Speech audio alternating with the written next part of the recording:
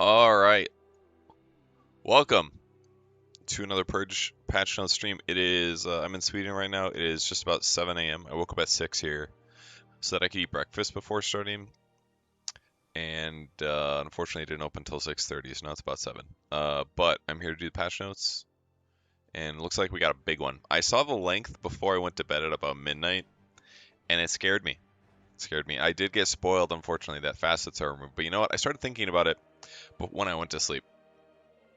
The reason that this makes sense to me is if we think about facets and what they do for the game. I'm gonna turn the music down. I love the music, but it's distracting me. Music, music, music, music, volume. So the problem with facets is that in a game of balance, what happens over time is when you have two choices of what is good, over time people tend to be just sticking to one. If you watch pro games, the amount of times that we see facet switches is almost non-existent. And from a balancing standpoint, it gets kind of hard. I think facets were a really cool idea. I'm glad that they tried them because it did give more viability for heroes between one playstyle or another, which is great. But the problem is that over time, people just picked the same one over and over and over again because that was the better facet. People didn't necessarily play the other one, so there wasn't really like as much flexibility as time went on.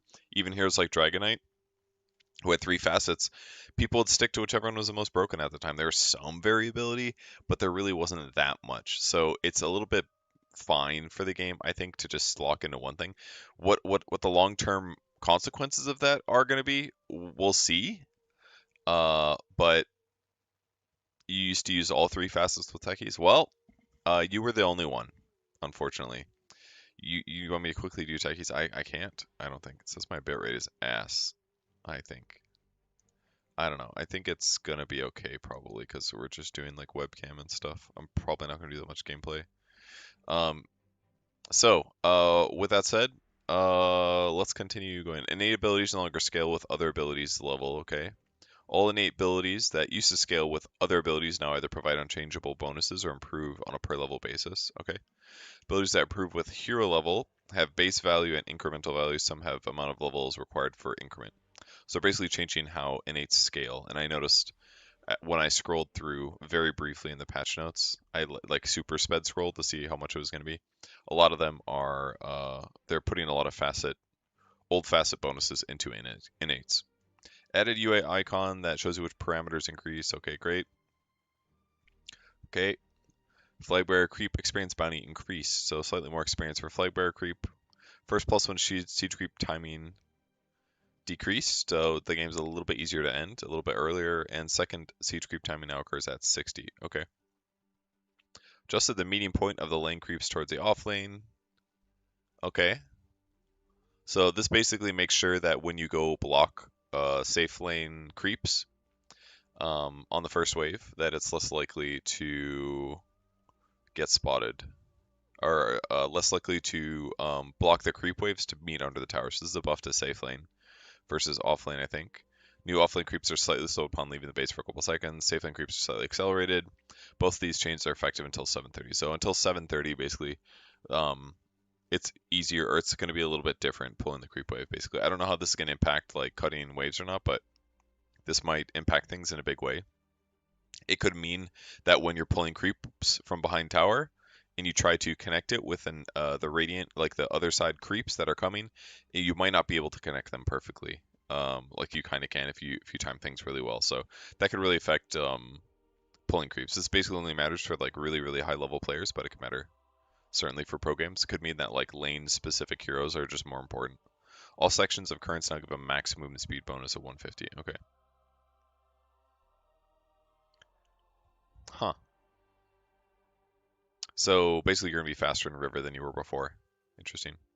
Tormentor spawn preference has switched, which is a change to the game because the game has been kind of consistently played around killing towers around where Tormentor is going to be alive, so that's a little bit different, interestingly. It's a little bit hard having to alt tab for reading things, but here we are. Is my thing still gigantic? No, it's not. I think my YouTube is just weird. I see. Um, let's see. Tormentor doing that. Base barrier is up. Upgrade per minute is up. Base barrier region is down, which means that it's gonna be a little bit easier to kill with worse DPS, but it has more raw HP, so you might need more people. The regen upgrade per minute is increased. It's gonna be harder to do. Reflect base damage percentage decrease. So yeah, if the percentage stayed the same and it had increase of 50% HP, it would be way more reflect. But now being 30%, it has probably slightly more. It's gone up by 50%, but then it's dropped by 20. So that's 1,000 reflect on the first one, and now it's 10% is 300 times 3. So it actually has less reflect now than before, which is good to know. Should be a little bit easier to do. Shiny base damage decreased. Has status resistance now. Oh, for things like Bloodthorn and damage amp things, which is interesting. No longer deals damage to neutral units, okay. Player that got the Ag Shard will no longer receive 175 gold. Reward if all players have Ag Shards decreases as well, so they're lowering the bonus. Tormentor was just too good, basically. Alright, I gotta turn off the music, I'm sorry. I love this music, but it's just distracting me. It's making me think about artifacts instead of locking in hard. I know all the artifact fans in chat are really sad about that, but that's where we're at. Sorry about that, guys. Apologies. So, yeah, making it better, or I don't know, was that too loud? Thank you, Icer. I appreciate it. Was that too loud? It sounded loud to me. Oh, thank you, Joe. Appreciate it. Thanks for the subs. F artifact, agreed. Is that too loud? That pop-up sound? What do you guys think? It sounds like it's not too loud. Okay, cool. I'll keep going. They're kind of loud for me, but it doesn't bother me. As long as it's not too bad for you guys. Roshan's pit preference is switched, so he's going to be in top pit instead. Wisdom Shrines, and because he should be opposite of Tormentor, as makes sense. Wisdom Shrine, the lowest boost now reverse the cooldowns of heroes from opposing teams enter the area instead of pausing the countdown. Okay, that makes sense, because before there was a big advantage for heroes that could like push people out. You basically walk into the Lotus pool when they're about to pop, push the guy out, and then take it. So now, if you knock that guy out, you basically push him out for half of a second. The Lotus pool that's about to pop is going to go backwards. It's kind of like in Overthrow, same thing. Terrain changes. I think I'm just going to skip all of this stuff because it's going to be too nuanced and there's going to be pictures later most likely. Health restoration now applies to all forms of life gain. Previously did not apply to incoming heals. Okay, interesting. And that means that Draw Ranger will be better against Largo, number one, with Ags. Incoming heal amp now stacks diminishingly with health restoration instead of additively with outgoing heal amp. Spells that previously had a stepper value for incoming heal reduction now only modify health restoration. So I have Scotty Skull Attack, Spirit Vessel, Soul Release, Omniate's Guardian Angel with Ag Scepter, Pudge Throw with Ag Scepter. Okay. So yeah, those things were a little bit specific with what they did. Now they're making it more across the board, which makes sense, I think. Spells that only modified health restoration will now additionally affect incoming heals. Okay. So now, like, if you have these things, for example, against a guy that is being healed by a mech, then those things are going to reduce the amount of heal that they get. Physical and magical damage lifesteal not take into account overall damage reductions and amplifications when computing how much to lifesteal. I'm trying very hard not to make a lot of noise in my chair, since my neighbors are Dota people. As a result, you could gain health from attacks that dealt no damage, like attacks against a hero affected by Andis combo. Oh, interesting. I didn't know that. That's interesting. Doesn't matter that much now. All right. Let's continue. Items. Items in all shop categories except for consumables have been rearranged. Cool. Chasm Stone, new miscellaneous item. Costs 800 gold, provides plus 40 area of effect. This is just an item. You just buy this. Okay, interesting. So this is going to be part of Gleipnir or whatever Gleipnir is affecting. 800 gold is kind of a lot, but on a hero like Leshrac, this is good. It's probably going to build into stuff, but kind of cool to see a new basic item. Shawl, 10% magic resistance, which is also kind of good. Items like Cloak were kind of a gigantic save like 20% magic resistance made this item actually very good as at its base. We never really saw too many raw cloaks hanging around because people were always going to build either like Glimmer Cape or Pipe, but adding a second item looks nice as a way to differentiate item builds. I'm into that. Splint Mail, very popular in Dungeons and Dragons, where Dota does steal a lot of items and things like that. Um, but 950 gold provides +7 armor. Okay, cool. Just another little like mid-tier blend item. 950 gold for 7 armor looks decent. Chainmail's what, 550 for 4, so this is pretty good value, I'd say. But I can't help but think that plate mail is just better. But it's gonna make recipes smoother, right? You could do like a splint mail or something, fit it into like an AC recipe. Wizard Hat being 250 gold for 125 mana is okay as well. You could hypothetically start with this on like some heroes, but it's just better to buy attributes for sure. But if you're looking to build to differentiate things, I would say that there's some items like Lotus Orb that are pretty mana heavy. Like having to buy a whole energy booster feels kind of bad sometimes, I feel like. So being able to blend these little items in, I think is nice. Personally, I'm into that. Yeah. Chasm Stone, I see some people saying that you think this one's really good, and it is a good item, surely, but it is very slot ineffective. So I can't imagine that you'd really want to buy it too many times. There's probably not very many heroes where this is that great to fill an item slot with, but it definitely has some good potential for sure. Are you seeing my Dota pop-ups? You are not. Good. Chainmail cost decrease, so it's even cheaper, thank God, but big buff to Clockwork here. Cloak cost increase, the magic resistance bonus decreased by a little bit. Cornucopia is out. I think this is fine for Cloak. By its base was way too good. 20% for this item was fantastic. Overfrost now also modifies incoming healing, which again is going to be like wand, mech, things like that. Fresh Shard reset cooldowns no longer refreshes items. Oh, okay. So it'll refresh your skills, but not your items, which is honestly valid. And I think this is maybe a long time coming for a refresher because that shit is way too good. The fact that you get 2 BKBs and you get 2 sets of spells was like too effective. I gotta turn off my friends list. Do not disturb. It is distracting me. Ring of Health, item move back to Secret Shop for miscellaneous. This will make like rushing the item a little bit harder, but hopefully we see a Tranquil Boots fix because that's shit's been pretty good. Um, yes, I am doing tournament stuff today. I have Dream League in about 4 hours, so I'm trying to speed through this. Fingers crossed. Voodoo Mask Spell Lifesteal bonus is buffed. Cool. Consecrated Wraps, new armor item. Okay. Vit Booster, Shawl, which is magic resistance, Crown, which is stats, and a recipe. So it's a magic resistance thing. 15 magic resistance, 250 health, 6 all attributes. Generally good for tanky heroes. The passive Hallowed, gain a stack every 3 seconds up to a maximum of 3.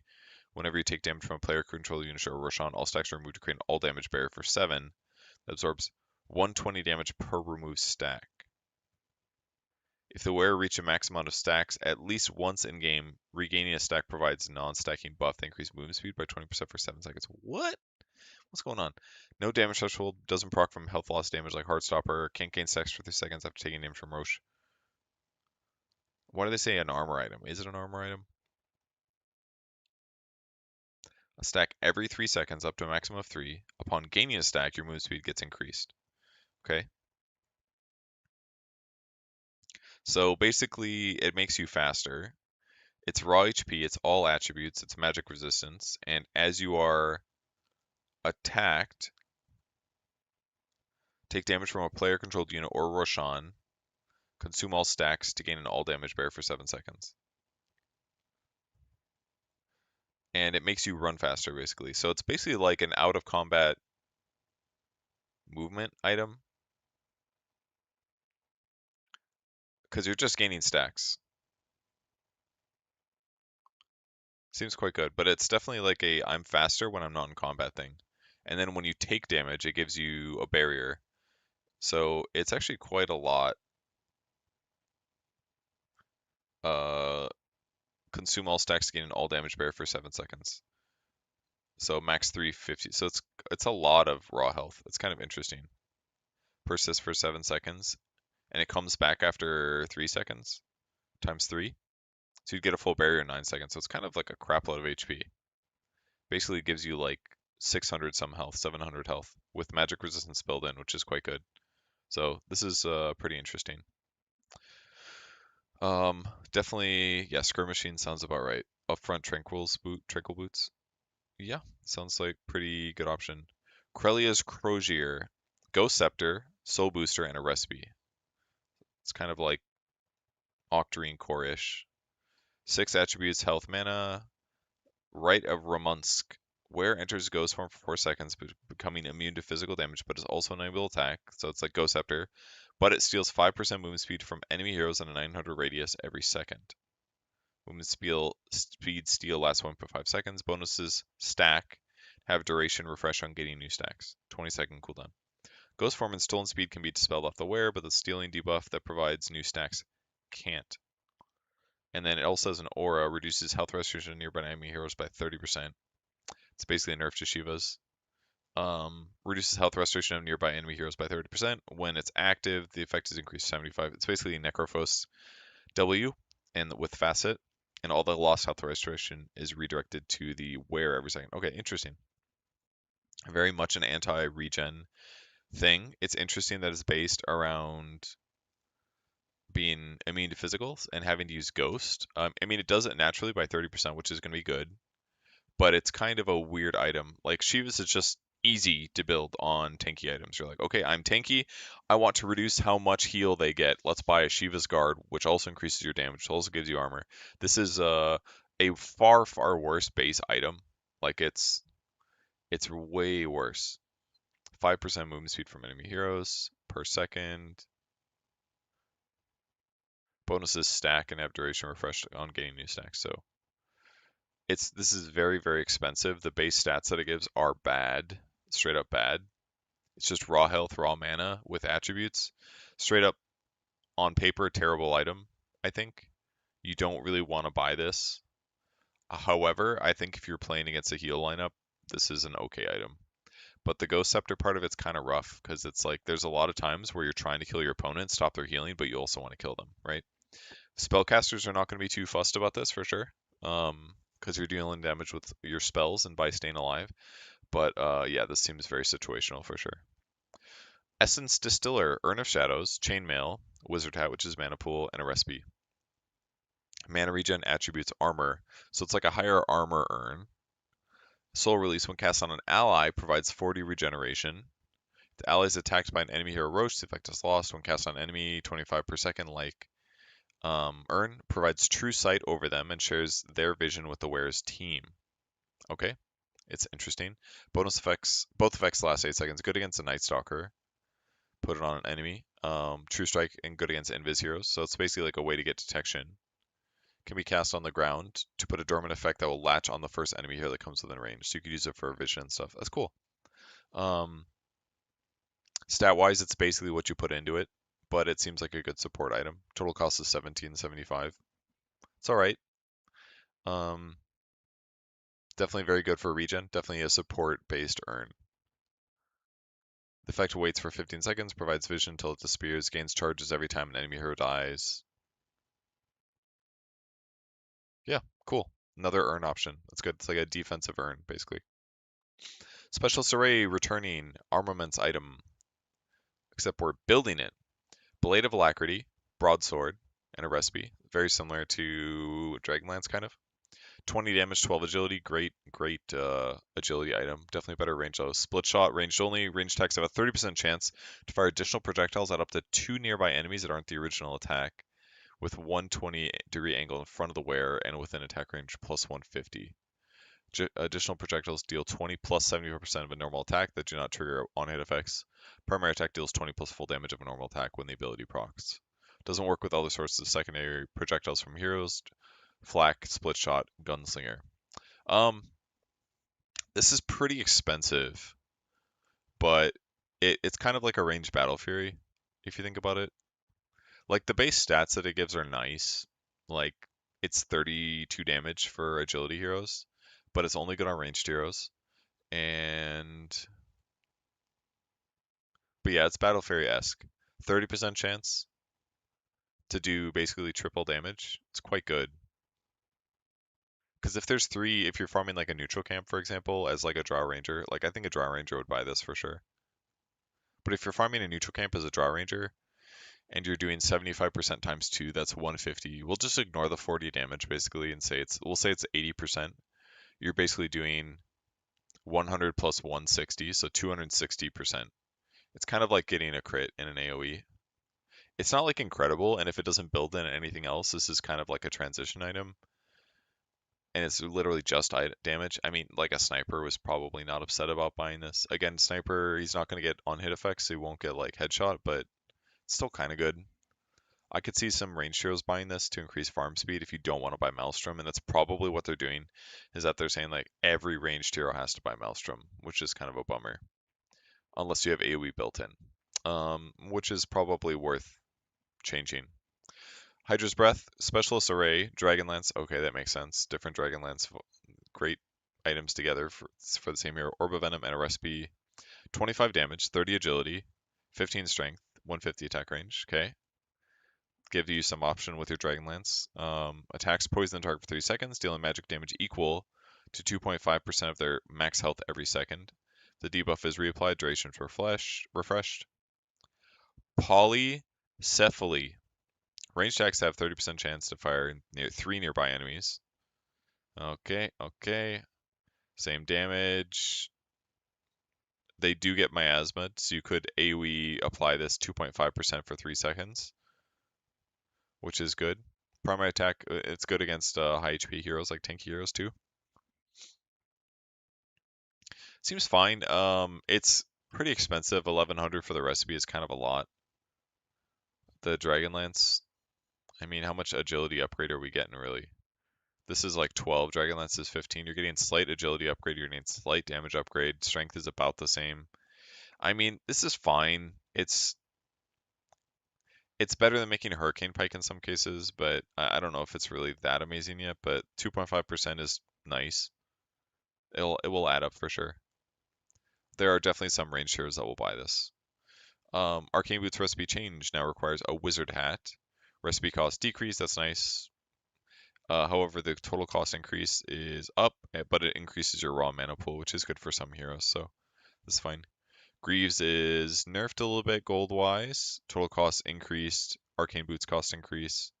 Provides raw mana, though, and the mana regen bonus decreased by a little bit, so Greaves is just a little bit worse. Battle Fury's Perseverance and a Cornucopia, so Battle Fury will be easier to build again for carries. They will have less stress there.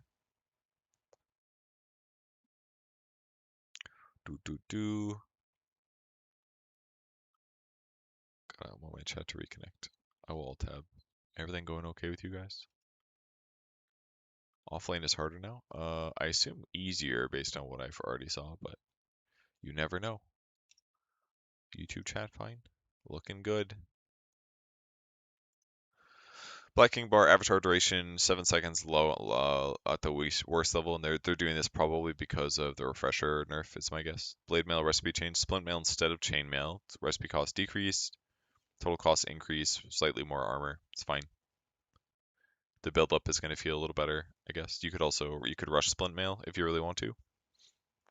Maybe not rush, but getting 7 armor instead of 4 can be nice. Crimson Guard, armor bonus decrease. This is necessary. This item is way too good. Guard base damage block, rescaled for 70 for all units, 70 on melee and buildings, 45 in range. Yeah, they kind of need to do this as well because a lot of range heroes have been buying this thing. But these numbers, did they buff it already? It says on the left 50 unranged. What's going on here? Guard max health damage block decreased by a little bit. Yeah, Crimson Guard was just a little too good to be honest. They're just buying it on Chens. I'm seeing like Razors are buying it. Like a lot of like heroes that you'd be surprised are buying it have been buying it. So Dagon recipe change. Point booster. Wizard hat. That's a lot of mana. Crown. Instead of diadem voodoo mask. So does that mean no spell lifesteal? Yep, no longer provides spell lifesteal. Attribute bonuses are basically the same. Now gives you raw health, raw mana, and cast range. Okay, Tinker's really happy about this, I feel like. The spell lifesteal in Tinker is nice. Not that Tinkers buy the item, but they can. They can definitely buy it. It's probably not terrible. Cast range bonus does not stack with Aether Lens or multiple Dagons. Energy Burst cast range is decreased, but that's going to scale back up with the cast range bonus, so it's probably fine. Yep. Energy Burst no longer kills non-ancient creeps, no longer heals for 75%. I mean, if you want to buy it, you can. Certainly. I don't think Nyx is too unhappy about this change. He loses the spell lifesteal, but you get more raw mana pool, which is okay. But yeah, definitely better for Tinker. Dragonlance attack range is down. Hurricane Pike slightly nerfed. Drum recipe changed. Headdress instead of Robe of the Magi. So no longer gives intelligence, just strength and HP regen, which is interesting. No longer +8 int for Boots of Bearing. Swiftness Aura now also provides a regen. Endurance now shares cooldown with Drums of Endurance. So you can't buy both and alternate them if you so wish. They were going to nerf Boots of Bearing a little bit somehow. Drum no longer giving int is quite interesting because it makes the item just worse for a lot of heroes. Strength is the best of the 3 base attributes to get on all heroes, so it's still fine. But less mana pool, less mana regen that it's providing from having 8 less int is kind of a big deal. So there are some supports that are probably not unhappy about this because some supports are skipping like Tranquil Boots or Arcanes and stuff, but skipping Arcanes now feels worse because you're getting less mana from this, but the HP regen's kind of okay. You could also like start Headdress and transition to it, but it's without a doubt worse. The total cost is unchanged and lost 7 int and it gained 2.5 regen. It's like, ugh, I don't know about that. Definitely worse for some offlane heroes who have been rushing this item. Eternal Shroud's removed. I'm not surprised about that considering what this Consecrated Wrap's being included. No longer disassemble E-Blade, good to know. Gleipnir changed, now requires Chasm Stone. Total cost is actually increased by 100. Area effect bonuses from multiple Chasm Stones or upgrades do not stack, which makes sense. Plus 75 area, so kind of nice you don't have to build the entire Gleipnir if you want the AoE. You can get it for 40 with a item slot. Expensive item slot, but an item slot. Glimmer Cape recipe has changed, now requires a shawl instead of a cloak. And recipe cost decrease, so easier to build Glimmer Cape if you so wish. For supports, you can buy these little cheap items at 450 first, which is nice. Transmute no longer prevents camp clearing Madstone bundles from spawning if it was used on the last creep in neutral camp. Okay, guaranteed Madstone bundle from Transmute used to prevent the camp clearing bundle from spawning. Okay, didn't know. Still a terrible item for Ogre Magi, because you don't get experience anymore. Feels like it's just not the same as it used to be. However, too bad for Ogre, I guess. Maybe we'll get some Ogre buffs. But for every other hero, it seems like Midas is still fine. People are still buying the item. Harpoon Drawforth can now target trees and will pull the caster to it, destroying all trees on the way. So kind of similar to Kez's second skill, which is a cool option for the item. I'm into this. Heaven's Halberd recipe changed. Requires Talisman Evasion, Splint Mail, Ring of Health, and a recipe. So it's Armor, Evasion, Regen. Yeah, the Vanguard build up was just too situational. I did see one built the other day, like a day or two ago, but it's kind of blah. So doesn't give health, now gives armor evasion, which is both. Those are really good. This is like incredibly good survivability because they deal less damage to you and you're getting evasion. Disarm cooldown decreases 16 seconds. Cast range is up. Duration is up. How much regen does it give? 6 health regen. So 9 armor, 6 health regen, 25% evasion. Interesting item. Could be really good on a hero like Centaur, because you want armor on the hero. Health regen is good. Evasion is really good. This looks like a great offlane item, in my opinion, to just kind of have. Like, it doesn't seem super expensive. I mean, it's expensive. It's definitely a lot. Talisman Evasion is costly. But if you're building other raw HP items, this item seems kind of good. I could see it being really good on supports too as the game continues. The health regen's a little bit blah on most supports, but certainly like evasion and armor for some spellcasty heroes can be really nice because this is like at a lot of armor. 9 armor is a lot. In the past, like your armor items late game, they were AC, Shiva's, Lotus Orb. That's it. There was like no other options basically. So being able to have a choice for like of an armor item that gives a good chunk of armor that actually does something useful, I think this looks really cool and could justify supports buying it in some cases. Maybe strength supports like some Ogre Magi's super down to buy Heaven's Halberd now, in my opinion. It's gonna multicast it.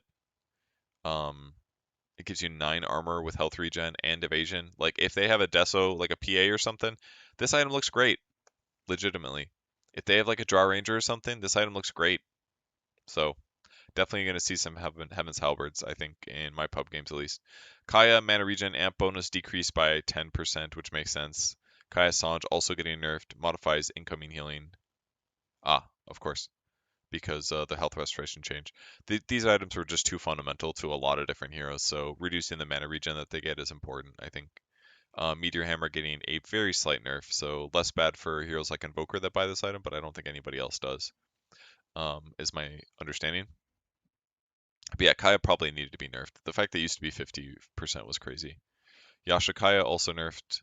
Lotus Orb can no longer be dissembled, that's fine. Recipe change for Mage Slayer, no longer Perseverance. It's Perseverance instead of Cornucopia. Takes a belay of attack instead of Glow's Face, so it's more raw damage instead of attack speed. Total cost increased. So what are its stats now? Magic resistance, health regen and mana regen, and damage. Okay, the damage is not great. Um, damage bonus barely goes up, goes from 8 to 15. And the cost goes up. So it's just, oh, I was like, it just seems worse. Mage Slayer damage type change from magical to physical. Okay, so it does physical damage from the passive, and the damage per second goes up. So it does 40 damage per second for 3 seconds. So it's kind of cool. I mean, it's not bad. It's like you could argue it's a 20 damage increase per attack, and it being physical means that you can definitely buy this item with a deso, and it's kind of cool. Not that you couldn't before, but like it looks more Mage Slayer-y, right? It's like I'm fuck magic. It's a fuck magic item. I have magic resistance. I've got regen, sustain. I'm doing damage. The passive is doing 40 damage per second. If you're poking through the fight a little bit, it's good. As the game scales, less good, but you could hypothetically justify it a little bit better. A hero like Tidehunter is probably pretty down with this because you're doing plus 15 damage and you're doing 40 physical over 3 seconds after you use Anchor Smash on everybody. Like, if you can apply this in an AoE, it's good. But I think for a lot of other heroes, it just seems kind of blah. The stats it gives are kind of ass, I would say. But maybe there's some circumstances where it's like justified to rush Mage Slayer on a hero like Tide. Gives you regen, gives you a debuff that you can use on opponents, but I don't know. Berserk now also grants 30% slow resistance. That's cool. Movement speed change from 25% for all heroes to worse for range, better for melee. That's cool. Mask of Madness on melee heroes is kind of unpurchased these days. There were heroes like maybe Troll Warlord in the past that might have bought it, but yeah, it was kind of blah. But slow resistance I think is more fair. Oh, Sven buys it obviously. So I'd say this is a buff to Sven probably. He's getting melee movement speed. He's getting slow resistance, which is really good on the hero. You're losing less armor reduction too, which is good. Thank you for those hubs. Who was that? Narc Place, thank you so much. I appreciate it. Mechanism recipe cost increased by 50. Total cost unchanged. Cool. Monkey King Bar recipe cost increased. Total increased. Now provides plus 50 attack range to melee heroes only. Interesting. Damage bonus up. Attack speed bonus up. This item's kind of bad. People don't like buying it, but oh, that's number one. The numbers are beautiful. 50, 50, 50. That looks nice, and it's 5,000 gold. Oh, beautiful. And it's good on Monkey King, which is cool because it increases his attack range. So I think that aspect is cool, but the item still is kind of bad. But 50 damage, 50 attack speed, not terrible. God, the numbers look beautiful. That soothes me. Nullifier recipe change now requires splint mail instead of Helm of Iron Will. I'm into that. Total cost is different. Doesn't give you regen anymore, but same armor. It's fine. That regen that Nullifier gave you is kind of unnecessary. You really could rush this item if you wanted to. 43.50 gold. It's not that expensive. It really is not that bad of an item to buy kind of early. Oblivion Staff mana regen bonus is up. Recipe change for this. This is no more cornucopia. So this item will no longer give you health regen, but it should do more damage. Damage bonus increased by 10. And mana regen bonus is decreased and int bonus is up. So it's back to attack speed, damage, mana regen, which I think is fine slash good. It doing slightly more damage is good. Total cost unchanged. Easier build up. Actually, that's not true because you're not buying Ring of Health anymore. It's Claymore. What does it look like? Claymore, Oblivion Staff recipe. Okay. Bloodthorn recipe changed. Oblivion Staff instead of Hyperstone, so less attack speed. No longer provides health regen. Int bonus is increased. Decent attack speed. It's going to be mana regen bonus is up, actually. Damage is up. Soul Rend mana cost is up. Total cost decrease. It's cheaper. Seems fine. So an Orchid has an Oblivion Staff. A Bloodthorn has an Oblivion Staff. Double Oblivion Staffs. What if you played a hero where you just bought like 3 Oblivion Staffs and you were like, Witchblade, Bloodthorn? Attack speed, int, mana regen. It's kind of cool, actually. What if you do it on like OD? Just buy 3 Oblivion Staffs. You don't really need mana regen on OD, so that part's kind of bad, but I don't know, it's kind of a cool build idea. Triple Oblivion Staff treads OD. You got 100 attack speed, you got int, you got mana regen. Again, mana regen bad, but I like the idea. Orb of Corrosion now also modifies incoming healing. I have Scotty heal reduction stuff. They're gonna cold attack health reduction, so that's even better. Pavisa's change. Wizard had set energy boost. This is what I was talking about. The energy booster mana increase was overkill. Recipe cost increased by a lot. So this item's just going to be worse for mana bonus, but I think it's still okay. Much easier to build for sure. I'm into that. Recipe change now requires chainmail instead of crown. No longer provides +4 attributes, but it gives you more armor. So 7 armor to yourself. Less mana bonus, which is good. More health bonus, which is good. This is just a better item for supports, I think. 7 armor instead of 4 attributes. I'm not mad about that. I wonder if there's some room for it to be built on like offlaners now because it gives you so much armor. Health, mana, movement speed, armor. Definitely more of a supporty unit or item, of course. Looks kind of good on Largo to me right now. Even core Largo maybe. Health regen bonus for Perseverance got nerfed. Phase boots are slightly cheaper. Phylactery slightly worse. Recipe changed on pipe. Now requires shawl instead of headdress. This is what I figured when I saw shawl, that it was like a secondary magic resistance thing, so it would look better. Recipe cost decreased. Total cost unchanged. Barrier no longer affects units that have been affected by barrier within pipes. And okay, so you can't get 2 pipes anymore. 2 pipes is garbage now. Don't do that, guys. Which is fair because the item when you get 2 of those, way too good. Burnt Tolkien no longer breaks invisibility nor stops channels. That's good. So you can turn it off once you go invis. Health regen bonus increase. They're gonna buff refresher before they nerf it. Yep. More regen, more regen. Reset cooldowns. Cooldown decreased. Oh, I didn't even clock that the scaled with uses, but back to 180 seconds. The reset cooldowns mana cost decrease, so it's way easier to use, and no longer refreshes items. This is what they had to do. They just had to keep nerfing refresher. They nerfed it so many times because pros were just abusing it really effectively.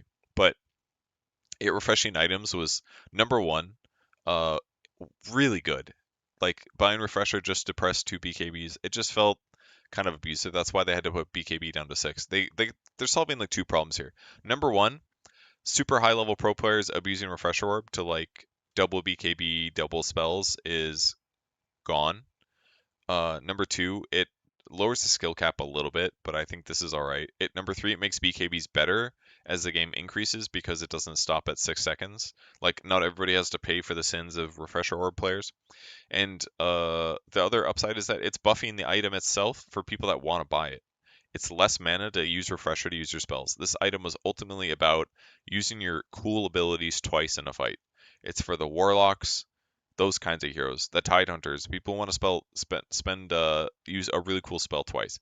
This cooldown being lower is great. The mana cost being lower is great. I think this is just good for the game. More regen given to you. I'm happy with this. Revenant's approach spell lifesteal bonus increased a bit. Sure, that's fine. Sange modifies incoming healing. So if you have a Sange, you get healed by a teammate. Your heals go up. More slow resistance on Abyssal. Status resistance up for Sange and Yasha. Good for you, Sange and Yasha. Recipe changed on Shivas. No longer now requires Splint Mail and Chasm Stone instead of Veil of Discord. Okay. So that means it's not going to increase the damage that people take, I'm guessing. Also doesn't give stats anymore or regen. More armor. Provides plus 75 area of effect. So you can't get multiple Chasm Stones or upgrades. So that's why they keep writing this. So you can't buy like you have multiple ways to get AoE now. You don't have to get Gleipnir. You could get Shivas. You could get the Chasm Stone. You could get Gleipnir. Gleipnir or Shivas are the two options so far that we've read. But this gives you more armor now. Arctic Blast damage increased from 200 to 260. I thought that said 600 at first, and I was like, what the hell? The radius is decreased a bit, no longer reduces health restoration, incoming heal amp. The freezing aura now pierces debuff immunity. Ooh, interesting. So it does more damage. It's better on Tinker in some ways. It does more damage, but it's also worse on Tinker because it doesn't increase all the damage that Tinker does anymore. But it's better on armor. It's just a raw armor item. I mean, oh, the total cost decreased a lot. This is probably needed. That's kind of cool. Um, it's still a really good item. The part that we're not reading about here that you guys still got to remember, this still reduces attack speed by 45. It is still an incredibly good keep your hero alive spell. It's much simpler though. AoE nuke that slows enemies, reduces attack speed, gives you armor. Still an amazing item defensively. And the fact that it's cheaper now, kind of cool. You don't got to mess around with this other stuff. 5 health regen, who cares? 5 agility, who cares? I like the strength. But 2 extra armor, kind of sick. Lowering enemy attack speed, it's good. You could rush this item against the right lineup. Sometimes I look at the enemy lineup, I'm like, oh, they have 5 right clickers. Buying the Shivas, and it kind of breaks the game sometimes if you buy it at the right time. And the fact that you can get it easier now is kind of cool. Splint Mail, Plate Mail, Chasm Stone recipe. The build-up looks better. It used to be a little bit goofier. It's like you felt like you always just had to get the Veil of Discord, but now you can be like, oh, I really need armor. Okay, I'm gonna go Shiva's Guard. I think that's good, in my opinion. Um, yeah, I'm into this. We'll see how much it gets built, certainly. Especially because those heroes that want it are gonna want area effect. A hero like, I don't know, Leshrak's a little sad, of course, because it's not increasing the damage that Leshrak does anymore. You're not going to see this built on heroes like Storm as much. It is going to kind of go back to being a defensive item instead of an offensive item for sure. Tide loves this. I don't know. It's good. It's definitely good on Tide and heroes that want to be tanky. It's better on offlaners. It's less good on mids now. It's way more defensive than it used to be. Spirit Vessel, no longer separate value for incoming heal reduction. Tranquil Break now also goes on cooldown when the item's disassembled. Reassembling the item will remember the time remaining. Okay.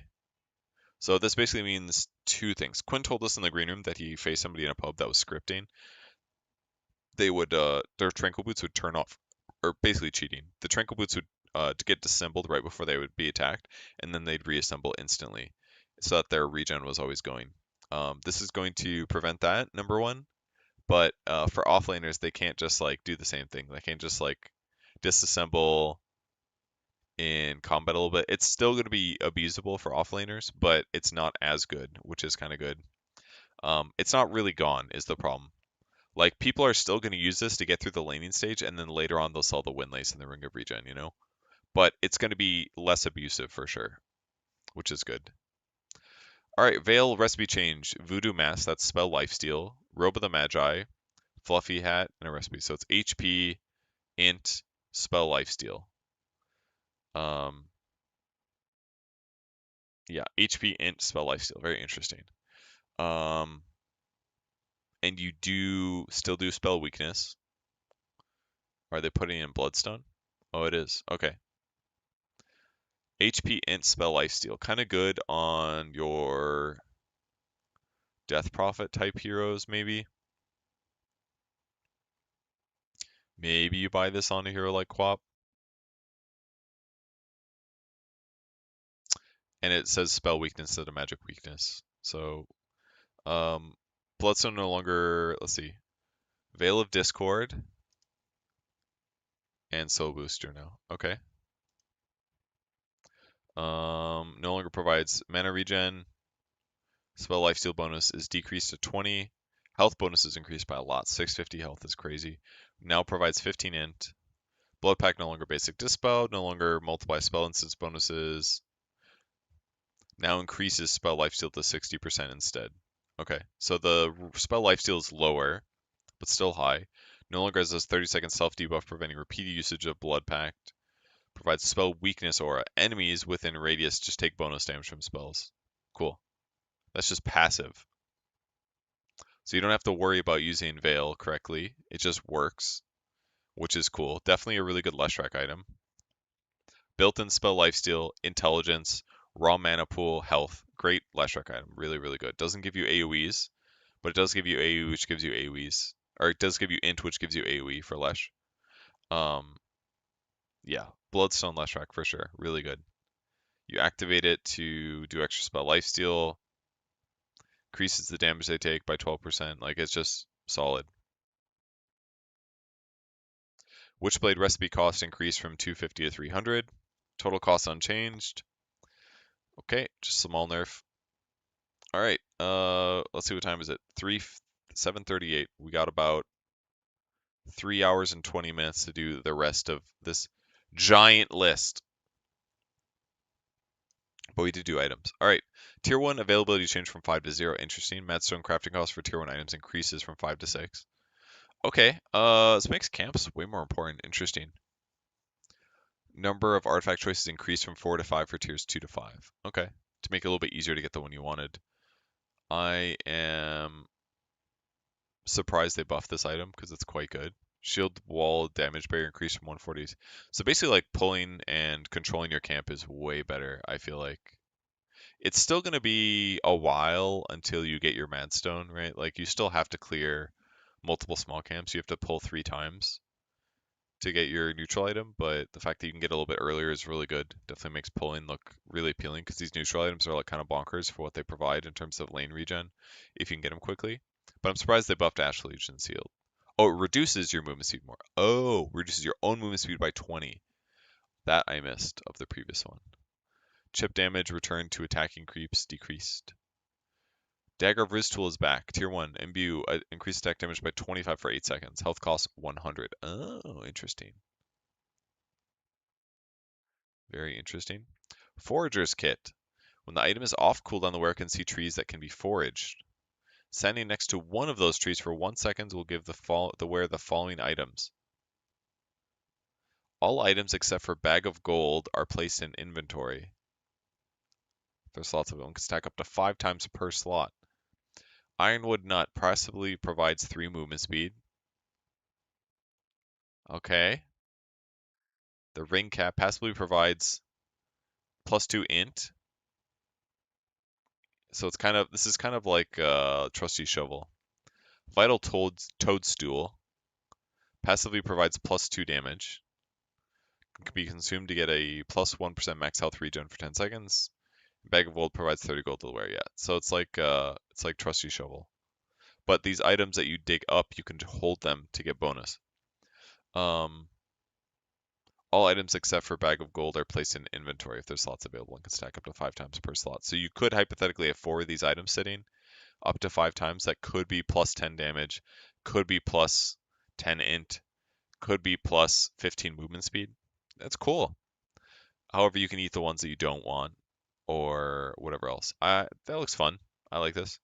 Possessed Mask is back. 5 HP per health. Okay. That sounds fine. Stonefeather Satchel. Transmorgify. Activate the switch the contents of the satchel between feathers or rocks. Pound of movement speed by 12. Distance of forced movement effects on yourself by 30%. That's cool. And then armor by 3. And don't get pushed as far. Okay. Cool. So it's like power treads for armor movement speed. Weighted dice loaded now also increases max base damage by 5. Okay. They made this item better. The reason it sucked before was because if you're doing 52 to 55 damage, the weighted dice on average is probably only giving you like 1 damage. What's 52 to 55? It's like a 3 damage split. On average, it's giving you like a little bit more damage, like 0.75 damage or something. It's not good. But if it increases your max base damage by 6, you're automatically increasing your damage by 3. So weighted dice automatically will increase your damage by 3 right now. And if you have a higher max base damage, it's also going to increase your damage by more. So weighted dice is going to be mathematically just better than it was before, and you might actually want to take it over something like Forager's Kit Possess Mask, or even Dagger of Riz Tool. Because 25 damage for 8 seconds is a lot, especially for a hero like that has a built-in crit or something, like a Wraith King. This is pretty nice. Crossbows at tier 2 does 25 damage now instead of 75, so it's only going to do 100 magic damage, 50% slow. I mean, this looks quite good. Cast range is way worse. Modifies incoming healing. I mean, this is a really good item. You could certainly get Crippling Crossbow at tier 2 on a lot of heroes and be happy about it because it's going to be great for killing enemy heroes that are like Timber Saws, that kind of thing, who you're having trouble killing, like these high HP type heroes. It should be really good against them, I feel like. Medallion of Courage. Oh, it's back! I missed this item. I was just thinking about it.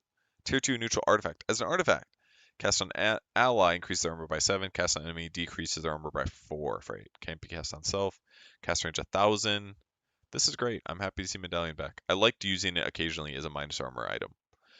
So it'll be fun for that. Serene Signet, total damage decreased. Damage threshold up, so harder to use item, worse item. Seeds of Serenity back as a tier 2. Interesting. Increases health regen of allies by 8 plus 25% of the caster's health regen. So really good on your high regen heroes that are going the Tranquil Boot upgrade, or Tranquils even. Kind of good. 350 cast range, cooldown 35 seconds, no mana cost. It's kind of cool. So if you're regenning like 100 HP, it's like 300. It's like 33 HP for 8 seconds. 100's crazy though at tier 2. Let's say something reasonable with high regen, like 40. It's giving your teammates 18 HP for 8 seconds. It's okay. Some heroes will probably buy this. You could probably abuse this with Bottle, I think, because Bottle temporarily increases your health regen. So Bottle Seeds is probably good. Or Earn. Does Earn cost his health regen? If you earn a guy and use Bottle at the same time, like earn yourself, Bottle, and then use Seeds of Serenity, you would get a better heal for your teammates. So I could see players trying to abuse that maybe. Whisper of the Dread's gone. Cloak of Flames is back. This was a nice one. Immolate, 40 damage per second, tier 3. Gunpowder Gauntlet, beat the crowd 10 seconds instead of 6. A huge nerf to this item. Way worse for farming, but you can get Cloak of Flames now, so you don't need it as much. JD Pawn Bag, health restoration loss increased to 50%, much better. Now, still a decent item, but much better. Much, much better. Partisan's Brand increases spell damage against player-controlled units by 9%. Spell damage against player-controlled units. Player-controlled units includes heroes and any creep summoned or converted by. Glad they specified this. Player-controlled units includes heroes and any creep summoned or converted. Okay, so good against like Chen and stuff, but it's a spell damage increase, right? It's there instead of Whisper the Dread, so it's good. 9% spell damage. Not good against creeps. So it's basically spell damage except for against creeps, which is still fine. Not bad. You know, your heroes like Death Prophet or Necrophos or Leshrac is a little sad. That doesn't kill creeps as fast, but when fighting, it's still really solid. And the fact that it works against player creeps is good. Serrated Chip cooldown increase, probably fair. Spell Singer Salvo. When you cast a spell, 20% of the spell's mana cost are restored over 10 seconds. Tick rate is 2. Okay. So basically a great item for like Storm and other heroes that are that are a little bit unhappy, probably with the nerf to Kaya. If you can get this one, you're really happy. 20% over 10 seconds, tick rate every 2 seconds. So for these like heroes that are farming with mana, this item's really good. For heroes that are spending all of their mana in like a couple seconds in a team fight, they're less happy with this. Because it's like a hero like Storm is still probably going to get this item, but he's a little sad about it. But heroes like Leshrac, who are farming camps with mana pool, is going to be way into this because this is a 20% mana reduction, which is pretty good. I would say this is really good on OD as well, I feel like. Because if you are casting a big chunk of your mana with your orb, you're getting 20% of it back. So your mana is going to be higher on average than it was before. So you're going to do slightly more damage with your orbs. This is probably a buff to OD right here. Stormcrafter is back. Bottled Lightning every 6 seconds zaps enemies, slowing them, dealing 70 magic damage. I'm into this. I like this item. It was fun. So a couple more like neutral items that will do damage just by you being alive. So many neutral items. I love neutral items, no joke. I really like neutral items because they're fun, interesting ways to think about like how integrating them into your build. So I'm down with this. Conjurer's Catalyst, passive Pel power. Every 100 spell damage dealt to an enemy deals damage to their surrounding allies in a 300 unit radius. Hero targets deal 40 damage to allies, other targets deal 15. So it's basically, it's kind of like Innate from Lena. Um, makes your AoEs better. Very good on Warlock, I would say. And obviously heroes like Leshrac, very good. If everyone's very clumped up, it's really fantastic, obviously. Kind of sick on a hero like Magnus as well, who can pull them together. Even like Enigma Black Hole, it's kind of crazy good. Especially like with Midnight Pulse, I could see this being really, really strong. Darkseer has just got to be into this, I feel like. Like Vacuum, just Vacuum alone is going to increase the damage by a lot. Vacuum into Ion Shell or something, I don't know. Dandelion Amulet's back, mass block every 12 seconds, tier 4. Okay. That's a nice tier 4, I feel like. Enchanter's Bauble. Passive enchant. Increase the bonus to the item's neutral enchantment by 15%. Okay. Every time you craft this item again, the bonus is increased by 40. Oh, okay, okay. So if you really care about the GPM, you can keep it. You can select any enchantments during recraft, and bonus will still keep increasing as long as you keep Enchanter's Bauble. So definitely good for greedy. There's certainly some like cast range ones that would be really good. That's for sure. However, this is a tier 4, so that means if you keep it, you're giving up a tier 5, which is kind of bad. Um, However, so if you went from this tier 4, then you went to tier 5 and took a new enchantment, that enchantment you took would be 15% better. And then if you recrafted it again, it would be up to 40%. So like a late tier 5 recraft would be really good. But pupate duration is up by 1 second. Bonus magic resistance is a crazy 50%. This item is crazy good against Zeus's and those kinds of heroes. Prophet's Pendulum, passive linger, 30% of damage taken is delayed over 5 seconds. Ooh, that's some deadlock stuff right here. Damage ticks every 1 second and is lethal. Okay. 30% of damage taken delayed over 5 seconds. Incredibly good neutral item. This is fucking crazy. This seems crazy to me. It's like Rum Buff or Death Prophet Facet. Like, if you are playing against a Chronosphere, you're getting Prophet's Pendulum. It's like an Aeon Disc replacement in some ways. Like, if you're worried about burst damage, I feel like pros are going to get this like all the time on anybody that has a BKB that is burstable, remotely burstable. They are getting Prophet's Pendulum. Like, with that said, there's damage instead that they're taking. You know, like you might want damage instead, but this just seems really good.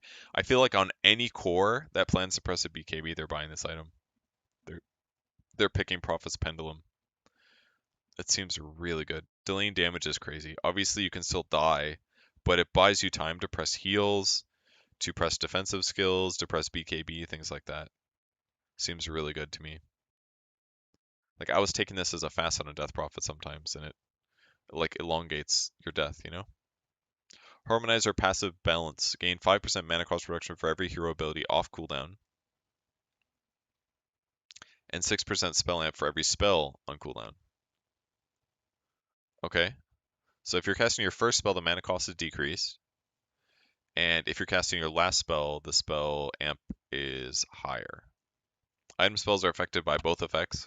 However, item cooldowns don't affect the Harmonizer buff. Buff only counts all current abilities that have a cooldown, even if it's passive. This is crazy with Invoker, like crazy on Invoker and Kez, because you have way more spells to put on cooldown. It's good on Coddle too, because you have a couple more spells, one more spell. But certainly really good on Invoker, crazy on Invoker. Mana cost reduction and spell amp, like really good. Rift Shadow Prism, I haven't seen any pro get this. Refract health cost decrease a bit. Incoming damage decrease. I mean, it's good on illusion heroes, but outside of that, it's just hard to justify it. Skitter, duration increased from 10 to 14 seconds. 14 out of 20. It's really good. 20% bonus movement speed.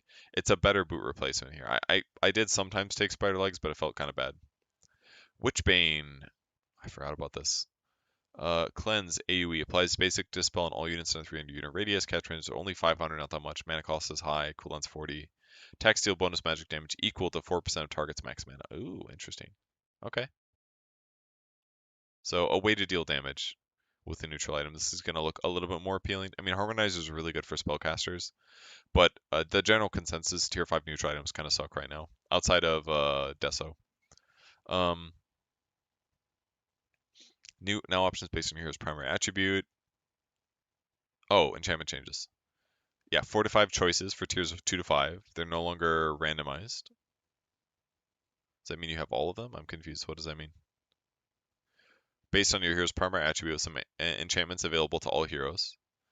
So all heroes will get quickened and vital, strength, brawny, and tough. So this is armor and HP. Tough is damage armor, or in the case of level 1, it's just damage. Damage HP. Alert is attack speed with HP. Intelligence is mana regen and armor or damage. Universal is alert. Mystical, that's regen. Which one's alert? I don't remember. Which one's alert? Do you guys remember? Oh wait, that's attack speed, right? Yeah. Okay. So attack speed and mana regen. So they guarantee these ones. The other ones are not necessarily there, but these ones are for sure there. Is that how it works? Some enchantments available to all heroes. All heroes will get quicken and greedy. That's movement speed and gold if you want it. Yeah, so they all get HP and movement speed if they want it. Okay, so okay, I understand. Basically, they're removing mystical from um, agility and strength heroes. So the mana regen is just not going to be available in neutral items, which is actually really impactful. Because part of the good thing about enchantments was it kind of like made flexibility really possible, but the problem is that there's going to be a better thing sometimes. So Int and Universal heroes are really going to get hurt by this, especially like if you think of strength supports or agility supports, them not getting access to mana regen is going to hurt them quite a bit. It's probably fine because they're still getting like raw HP or movement speed. Like these are the most common ones, but Mystical is probably the most popular, I would say, for mana regen. So them not having access to this on strength and agility heroes is kind of a big deal. And frankly, they're not getting it either later. So this is wild because there's a lot of games where I'm like, I want mystical because I want mana regen, and I want magic resistance. Actually, magic resistance arguably is the better part over the mana regen. You can build mana regen and get it through some of your items, but the magic resistance sometimes is tough. So this is really rough. I think it's going to make interiors definitely better against magic damage, which is kind of how it was when they first added like magic resistance scaling to intelligence. So that's tough. Keen-Eyed also only goes to anti-heroes. That's the cast range ones. Um, However, we've got Nimble. I really wish it showed what they were. I can't remember all the names perfectly. Keen-Eyed Nimble is, oh, it's a new one. Movement speed damage with a health regen reduction. Movement speed damage. Okay, that's really good too, though. Crude is BAT, health restoration. These ones I know. Lieutenant Greedy, Timeless. These are all tier 5 ones. Yeah. So, wait, which one's Greedy's gold, right? Yeah. Nimble, Crude. Okay, let's go back. So, at tier 2, they all have movement speed and GPM if they want it. Strength heroes get raw HP, armor, and health restoration slash BAT reduction. Agility heroes. This really could affect a lot of things, guys. Like this could really affect like strength heroes being viable carries, for example. Universal is not getting. Oh, they do get alert still. So universal heroes can still be like right clickers. They can still get that like nice 30 attack speed for free, but like it could definitely affect a couple of heroes that are a little bit hard to predict. Tier 4 Quicken, Timeless. That is Spell Amp, Disable Duration, which is good. Greedy's gone by tier 4. Attribute exclusive enchantments are the same as tiers 2, 3. Tier 5 Evolved fleet-footed, timeless, and vampiric. Interesting. So time to read the. I really wish they just showed the icons here, personally, or at least like put them all in one spot. Evolved, fleet-footed, timeless, vampiric. Evolved, time-footed, fleet-footed, vampiric. Timeless, fleet-footed, evolved for primary attribute, and vampiric. 30% lifesteal, 20% spell lifesteal. So everybody has access to this, guaranteed. Evolved, fleet-footed, timeless. Those are the 4.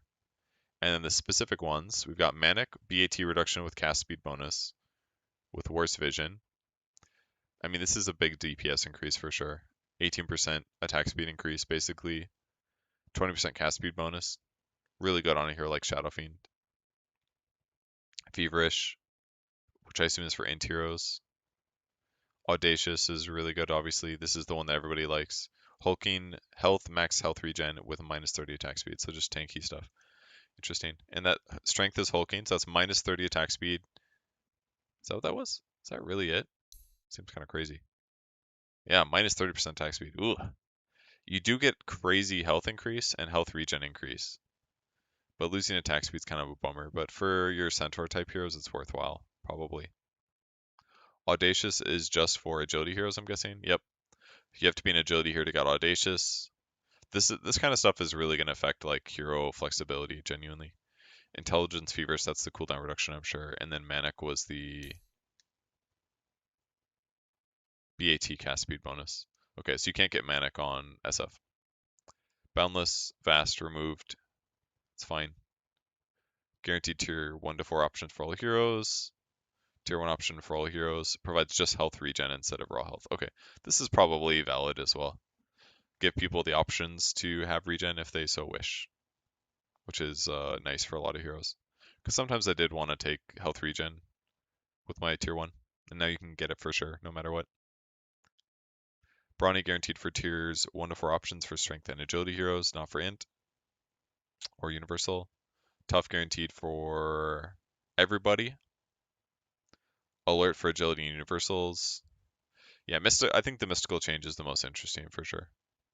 Not being able to get extra magic resistance is going to make some heroes like Zeus way better, genuinely. If you're playing Zeus, if I look and see there's an enemy Zeus, I'm like, I'm taking mystical. I want to reduce 10% of all of his damage. Like, if Zeus just happens to be against a lot of strength and agility heroes, he's just better. Like, just straight up better. He just does like 10% more damage than he used to. It's a big deal. This is a huge deal. Greedy is guaranteed if people want the GPM. Crude is guaranteed for strength heroes. Hey, look, here's all those things that I was complaining about that I really wanted. Above. Crude now guaranteed for strength heroes. That's the health restoration bonuses. They made it much worse, but it does modify incoming healing. So for high regen heroes, it's far worse than it used to be, but for the average hero, it's better. And the BAT reduction is a little bit better. And penalties increased. It's still not bad. It's the guaranteed option for strength heroes. It's not bad on strength carries, to be honest. Like a hero like CK is still going to be pretty into this. 8% attack speed is good. Like, it's not bad.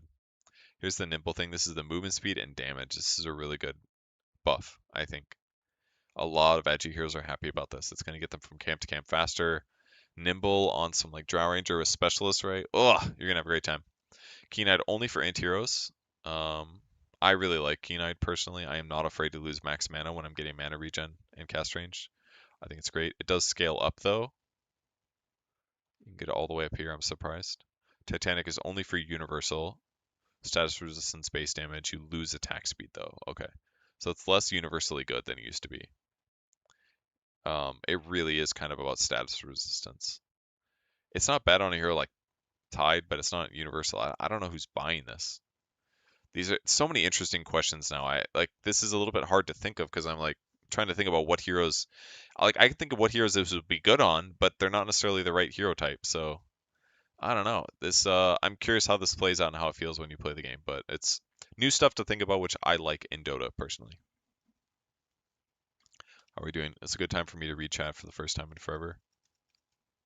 We doing good over here? You guys doing good? Hello, everybody. Yes, they are going to get rid of facets. Um, which honestly valid. There's a lot of heroes. There's a lot of heroes.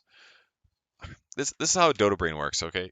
That's how your Dota Brain works. You think, what am I going to do this game because I want to win? I'm going to do the best possible thing I can do that I know about to win. And what that means is that eventually everybody knows that one option is better, which means everybody's pretty much always going to take this better option. So what's the point of trying to balance the two facets? Like a lot of times they buff this facet that's like, it's good, but it's just situationally worse. Like a lot of pros do something like they're like, which facet is going to make my laning stage better?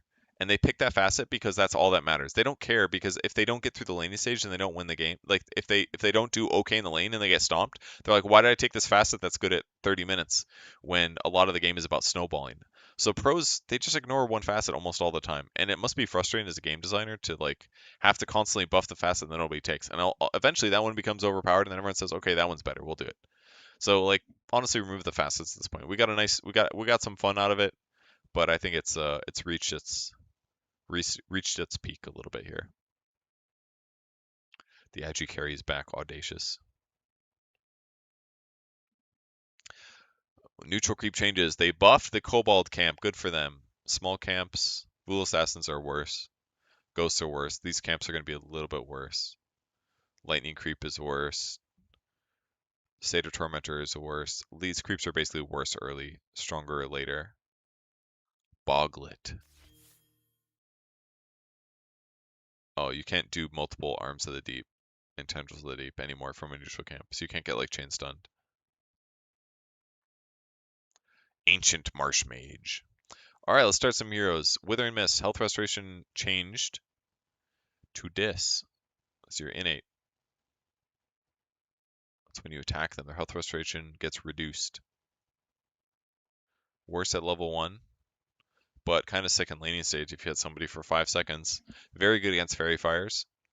And Tangos. Buffed a Mist Coil. Borrowed Time buffed quite a lot late game.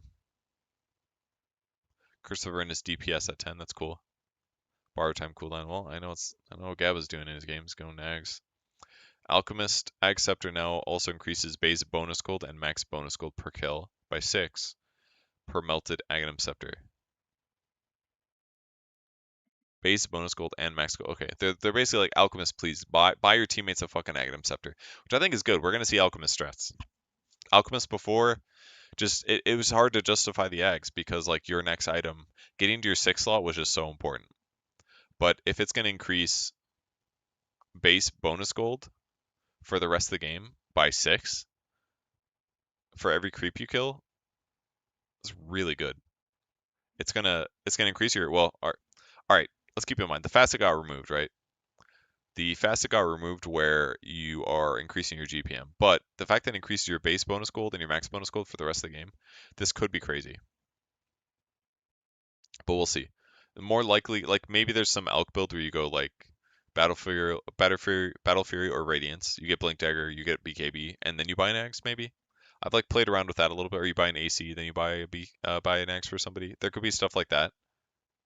But you could also go like Radiance into Ags, buy an Ags for somebody, AFK farm for a while, then get like your Blink Dagger faster. Because I mean, if we're talking about like, I gotta pull out a calculator, no joke. So let's say 60 creeps times 6 extra gold. That's 360 extra gold. It's not like a lot,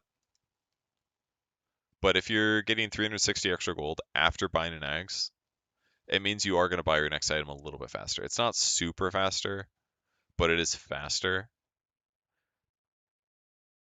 So kind of interesting. It's very important that you're alive too, because otherwise you're not getting the gold increase. I imagine this is not that amazing, but over the course of the game, it could really add up. You know, could be an extra like 2,000 gold or something. This icon is really cool. Corrosive weaponry buffed a little bit. Small buffs. I'm gonna probably have to skip over a lot of talent information. I have about 2 hours left till I have to go into the studio, so we'll see how fast we can get through all the heroes. Bone Chill Innate deals magic damage with abilities. Affect enemies or chilled for 4, reducing their movement speed. If it's a hero, reduces their strength. Ag's Scepter increases base strength reduction by 0.3. Chilling Touch Ags no longer reduces mana cost. I like this highlighting, it's cute.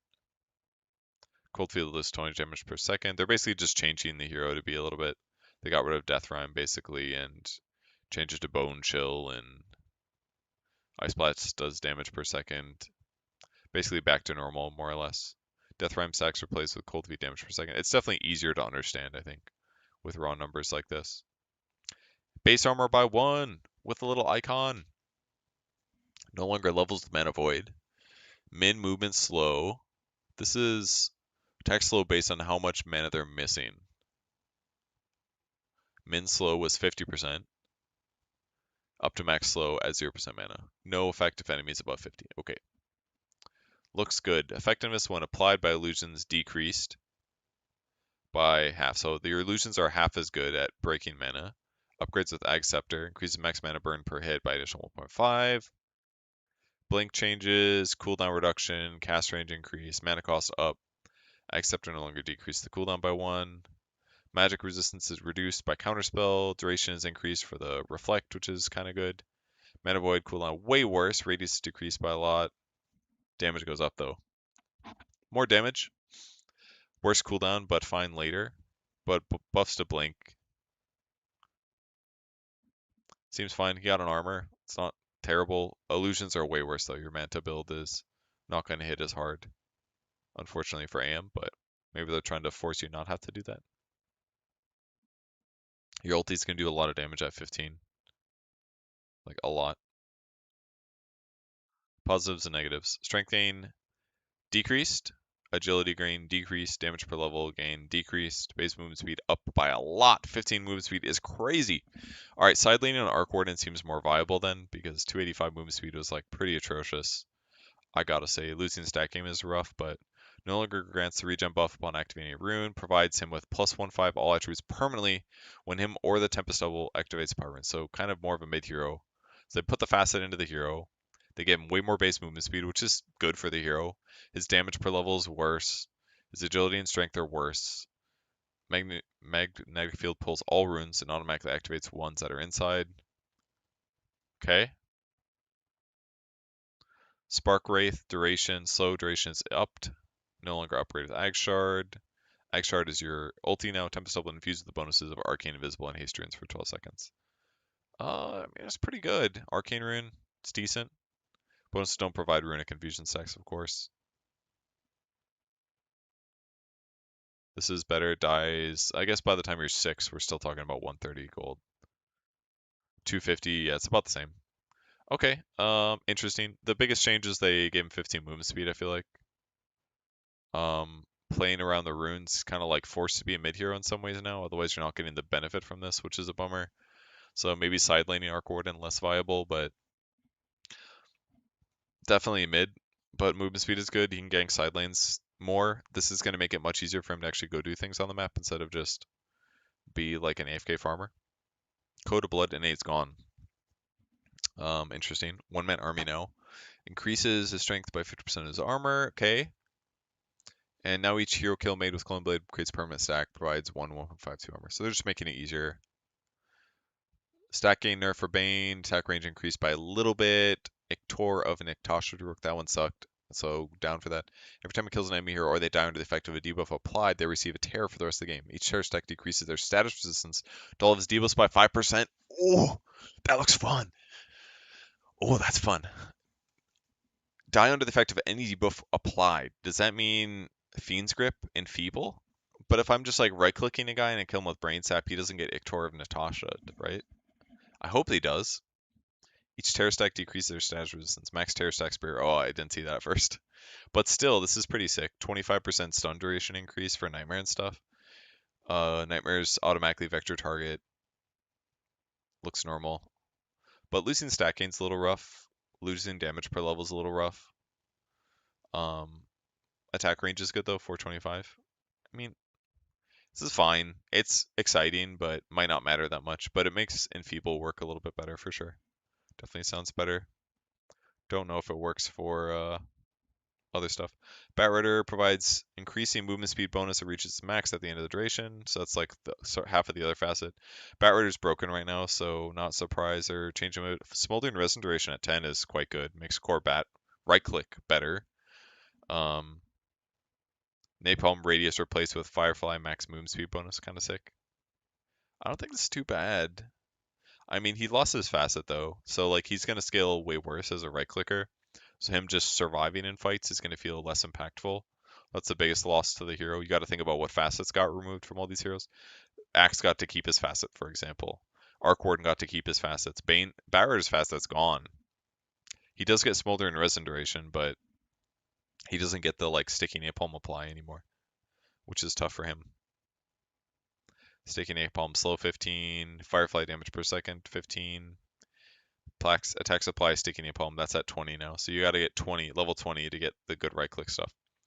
Rugged is removed. Thank God, that's the damage block one. Pros complain about that a lot in green rooms. Like, oh, he just gets free stout shield.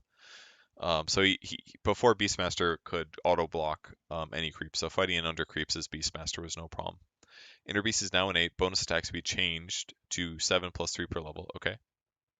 This is Beastmaster in the Unit 2 control, so you get bonus attack speed based on your level. At level 10, we're talking 37. At level 20, it's okay. So it's taking way longer to level up. Whereas before you get a lot of attack speed quickly. The axe damage is higher, the damage amp per stack is less. Upgrade with Ag Shard. Attacks on enemy heroes also apply Wild Axe's debuff. Okay, so carry Beastmaster is probably ruined now because this isn't just built into the hero. It's now based on you have to buy his Ag Shard. Illusions of Beastmaster don't apply Wild Axe stacks. Ah, that's why people were getting Manta on this hero. Because you could get the Wild Axe stacks up way faster.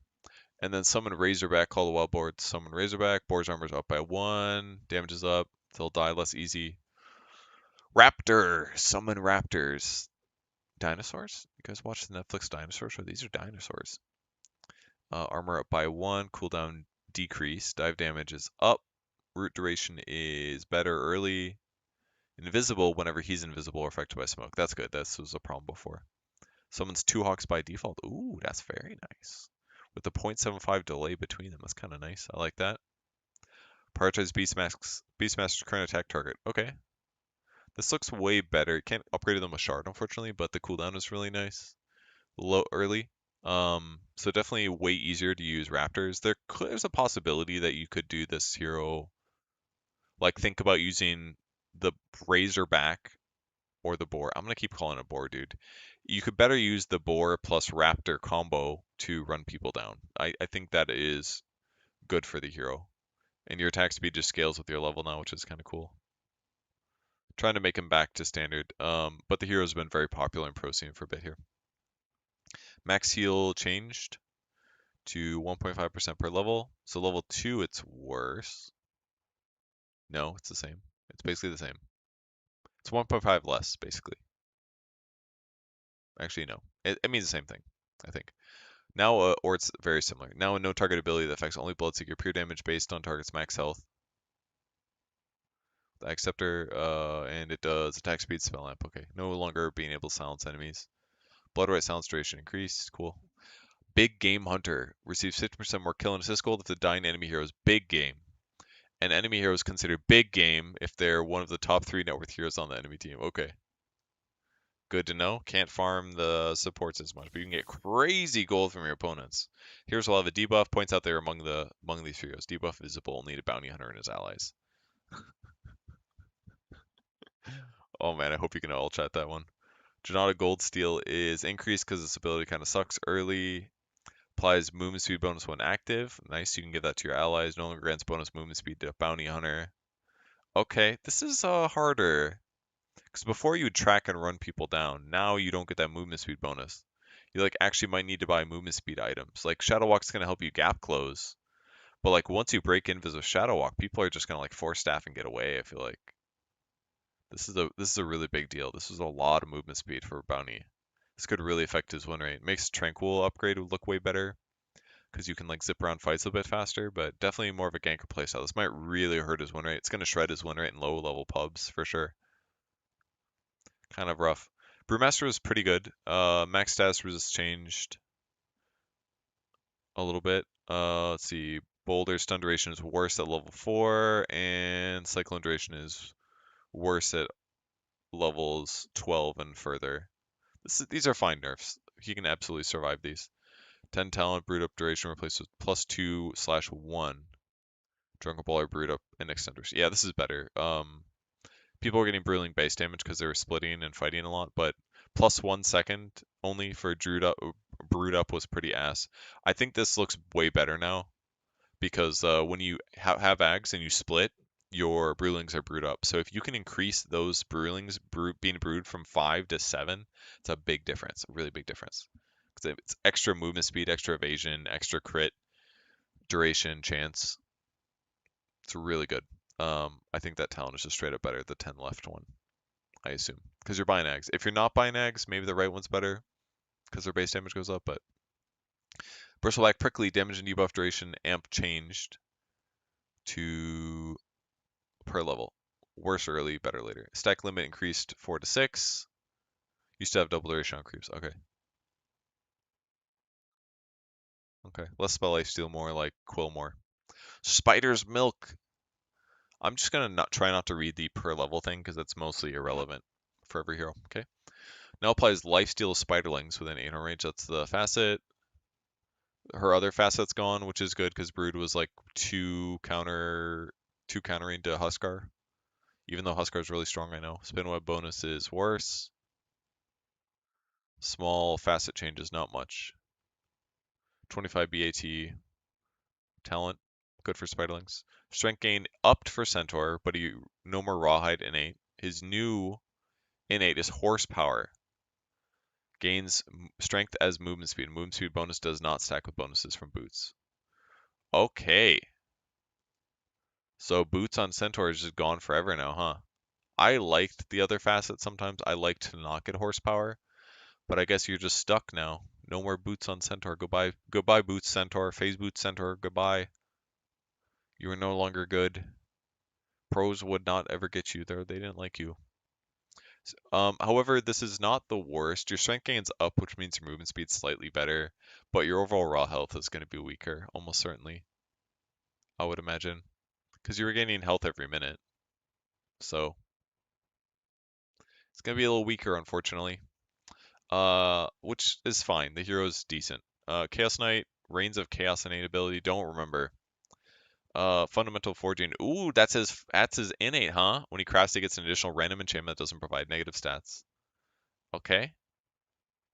Random enchantment selected from all available enchantments in that tier, including the ones that are normally not available to strength. Ooh, due to negative stats, he can't randomly get crude, nimble, keen-eyed.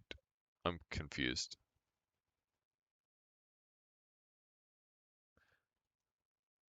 He gets an additional random enchantment that doesn't provide. Oh, I see.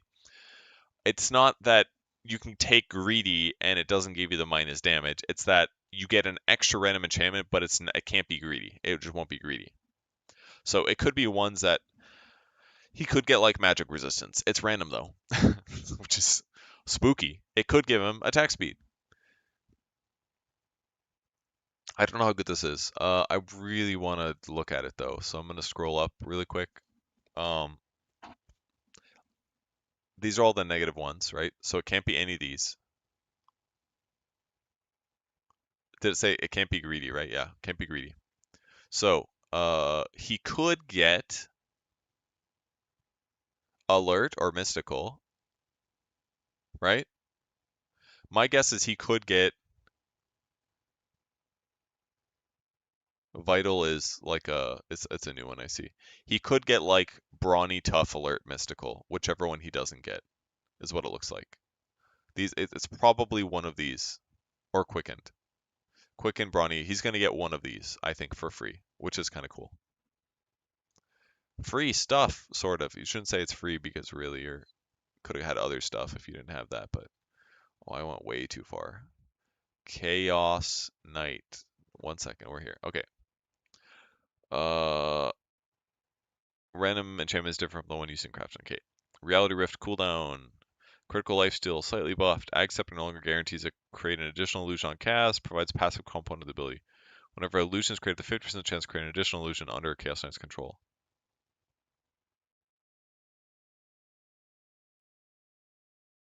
Bonus illusion will be under CK's control even if other illusions were made by an enemy. So if like a Rubik steals Phantasm, you can still get an illusion? What's going on here? I don't know. It's confusing. It's chaotic.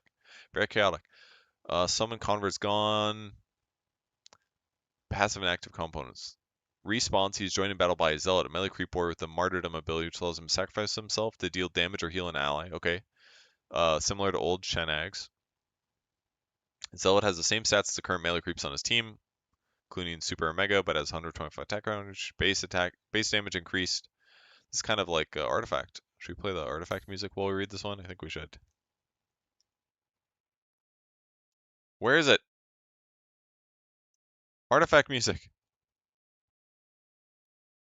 It's gone. Artifact music. No. I want to. Oh no, man. Oh, there we go. Alright, sick. This is very Artifact to have like melee creeps. Alright, where are we at? Base damage increases per level, base health, 500 range, unit ability, targeting the enemy or ally unit when cast. The creep sacrifices itself, firing a projectile, dealing damage, 25 plus 20% of its health at the moment of the cast, healing is 50%. Can be cast on controlled units, teleport to Chen. After a 6-second delay, self-targeting will teleport all controlled units. Okay. Alright, so you just have an extra creep. Oh, this makes me think of Artifact so much. Oh my god, yes. Lane creeps targeted by Holy Persuasion are upgraded into Zealots. Okay. Now will be cast on existing Persuaded creeps that have not been damaged in the last 3 seconds due to unsummoning them. Unsummoning them as a global cast range, that's good. This is nice. So you can basically like control which creeps you have better without having to like cycle them and be like, oh, first in, first out, which is annoying. Or like force somebody to die so you could recontrol. Now increases all creatures' outgoing damage instead of only increasing attack damage. Okay, cool. Divine Favor, self-casting no longer teleports Chen creeps them. Yeah. Nice. Base movement speed. Alright, now that we're done with that.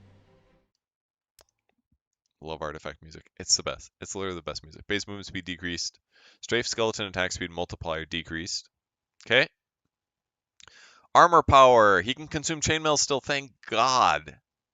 It's not good, but you can do it. I literally never took that fast. I played Clockwork probably like 10 plus times, and I never took that facet because I couldn't justify it. Because it was so bad compared to literally everything else.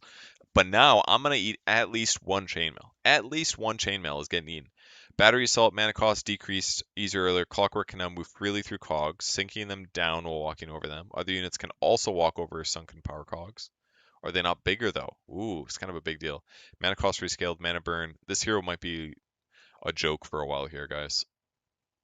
Overclocking, this is the Ags. Duration increased. Battery assault radius also goes up. Power cog radius goes up. Okay, so you have to buy Ags to have the big cogs. Provides bonus armor to clock while he's near cogs. No longer increases the attack speed. Increases rocket flare damage vision and slow. No longer decreases the cooldown. Okay. So Ags. Was the duration really 13 before? I guess it was, huh? I always felt slower, but it did allow you to shoot like 4 rounds of rockets. 18 seconds with 25% bonus armor is pretty good. You do more damage, more armor. Like Shiva's looks good on clock, for example. It's bonus damage. It's AoE slow. It lowers attack speed. You're hooking in. But your cogs is going to be ass now, guys. Like, this is a big nerf to the hero, and it's going to take some buffs probably to stabilize him afterwards. Because this is just not good. You get way more cogs, though. This is cool. Being able to walk in and out is nice. That part is good. And I like that it's a circle instead of a square. Square was a little bit weird.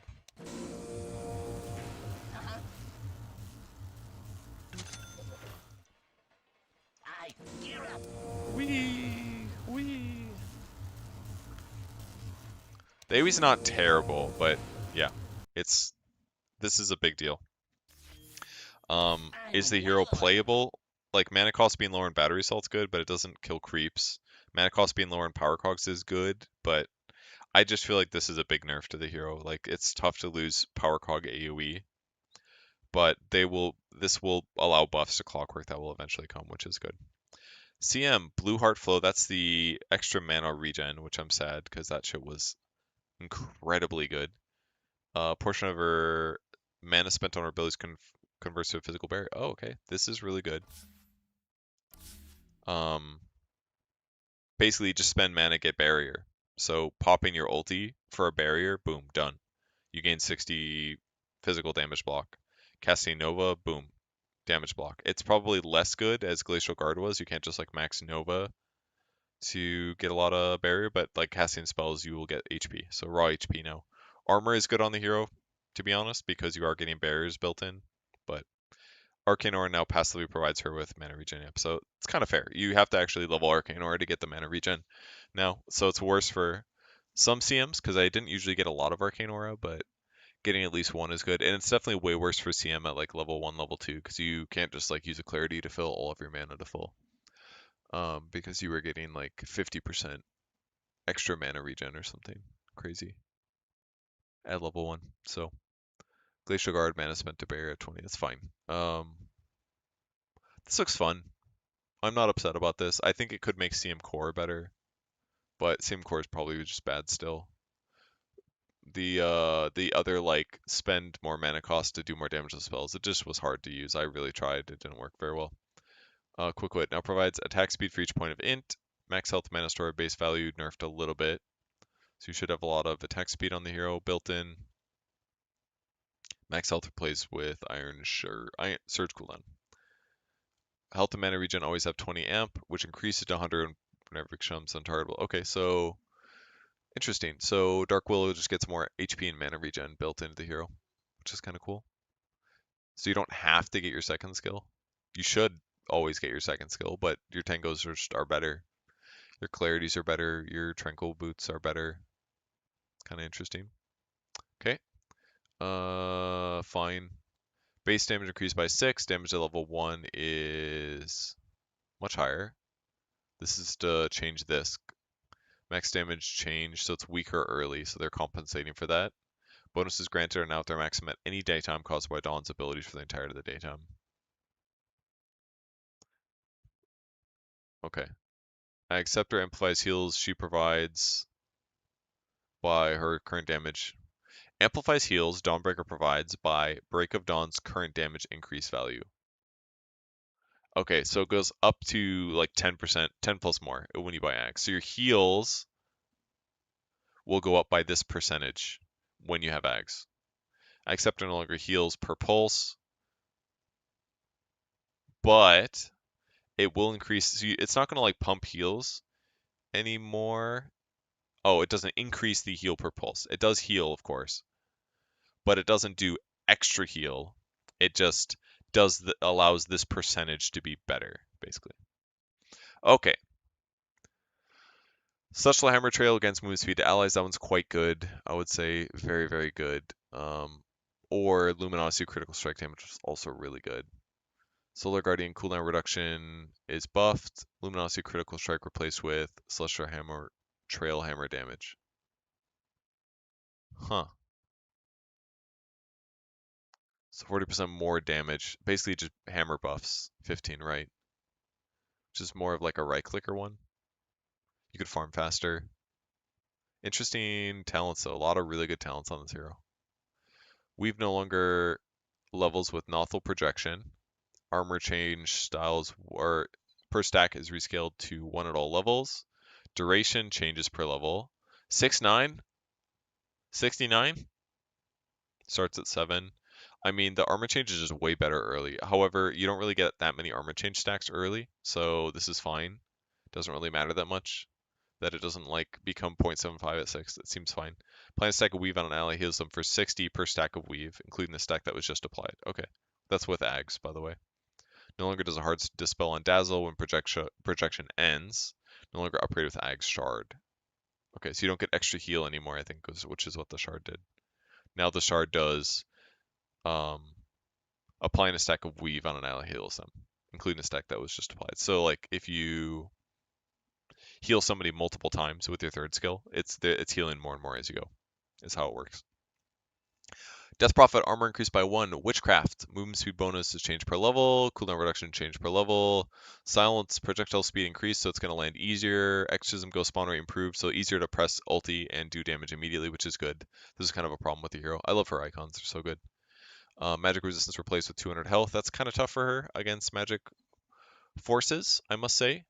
But 200 health is good too. You could argue they're kind of similar in some ways. Attack speed replaced with silence AoE, which is good and bad. Better for supports, but not that many people play support on the hero. Silence AoE replaced with attack speed at 15, so it's harder for core Witch Doctor or Death Prophet to become like a badass. But the 15 talents are both farm talents, right? 50 attack speed, 2.5 crypt from cooldown. Both are good. Um, I don't usually like going Death Prophet right click, and now that it's not a 10 talent, I think that feels even better. But 50 attack speed to 15 is good for sure. Health talent at 20 replaced with Exorcism Spirits, which is good. You can do more damage if you want to core more. If you want to survive, you can go Spirit Siphon, Damage Heal. I like that the tiers are kind of the same. Survivability, damage slash survivability, and then the top one is what? Death Star and Exorcism increase extend duration by 8, both allied and enemy heroes. That one's really good. I really like that talent. That looks great. Spirit Siphon replenish time is really, really good because it makes your Spirit Siphons basically always available. You can spam those guys. But allies or enemies dying, increasing exorcism, it makes like winning a team fight so much better for the hero because you can actually push. Because like if you have a big team fight and you kill 3 enemy heroes or 5 enemy heroes, we're talking an exorcism that's chunking for like 40 seconds.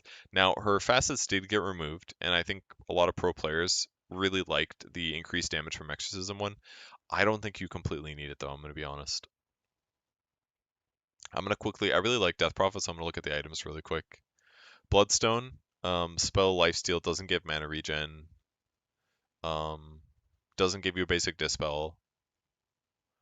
It does do a spell weakness aura, which is kind of good, because I think your ulti counts as physical spell damage. So it would increase your damage by 12%. It gives you 15 in, which is not bad. That's like 0.75 mana regen. Total cost is increased to 4,700 though. I don't know if you don't really need spell lifesteal on Death Prophet. You've already got heals with your third skill. Hypothetically, you could buy it, but it's a little bit overkill for sure. But it's quite good. Like it's like a satanic on the hero. But with Spirit Vessel being better now, I don't know. I feel like Bloodstone is a little, and this not giving a dispel, it might be kind of spooky. Shiva's on Death Prophet is still going to be great. Gives you armor, lowers enemy attack speed, slows enemies. This is certainly still a good Death Prophet item.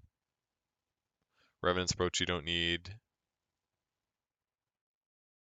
Where are the other items I was thinking about? Mage Slayer on her, not really needed, though you do attack sometimes. Kaya type builds are a little nerfed, so that's less bad. Heaven's Halberd's kind of sick actually on her. Armor, health, regen, evasion. It's like genuinely not bad. Gleipnir, not that bad on her. Doesn't give you that much mana regen though. Boots of Bearing, kind of cool on her to be honest, but doesn't give int anymore, which is kind of bad. But hypothetically, like a Boots of Bearing on Death Prophet could work. Doesn't have a lot of raw HP is the problem though. And then Dagon is raw mana cast range. Doesn't lifesteal anymore. It does a nuke. It's not good on her anymore, even in the slightest. Greaves is okay. Raw mana, heal, dispel. I would say Greaves Death Prophet looks good.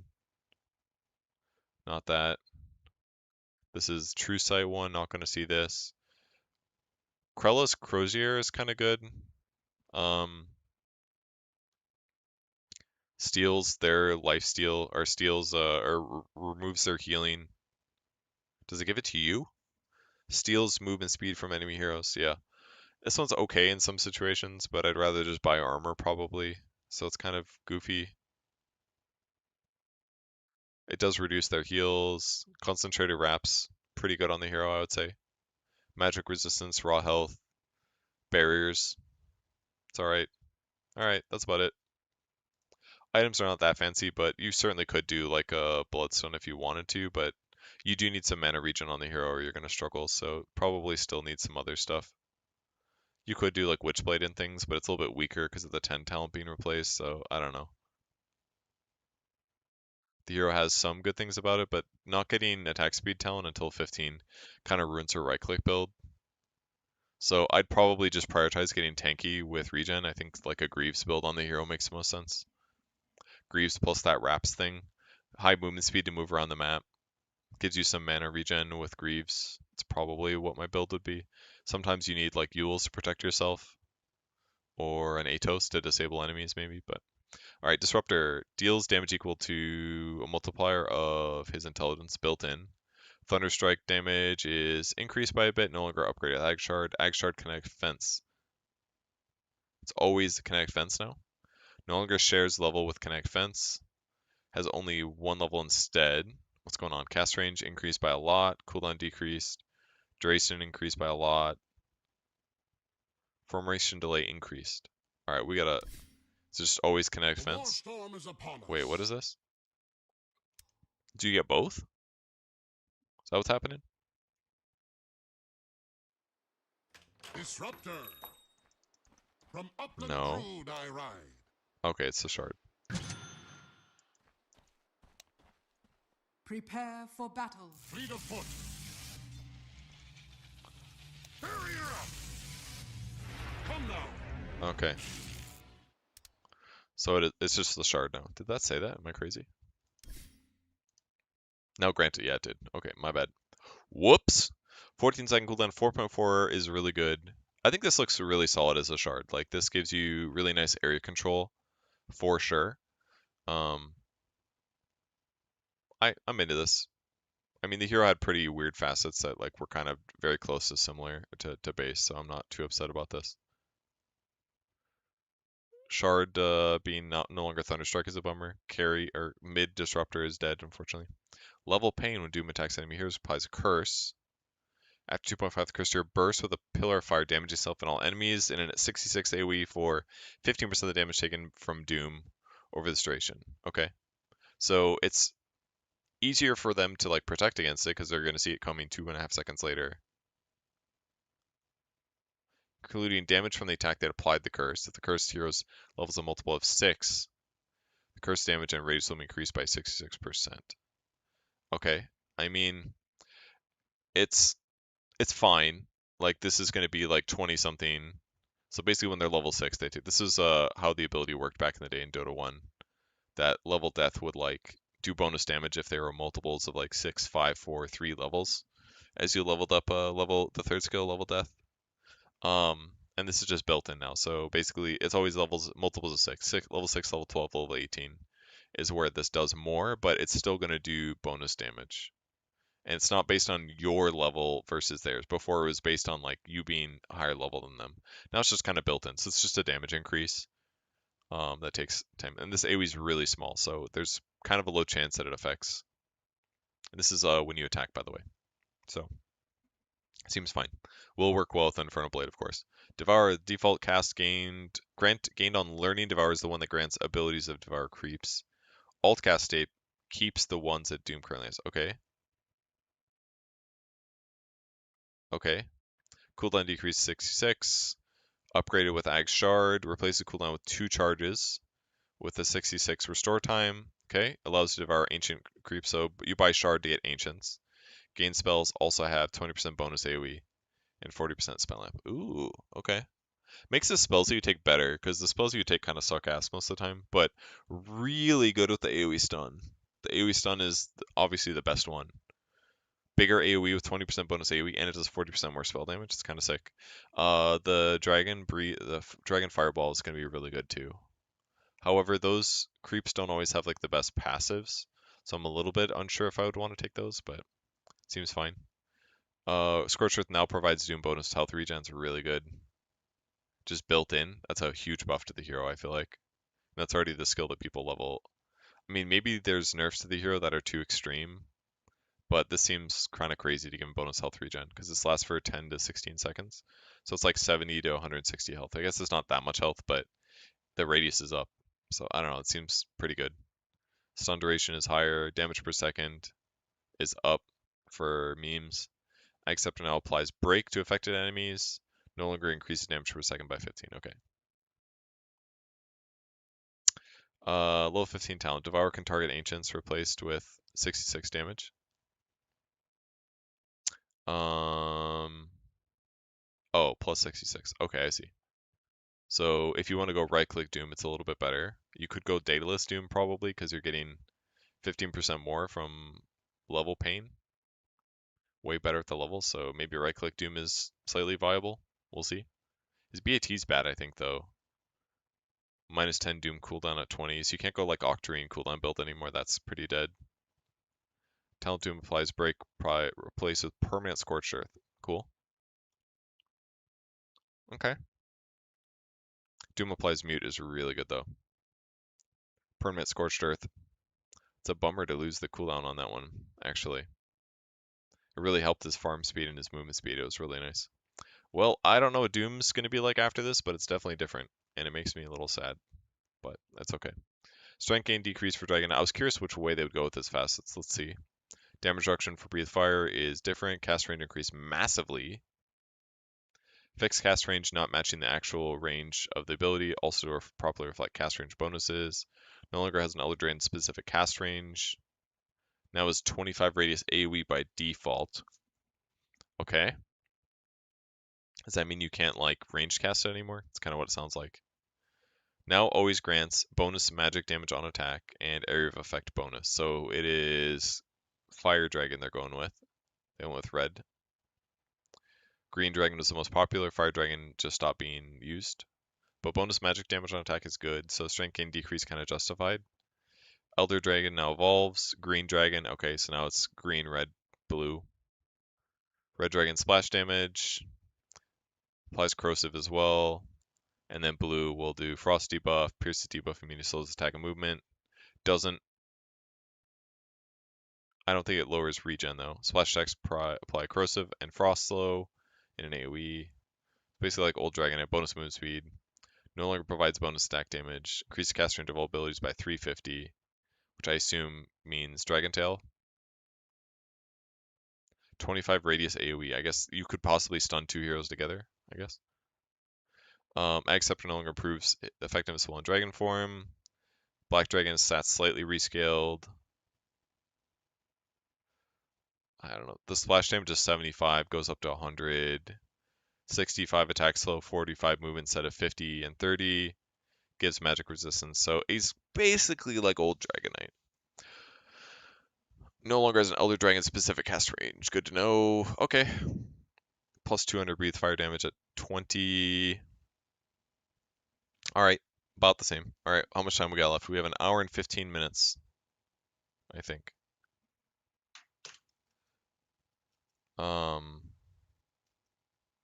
We'll see how this goes, TBH.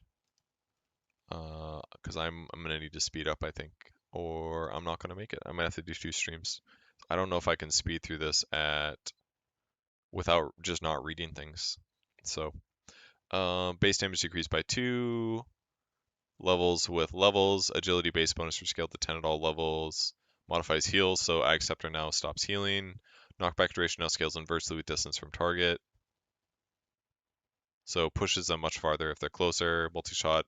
She always gets to move, so they kept that one. Glacier deals 25% of damage when attacking from high ground while on Glacier. So it kind of got both facets, best of both worlds. No longer grants True Strike on the hill. I didn't know it did that. Oh my god. Stone Remnants. Boulder Smash, slow duration. This here's being picked a little bit, but it's kind of middling success so far, and it's basically doing this like cast range, push, kick your allies, enemies in, and roll back type thing. Slogan no longer levels with Echo Slam. It's per level. Stun increase at all levels. Aftershock radius increased. Shockwave. Projectile speed is up. Tip the scales is innate is gone. That was the towers deal bonus damage, I believe. Armor increases based on his movement speed. Okay. Only counts movement speed that he has above his base value. Can't reduce his armor when he's slowed. So he gets armor just for being fast. No longer provides armor on return. So if he's just fast, he has bonus armor, which is kind of interesting. And it per level of his bonus movement speed. Let's say he is level 10, then he's got 13.6% armor increase from movement speed.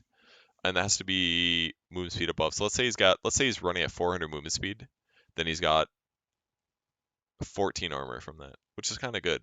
So movement speed very good on Elder Titan right now. However, you're not getting the armor from Astral Spirit anymore, but I think that's fine because it's going to make it less cheesy.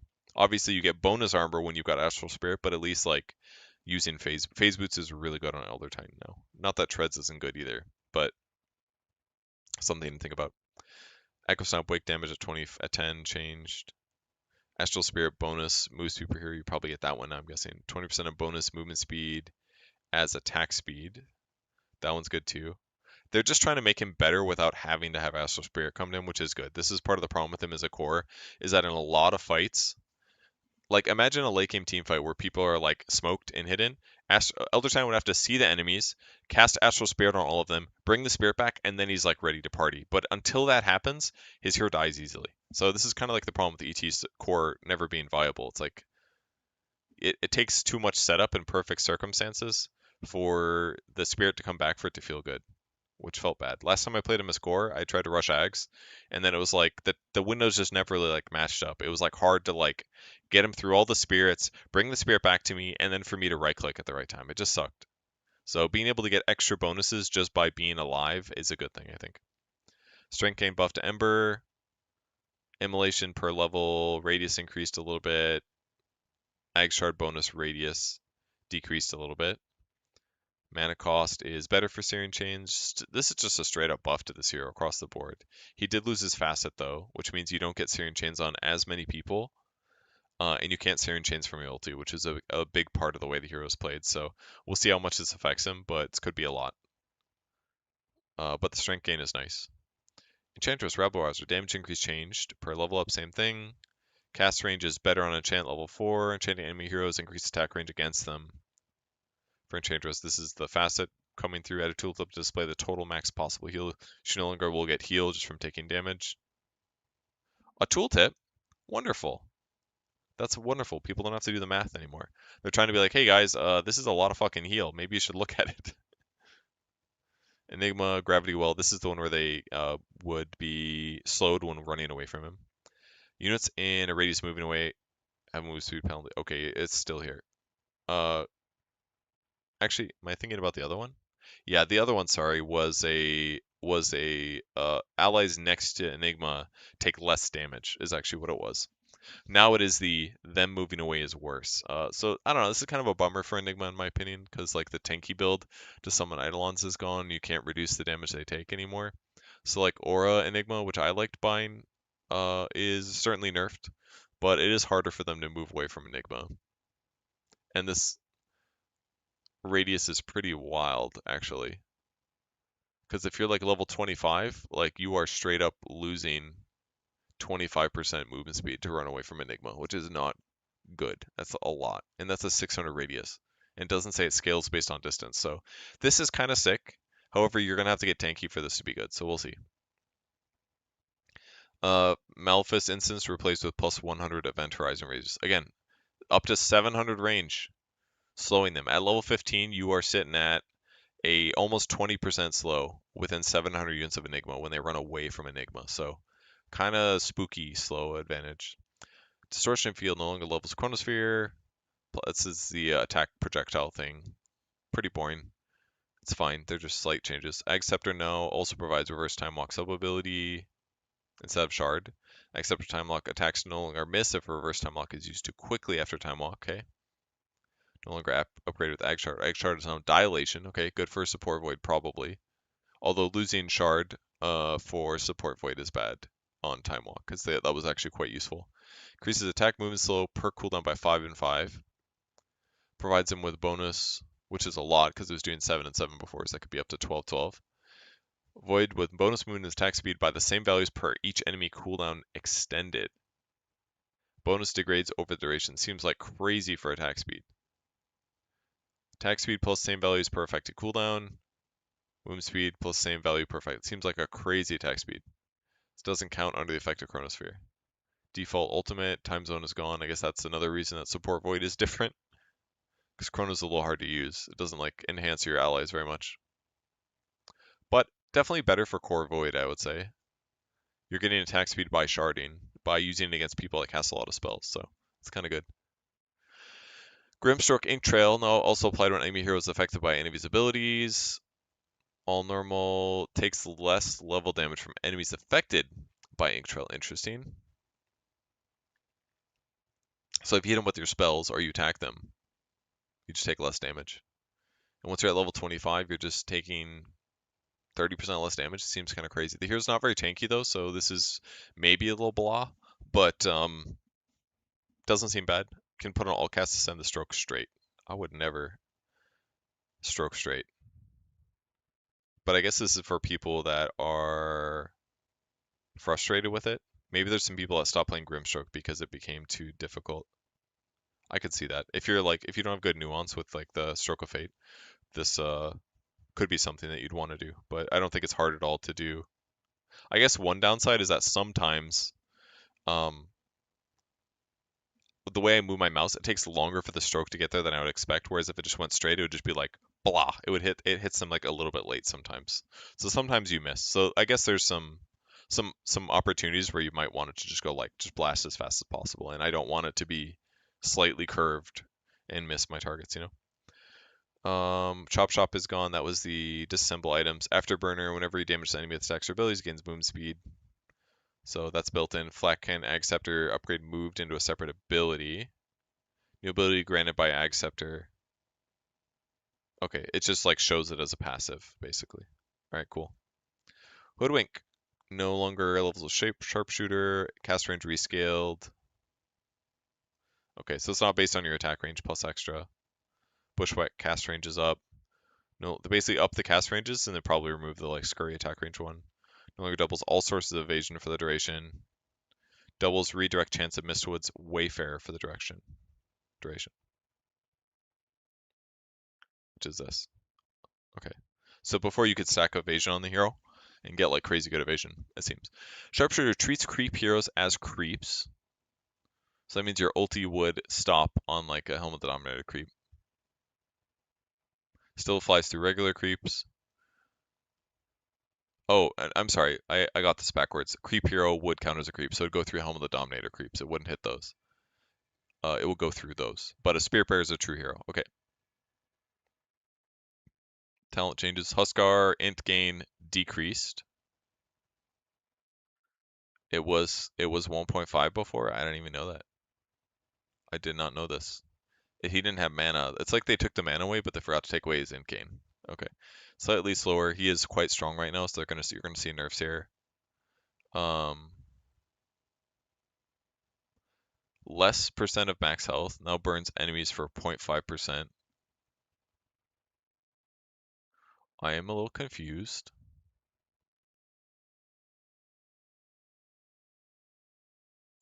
Ag Shard upgrades Berserker's Blood, activated for a health cost. Ah, this is okay. So they removed Caustic, which is a big nerf. You don't get Caustic built in, so you don't get a free Dispel. So Spirit Vessel against Huskar is really good again. And it would force Huskar to have to buy Shard. So that's a big nerf for Huskar. Huskar definitely getting hit hard here. Let's see how they change Invoker. Ag Scepter, let's see if Cataclysm is still in the game, basically, because that's the one that's still very valuable. Ag Scepter Twister damage decreased. So this is the Wex one that they left. Now whenever Invoker gets Ag Scepter or Ag Shard, these items are inert in the inventory until Invoker activates them manually. Upon activation, he'll present with 3 upgrades to choose from. Okay, so you basically get to choose which one you want. So he basically has his facets still. They left Invoker as facets. However, it looks like they just changed the scaling of this. That's all. It does 10 less damage, but it's basically still good. That's if you choose the Ag Scepter Tornado one. Can't change select upgrades. You can't sell and buy it again. You lose him +1 and all 3 orbs. Invoker is decently popular right now, so small nerfs to the hero.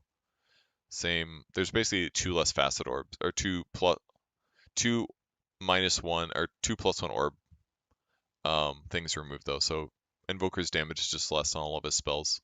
He'll hit less hard because Ag Scepter doesn't give him +1 and this facet doesn't give him +1 anymore. So, but his alacrity is better. Oh, never mind. They just moved it to 20. Okay. Wellspring is gone. I don't remember what it does. Equilibrium always has bonus outgoing damage amp, which linearly scales with its health, reaching a maximum of 5% plus this per level. Okay, outgoing damage amp. So if you get more raw health, if you have higher HP, you're doing more damage. He also has health restoration and healing amps, which also linearly scale with his health. So the higher HP you are, the more damage you do. Overcharges attack speed. Spell amp as normal. Basically, it's like the normal facet that everyone took. Okay. Double trouble attack damage reduction changed. So he's at 50% all levels. He basically lost his red facet. Um, 20 mana cost on liquid fire. Ag Shredder will reduce it to 0. This is very fair. I mean, the level 1 liquid fire did all this damage for nothing. And now just does 75. So you're spending 20 mana for 75, which is still decent. People will probably still play the hero, but it's less good for sure because you did do way too much damage at level 1. You did like 60 physical damage basically. You're basically a support that was like by far the best laner in the game. You did 60 damage at level 1 with the red facet, and liquid fire costs 0 mana. So you're basically hitting for 60 damage, and you did like a 75 magic damage liquid fire for free. And then you do it again 13 seconds later, and again 13 seconds later. The hero's win rate sometimes suffered a little bit, but it was just a very, very safe laner. So not surprised it got nerfed. It's going to be way weaker now because it's hitting for 2 sets of 25 basically, and then the hero can still be damage blocked. So it's going to be way harder to play the hero. Juggernaut Duelist is gone. This is the movement speed for agility 1. Ag Shard upgrades healing ward. Healing increase and destroy by 1. Looks fine. I'll skip over the talents. Sorry, those that want to talk about Juggernaut. Keeper of the Light, base movement speed decreased. Special Reserve, that was the keep your mana up at 75 always, even if it gets drained. Keeper of the Light grants movement speed for every intelligence. Whenever he moves 300 distance, he leaves behind light that allows him to see in 400 range for 3 seconds. Good for core Caudle for sure. Better for core Caudle than support Caudle, but the other facet or the other innate was pretty ass. This is fine. Looks like you're gonna get some nice vision behind you as you're running away. Charcoal Magic rescaled a little bit, basically the same. Blinding Light, cast range is better, which is good because it was kind of hard to use offensively. Distance changed from 400 to knocking back to the edges of its effect radius, but a minimum knockback distance. So if they're at the edge, basically no matter where they are in the blinding light, they're getting knocked 175. Before, if you put it right in front of them, you could knock them back like 400. But now the knockback distance is weaker, but it's easier to play. I assume that we're going to still see Ari play this hero. I don't really think these nerfs are that much. You no longer get bonus movement speed percentage from your ulti. It's based on your int now.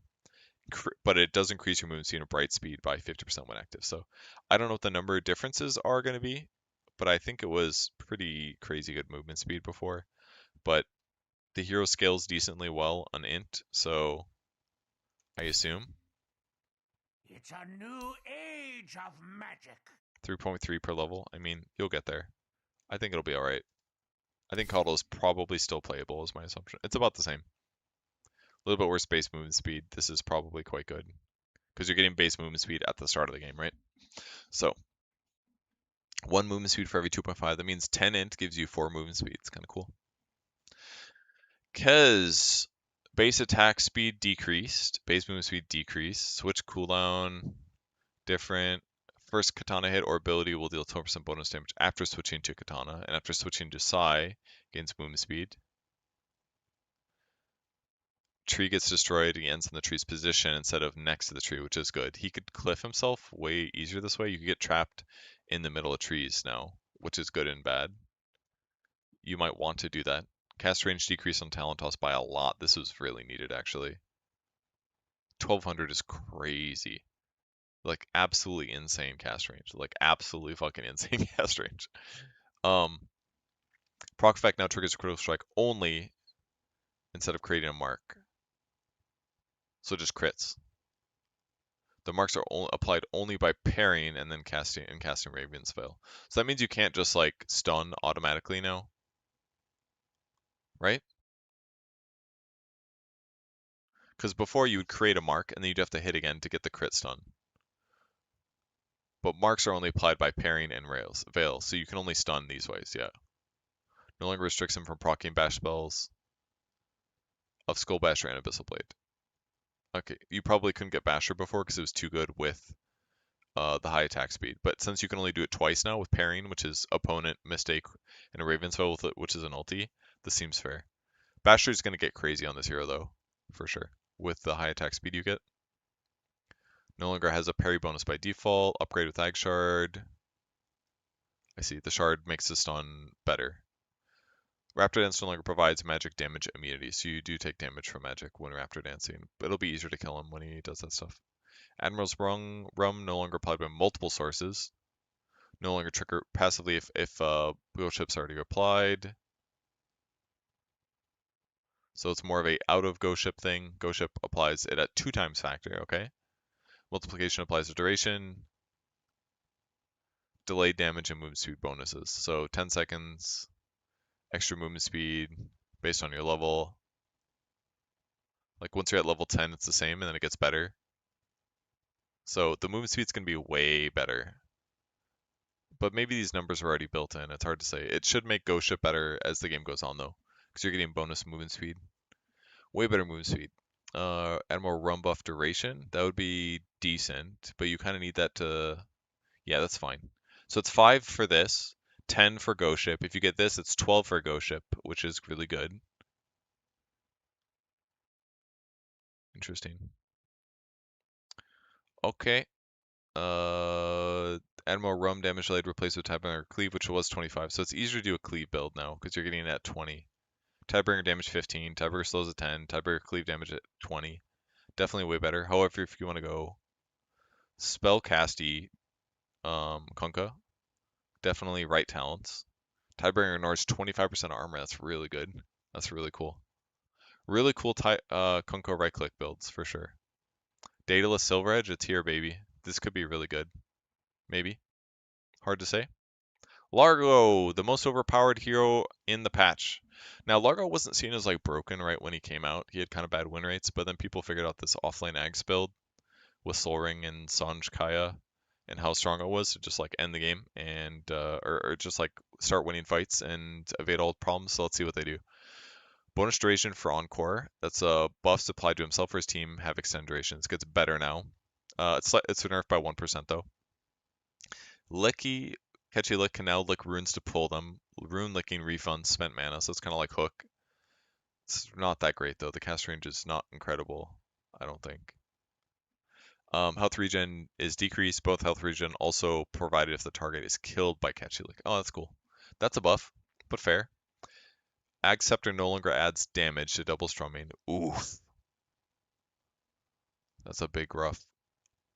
However, Bull Belly Blitz, the damage and additional damage one, just does damage automatically. So, good and bad. You can always do damage by strumming now, which is good. It's only 20 damage, which is fine. But basically, you use this one when you're trying to kill enemies anyways, right? You're making your allies do more damage, and you're giving them spell amp. Now it just does damage, which is good. That should have been paired together.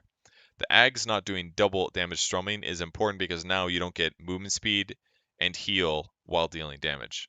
You have to sacrifice one of them. Do I want to stop healing while I'm running away so that I can deal damage to them? Or is it better to stand in the fight and heal and deal damage? You know, like it's do I want the damage or do I want like Bull Belly Blitz is 100% the damage one. Do I want to damage? Then you damage. Do you want to move fast? I think what's probably going to happen is a lot of fights people are going to give up maybe on. It's definitely harder because Hot Feet Hutzel and Island Elixir are pretty straightforward.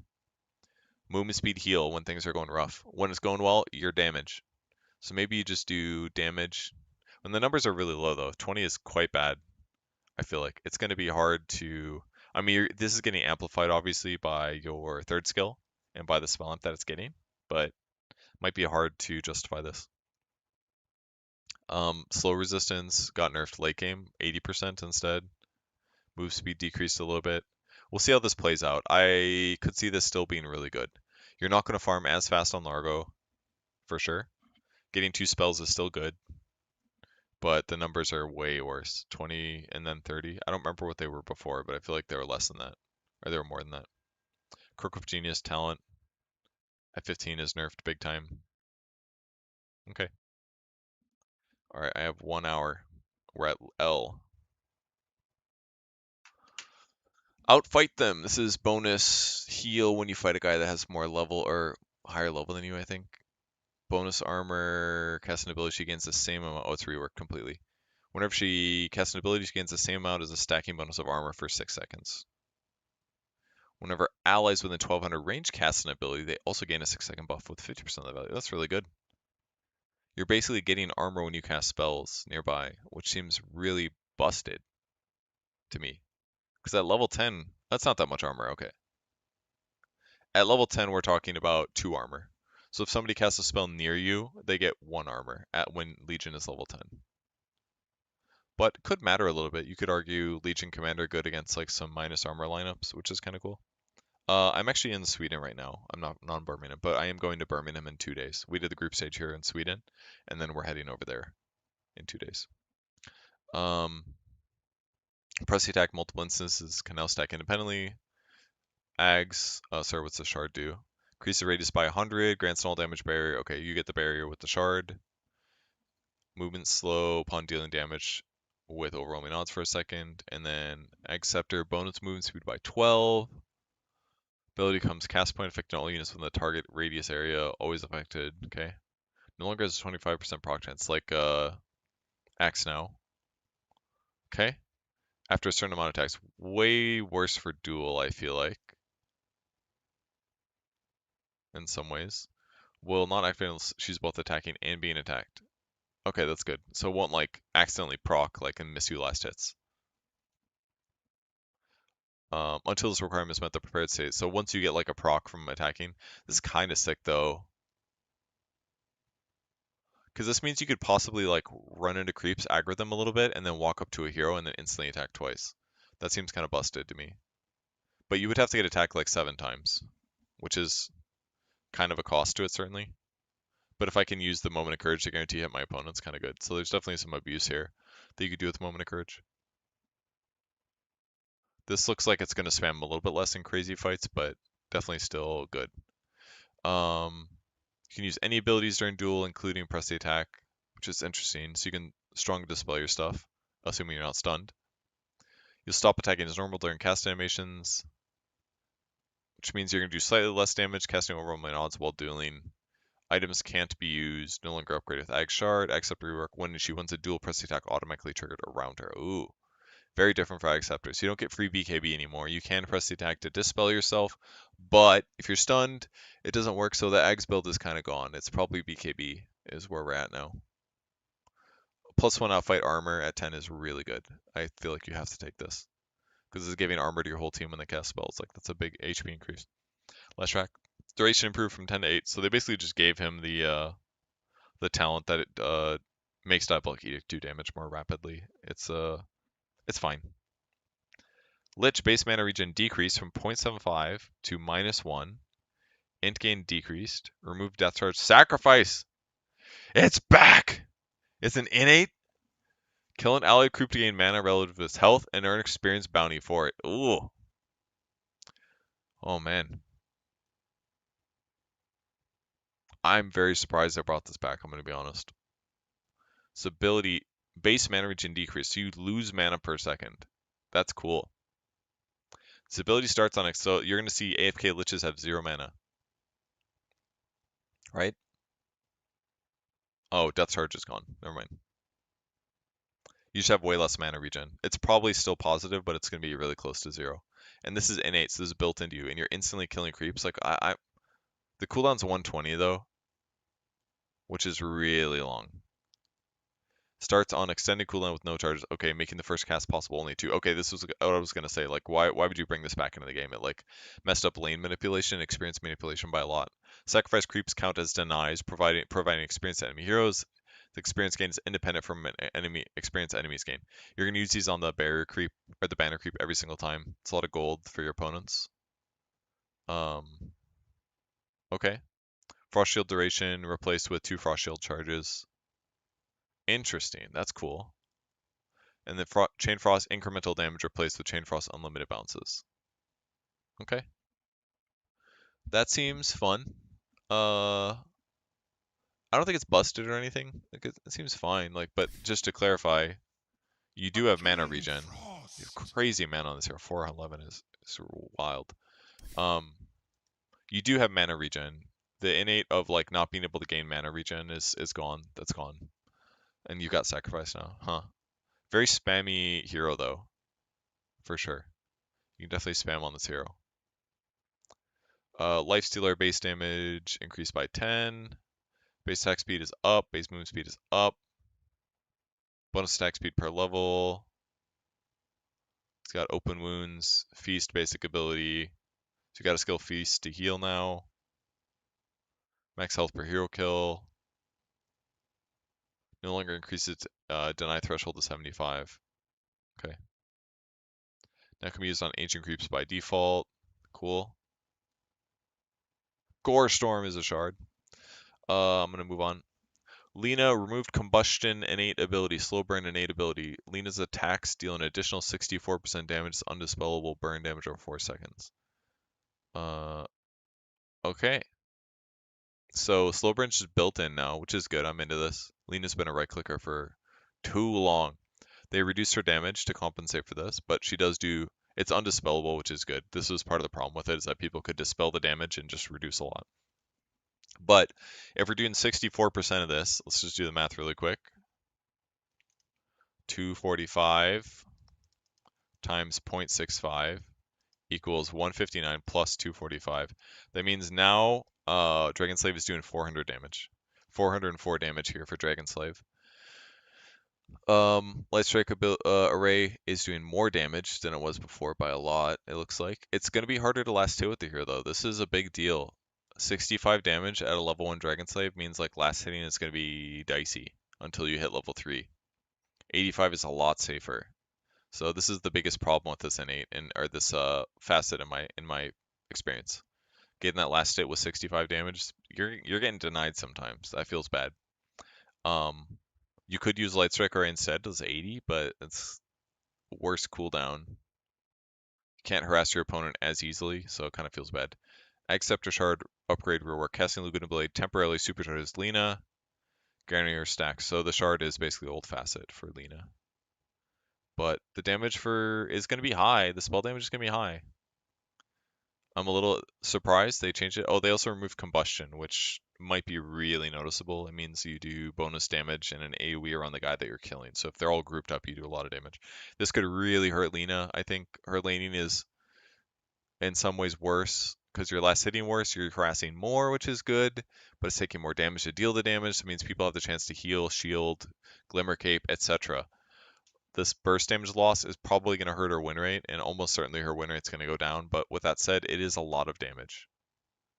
And you can buy Specialist Array now, if you're into that, which is probably honestly quite good. You could farm really fast with Specialist Array on this hero, I feel like. So you can still do it, but we'll see how it changes. Lion to Hell and Back. Rework. Killing or assisting in a hero kill provides Lion with debuff duration while that hero is dead.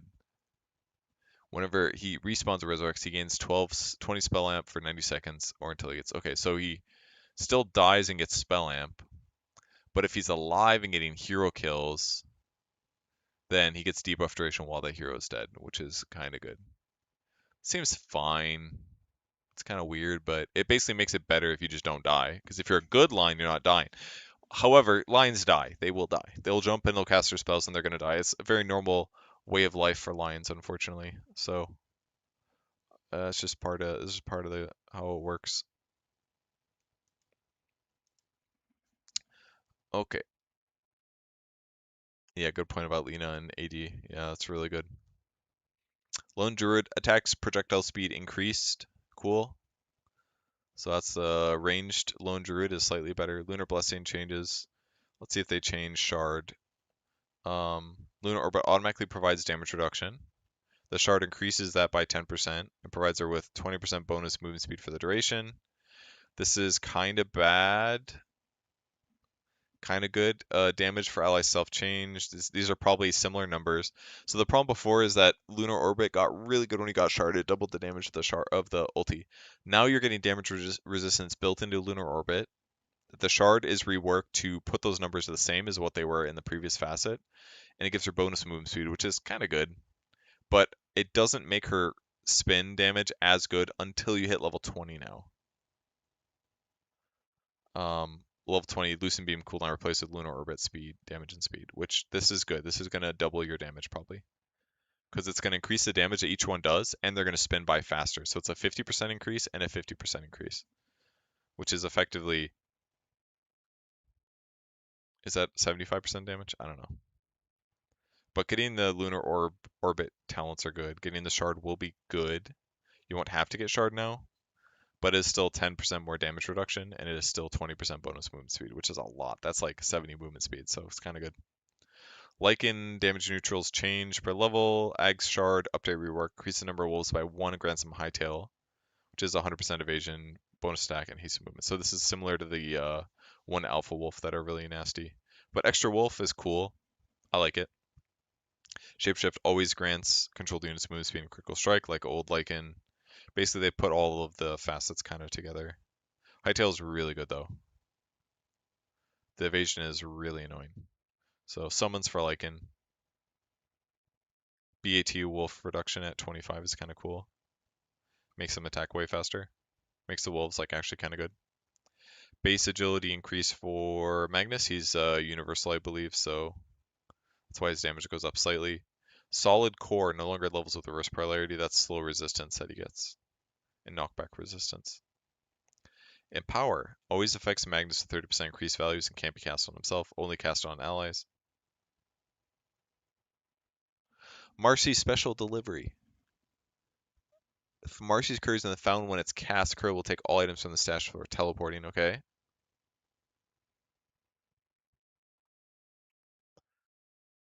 Okay, good. And it doesn't like run away after you use it, so it's just like quality of life issues. Bodyguard rework, both passive and active. Passively grants her lifesteal and bonus damage. Cast on ally, she gets some 75% of those, and a shared all damage barrier that blocks damage. Okay, so she can use it to protect allies. Better for support. Damaging the barrier on either Marcy or the target will reduce it for both. Okay, so it's like a 300 barrier that you put on your ally, but it could either block for your ally or you. And as Marcy attacks her, 30% of the damage dealt restores the barrier. Cool. Makes Bodyguard way more interesting, for sure. Effect is dispellable. Dispelling Marcy Roof removes it too. Okay. And Rebound is just automatically set for allies. Seems like good changes to Marcy. Like you can basically support her, feels just better. You can bodyguard allies to give them damage block. Damage you deal gives them more damage block. And then you can alt cast Rebound allies, so seems good. I would say Marcy Core seems fine too. It's a little bit less effective offensively because the guy that you're bodyguarding, if they get attacked, you don't attack more, and if that bodyguarded person attacks, you don't attack more. So that was better with the Helm of the Dominator build. It gave you more damage and more right click, but still looks kind of good. Mars Dauntless no longer considers Mars allies when determining if Mars is outnumbered. HP regen for enemy decreased. Okay, that's good to know. It's a little bit easier to use. Like if you play solo, it's less good arguably, or yeah, it's less good solo now, but in a team fight it's better. Bulwark is point targeted, so you can point the direction you want to go. That's good. Ags is now lowers cooldown by 10 on his ulti, increases duration by a second. Enemies killed, Mars and his allies restore. This is a facet basically, but this is better than the old facet, so this is fine. Mana regen talent at 10, which you kind of need on the hero. Arena Blood cooldown replaced with Arena Blood spear damage. That's the ulti spam damage. Gorgon's Grasp is slightly better. Centers the cast cursor around the second grouping. Okay. Level 10, Stone Gaze, bunch of talents. I'm just going to skip these because I don't have much time. Split damage? Where is it? Okay, the split talent is now at 20, which is a big deal. Gorgon's Grasp Volley is at 15. Okay. I will not read the rest. Sticky Fingers Innate is gone. Geomancy Stacking bonus to himself and his clones based on their terrain.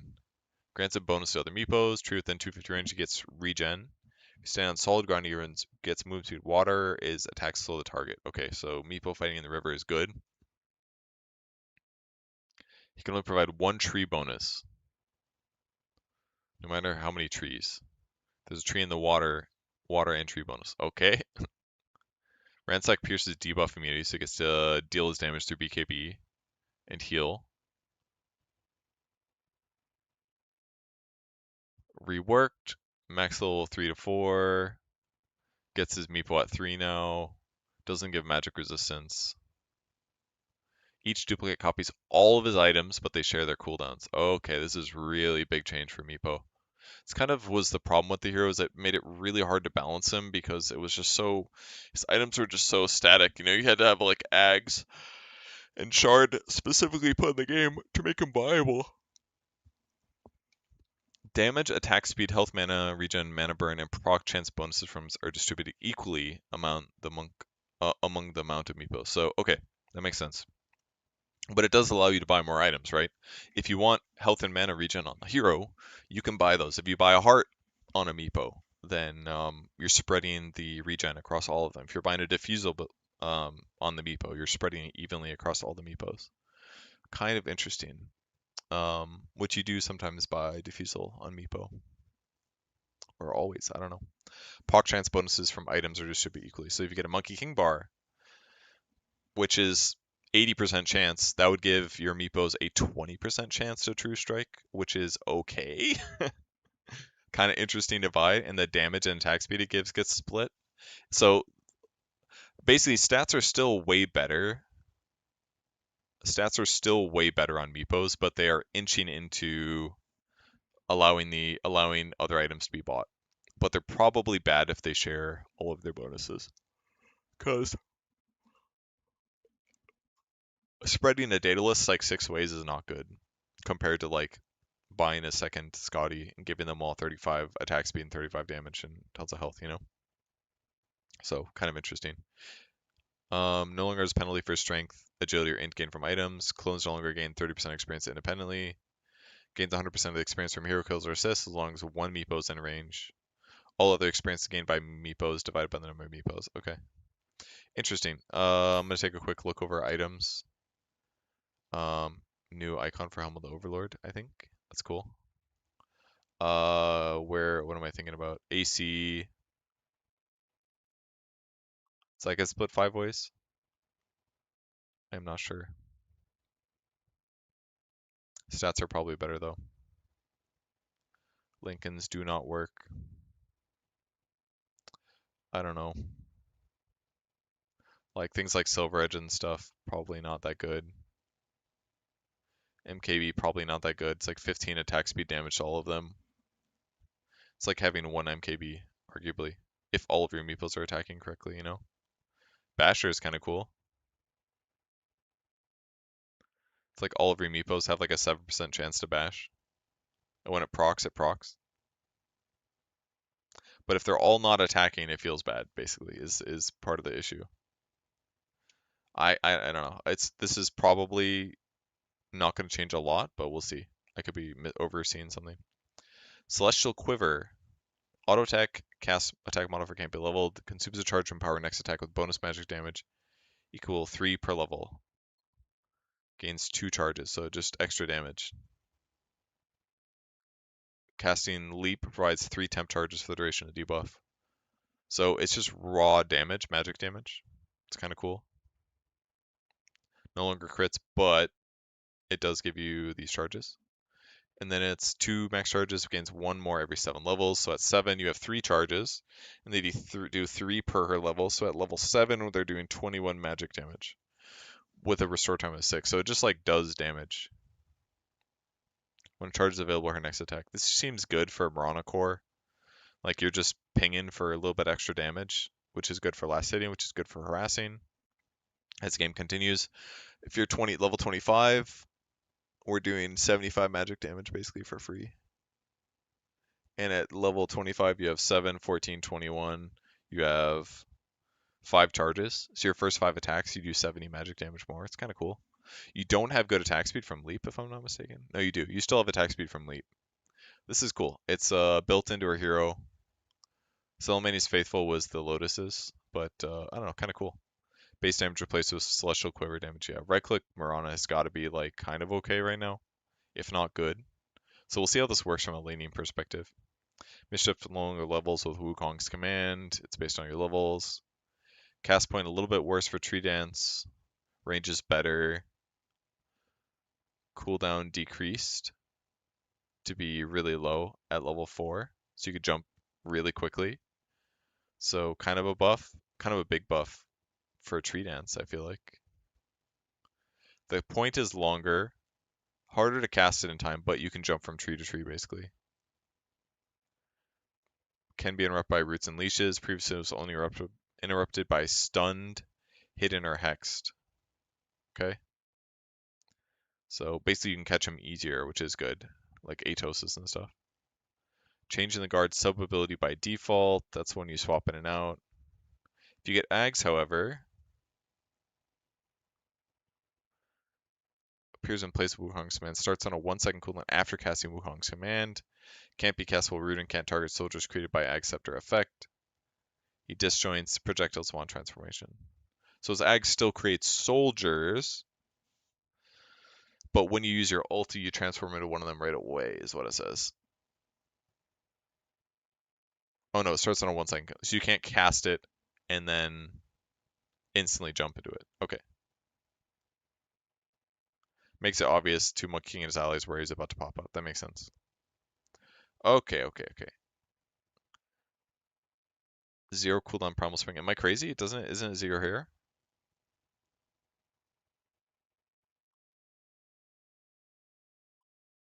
What's going on here? I gotta test this out. Isn't it zero at level 4? Did I misread that?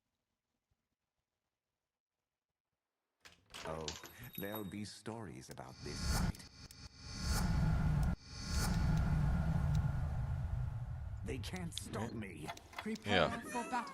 You can see everything up here. This is a big buff to 9 class. Here we go. Over here. Like, this is just ready to go. Okay. So, zero Tree Dance is not the same as zero Primal Spring. Was that zero Primal Spring? Is that what that said? Yeah. Okay, you're right. Primal Spring is the jump down one, which is still good for support because you can jump up, jump down, jump up, jump down. It just costs mana. Okay, thank you. Hero model now scales with his agility strength ratio. That's cool. Removed accumulation of innate ability. That's the bonus stats based on your attributes. Now, strengthen, same thing. Cast range and slow resistance are increased by strength. Attack range and movement speed are increased by a portion of his agility.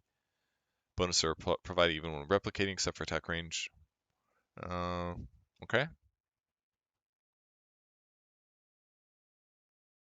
Agility to range attack 20%. I feel like your attack range can be kind of sick here. I would demo it because I'm pretty sure it's good, but I don't want to spend the 1 to 2 minutes because I only have about 30 left. And I'm not going to be able to get to the end. Muerta's supernatural ability reworked. Whenever an enemy hero dies within 925 units of Muerta, she gains a stack of 1% spell amp up to a maximum equal to her current level. Okay, gains spell amp when her allies die. When she dies, she loses half the stacks, rounded down. Okay. Basically damage increase, kind of like Galvanize on Storm. No longer provides bonus damage, grants 75% base damage. Interesting. So encourages you to buy int items a little bit because your damage increases based on your base damage, but her int gain is good. It just your items. It's worse for core or support Muerta, I feel like, because your base damage is gonna be weaker. But for core Muerta, it's probably better. Passive combo, you can always attack ethereal targets. You can attack when she is ethereal. When either she or her target is ethereal, all the attack damage dealt is magic damage. And her physical lifesteal is treated as spell lifesteal. Okay. So like no matter what, you can always attack ethereal. They put the innate into here. But she could not be ultied, still attack, and it would do magical. It's probably the same before. Lifesteal conversion happens only for attacks, won't affect her spells. Doesn't upgrade with shard anymore because it's kind of built into supernatural a little bit, sort of. New ability granted by Ag Shard. Spectral Slug. Shoots a spectral bullet, dealing damage, knocking them back, turning them into a 3/3. Render them immune to physical and able to attack targets slowed and become 20% more vulnerable to magic. So you could use it to E-Blade them effectively for 3 seconds. 20% more vulnerable to magic damage is good because you're pierce availing them probably. They're disarmed, they can cast spells, slowed, 500 range. I mean, it's just good. It's like an E-Blade, 12-second cooldown. Mana cost is low, does damage. Just seems good. I feel like Core Muertas will buy this. It's not bad at all. You won't get as much damage in the late game because you're not just getting like guaranteed spell amp that stays with you forever. But if you're playing well, you will get a lot of damage. So I will definitely see Pure pick this still. Gunslinger damage replaced with 15 int. It's fine. It's like 15 damage on every attack instead of just on the Gunslinger one. So slightly better single target damage. But when you shoot, I guess it's a little bit worse. Evasion for Naga on her own. That means she has like 5% base. Instead of like only it with illusions there. Riptide's basic ability now. Because it's no facet, of course. We'll skip the talents. Prophet's base damage increased by 4. Okay, Spirit of the Forest no longer levels with Wrath of Nature. This is the innate. Tree radius rescaled. Per level, multiplier per tree increased from 1 to 2. Okay, treants also have Spirit of the Forest and gain bonus damage for each nearby tree and treant. Okay, they gain bonus damage for each nearby tree. Okay, Vision for Sprouts buffed. Nature's Call movement speed is buffed. They've got magic resistance. They deal bonus damage to heroes. Good for Nature's Call. The treants are better for fighting. Could affect the laning stage, we'll see. Necrophos. Sage no longer levels with Reaper Scythe. Health and mana rescaled per level. Ghost Shroud Restoration Amp is buffed late. His facets are both gone. Spell AoE comes at 20 if you want it, which is more Heartstopper, Area, Death Pulse, etc. Heartstopper aura damage replaced with Reaper Scythe damage per health missing, which is kind of good. But that's level 25, but it'll be easier to get Reaper Scythes in the late game. Night Stalker, Innate, Hunter in the Night, move speed bonus changed. This is per level, no upgrade with Ag Shard. Ag Scepter increases bonus move speed by 15 and bonus attack speed by 50.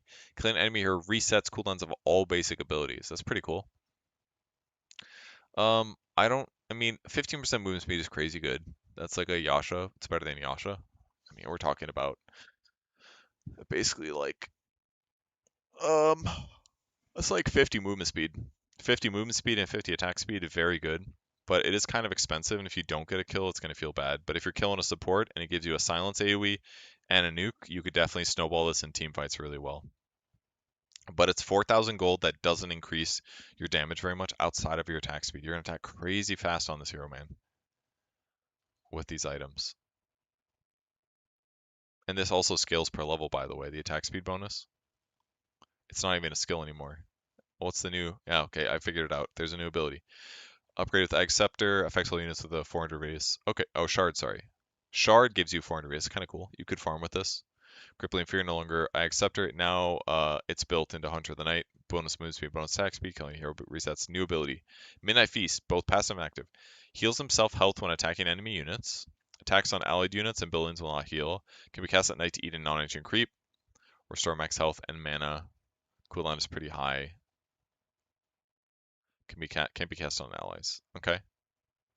Eating creeps. Healing when attacking enemies. Lane sustain. Getting this automatically.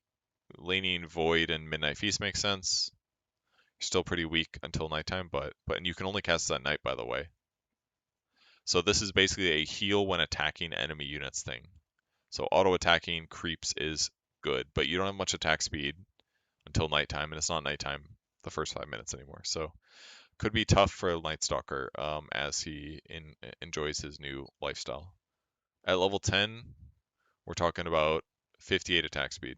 So at least you don't have to like level Hunter the Night as much. You can level Void, go for more of like a Void spam build, but maybe Phylactery will be back. We'll see. Nyx Assassin, he can't see Invis anymore. Mana Burn passive. When he deals damage with attacks or his abilities, it burns affected units mana equal to 12% of damage dealt. Damage reflected with spiked carapace also counts. Okay. Oh, this is just passive.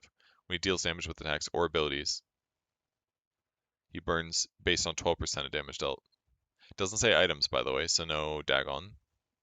Mind Flayer now burns 9 to 18% of the target's max mana. He's way more mana burn heavy now. It's just all built in.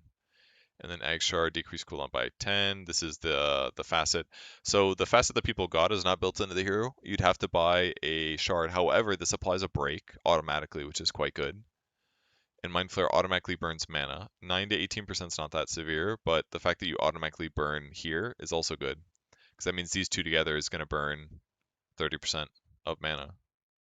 So Nyx is crazy good against Dusa right now. And your ulti is certainly worse for escaping, but still viable. Looks kind of good. I don't know if we'll see mid one play it. Probably still. He got Scuttle, I think. This is probably better, I feel like. Bonus damage is still here, 15%. Seems good. Ogre Magi. Ag Scepter becomes Refined Fire Blast, reduces cooldown by 1, increases the cast speed by 25.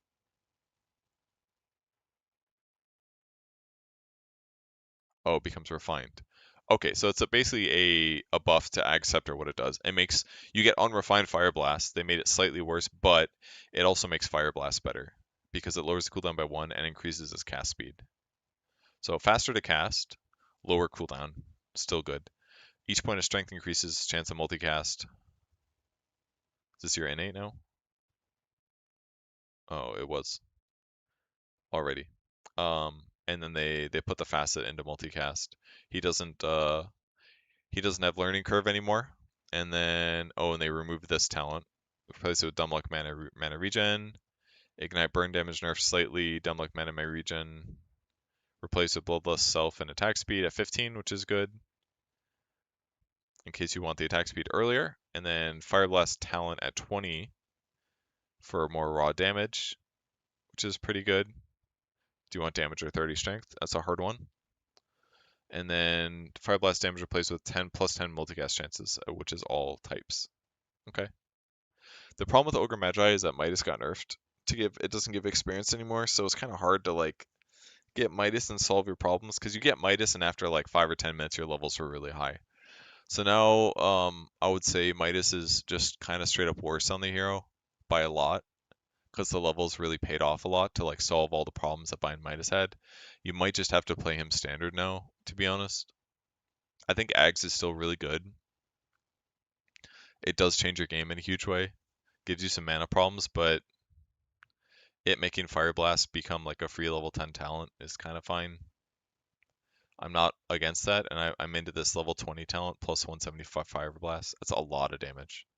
Your timing at level 20 with Ags, or really just any Ogre Magi, is going to get kind of crazy because your damage is going to jump up to like 425 damage. And if that's multicasting 3 times, that's a lot of damage, as Slacks would say. So I don't really like the 10 talent that much. Ignite burn damage is fine. Mana regen is decent. But was that 10 strength would be zero point 0.1 mana per second? 20 mana pool? It's okay. 100 strength is 1 mana per second. That 10 left talent is like really minor. I'd rather solve it with just like arcane boots or something, but maybe there's like an ogre build where you just go like tanky items like Greaves and you cast spells and you eventually buy Ags is something that kind of looks okay to me. Perhaps. Not sure. Omni at base armor decreased. Agi gain decreased. Degenora is slightly better per level. Purification pierces debuff immunity on enemies, which is probably fair. Repel cooldown is decreased. Doesn't give you bonus strength or HP regen. As a result, provides debuff immunity with 60 magic resistance and bonus health regen. Okay, so it's basically BKB again. Repel is BKB again. It will give you or your ally BKB. It is dispellable, and it gives you bonus regen, but only for 5 seconds, not counting the talent. which is also removed. Although it says duration somewhere. Where is it? I do not see it. I don't know if it's a bug or what, but um, the regen it gives you is pretty ass. It's really not that good. This is kind of a 1-point wonder skill, I feel like. Lasts for 5 seconds at all levels, gives you magic immunity. It's a 40-second cooldown is a lot though, but it's not really that much regen difference. It's like 60 HP difference when you get level 4. I don't know if I could see myself leveling this up all the way. Goes from 40 to 28, like eh. Hammer Purity pierces debuff immunity. Cooldown is far reduced. 13 seconds level 1 is more fair. Bonus space damage is worse. Heals him for 30% of the damage. So they put the facet in here. This is actually going to hurt the hero a lot because he's losing his 20% more damage facet. It's a big deal. I would assume that Omni-Knight's going to be bad because he basically lost 20% damage. He lost 20% damage on Purification. He's losing damage on Hammer Purity in 2 ways. The cooldown is less, which is good, and you are healing 30% of that damage over 5 seconds. So your regen is higher, but your damage is way less, and you lost 1 base armor, and you lost agility gain. I think repel change is fine. I'm not upset about this, but and he can do pure damage. He can carry. He's like an anti-carry against BKB guys a little bit, but I'm not sure.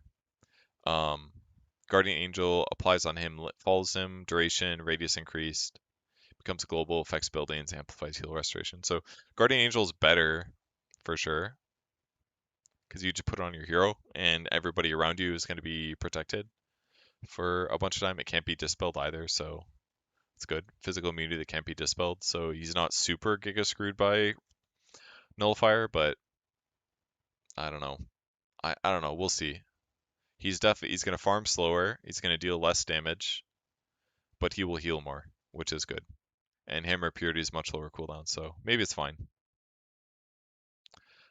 Base damage talent nerfed a little bit. Repel duration switched with repel cast range, which would be good for supports, obviously. Make it easier. 900 cast range on this is crazy. Then repel strength HP regen per debuff replaced with Hammer Purity cooldown. 0.5? Wow, it's pretty small. What's the other one? Guardian Angel cooldown.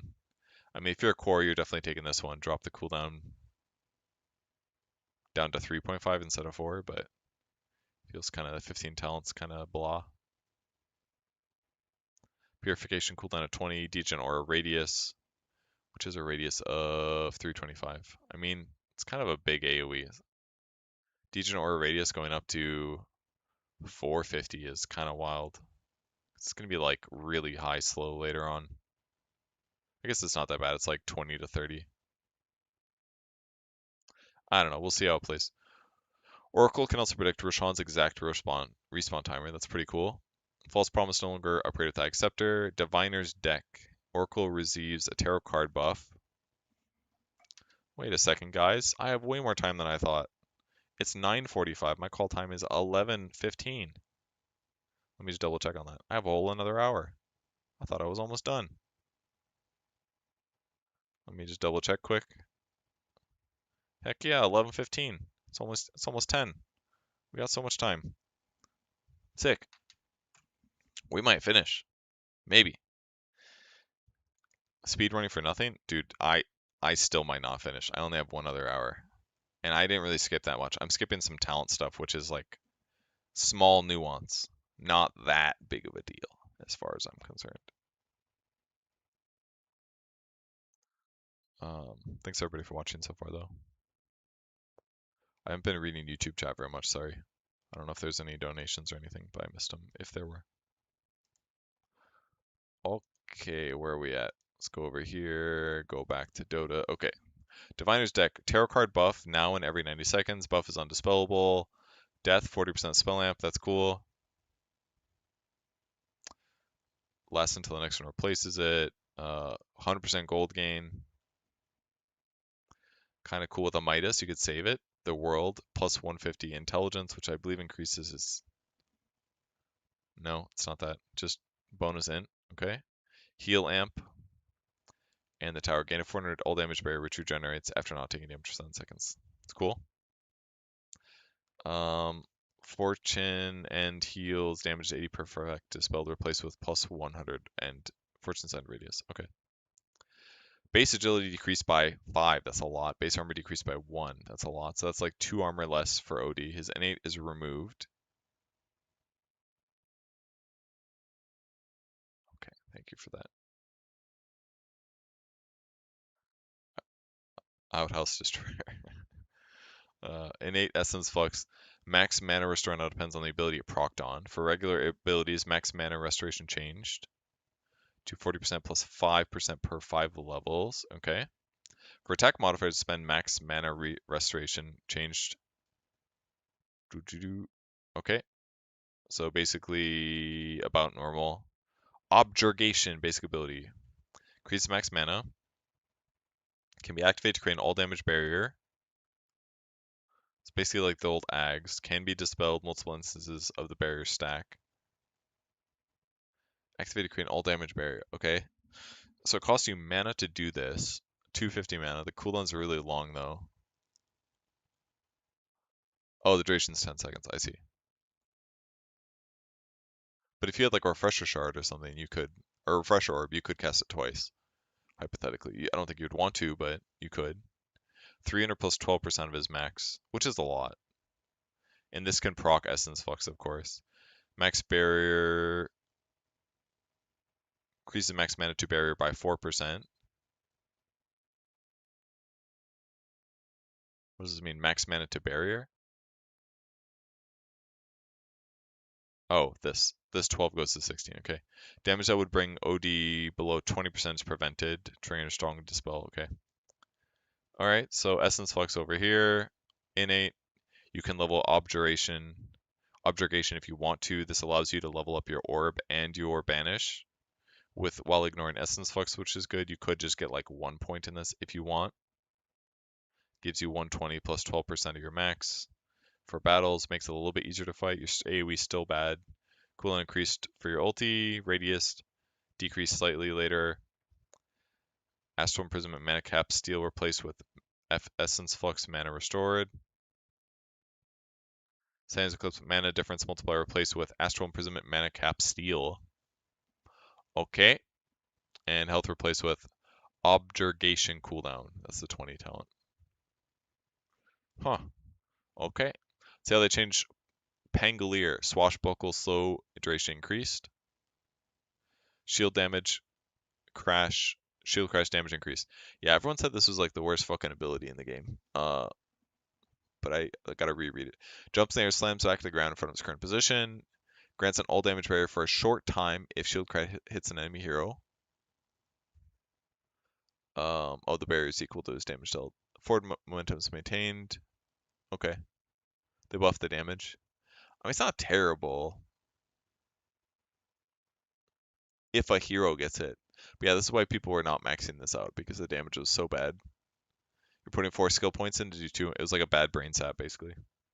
And if it's one hero, it gives you this barrier, so that's why they were maxing it last. They're going to nerf Lucky Shot a little bit, which is hilarious, considering that they just buffed, or the hero was mostly in pick. Stun duration at 1.2 at all levels. Like,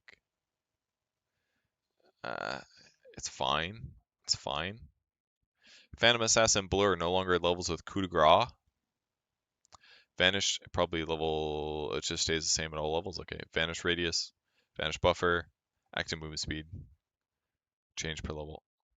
Minimum damage for illusory armaments increased change from 2% per 3 level ups to 2% per 3 levels. Thank you for the expansion, because that looked like the exact same words. Bonus damage increases 1 level earlier, and Phantom Lance will gain 1 more damage increase on level 30. Okay.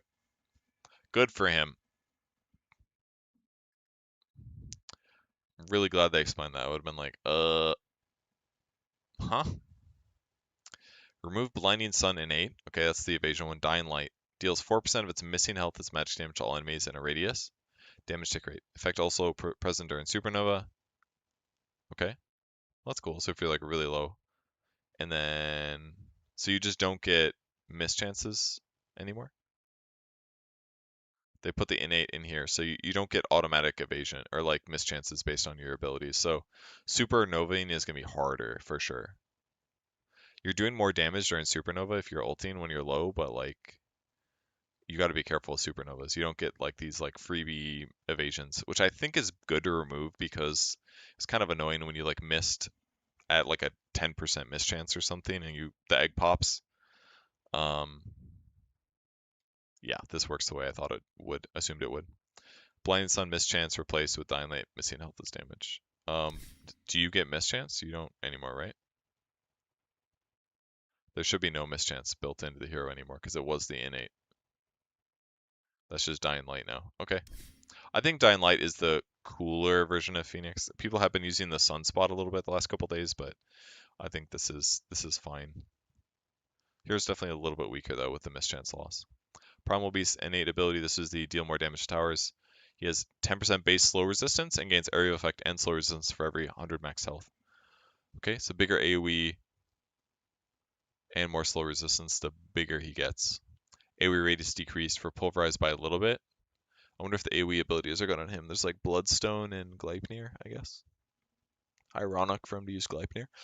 His ulti already increases like, oh well, his facet. Oh, I was gonna say his facet increases his AoE, but that's not true anymore. It's just his raw health. So, uh, cannot be slow rooted during trample. Replaced with colossal 2 times bonuses during trample. Ah, this one. Increase area effect, increase slow resistance. That's cool. That's cool talent. Pulverized is hard to pass up on though. Puckish, 3% instead of a base 10. Spell dodge multiplier decreased by a little bit. Puck is quite good right now. The curved vector. The orb has curved vector targeting by default. Can we put on all cast launch orb straight? That's nice actually. I'm glad they're adding this in because I definitely died sometimes. And at least I could be like, oh, I should really get used to using alt cast sometimes if I need to. Panic moments. Speed increased by a lot. That's a big difference. Oh. Additionally, it deals 3% of the orb's impact damage every 0.5 in its AoE. I was hoping they would do this, to be honest. Because like when like the orb like lingers on top of somebody, I always think like, man, don't you think that would hurt? That shit's burning you, you know? It should. But now you can like orbit and let it like linger on somebody. Does the speed increase mean it doesn't linger as long? We gotta test this out because this could really change Puck. Obviously, Puck is quite good right now. It is sometimes first phase banned, often second phase banned. In your tongue, I am known as Puck. Very well. It's kind of hard to tell. We are in accord. My move. Alt W and press it. That's kind of hard actually. With So if I want to alt cast it, I have to Alt WW.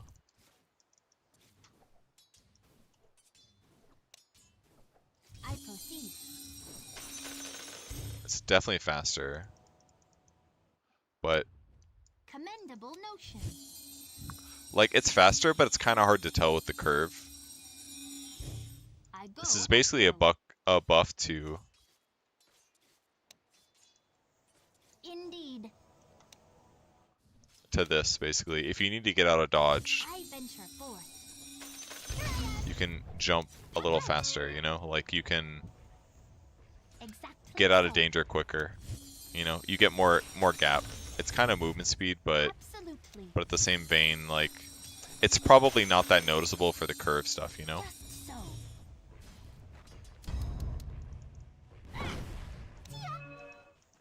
I want more creeps. I venture Fuck, I forth. killed them again. Where's the spawn creeps thing? Anyways, what I want to do is this. Very well.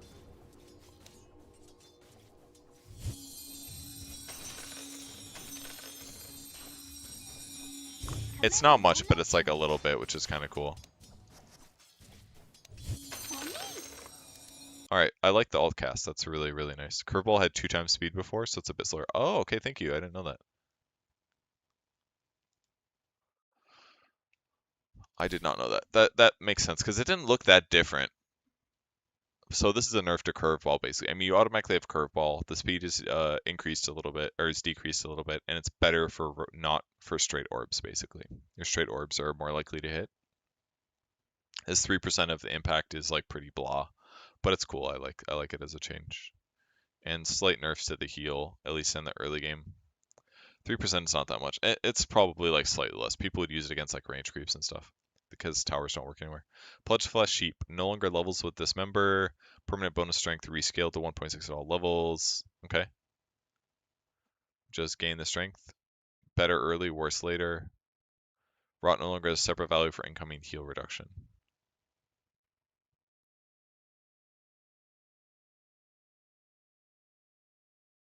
I don't know what that means. I know the Ags does it, but it's not showing the Ags icon. I could be wrong here. Pugna movement speed nerfed. Now also increases spell amp by 1.5 for per destroyed tile that's built in now. Damage source is changed from Netherward to the caster. So this is a for core Pug. I mean, I'm glad they kept this facet in for Pugna because I liked trying to play Pugna core, and the spell amp from Towers dying was kind of necessary to make the hero cooler. You can use spells and items while channeling, yeah. And then damage source changed from Netherward to the caster. Okay, this is also a big deal because it basically means that two things. Number one, you can spell lifesteal from Netherward if you want to. If you want to heal from Netherward, you can buy a spell over lifesteal items. You could get a Bloodstone on this hero and pop it and drop a Netherward down, and you're not fucking dying. You know, that's kind of cool. Like Bloodstone could 100% be viable on this hero. It's a little overkill because you already have a lot of heal on the hero, but I think it's kind of an interesting idea. The damage is being dealt by you. It also means Blade Mail is kind of scary against Pugna. If he puts another word down and 5 heroes press Blade Mail and they cast their spells, Pugna's gonna fucking die. So that's spooky. That's really spooky. It also means that Mage Slayering a Pugna is really good against Netherward. Because if I'm doing the damage, but my spell damage is being decreased by 40%, that's not good for me as a Pugna. But the spell lifesteal aspect of it is nice. With that said, there isn't really that much like, God, I'm looking for spell lifesteal sources. It's just Veil, Bloodstone, and Revenant's Approach now. Veil is, I would argue, better on Pugna though, like way better. Like I actually might buy this on Pugna Core now. It's increasing my damage by 10% still, which is good. But it also gives me spell lifesteal, which is good. It gives me int and it gives me health. Those are all really, really good things on Pugna. I do like Phylactery on the hero, but I don't like the stats that it gives you anymore. It just gives you 6 attributes with regen. I preferred the other stuff. I feel like Phylactery is kind of worse on Core Pugna. But Veil I kind of like.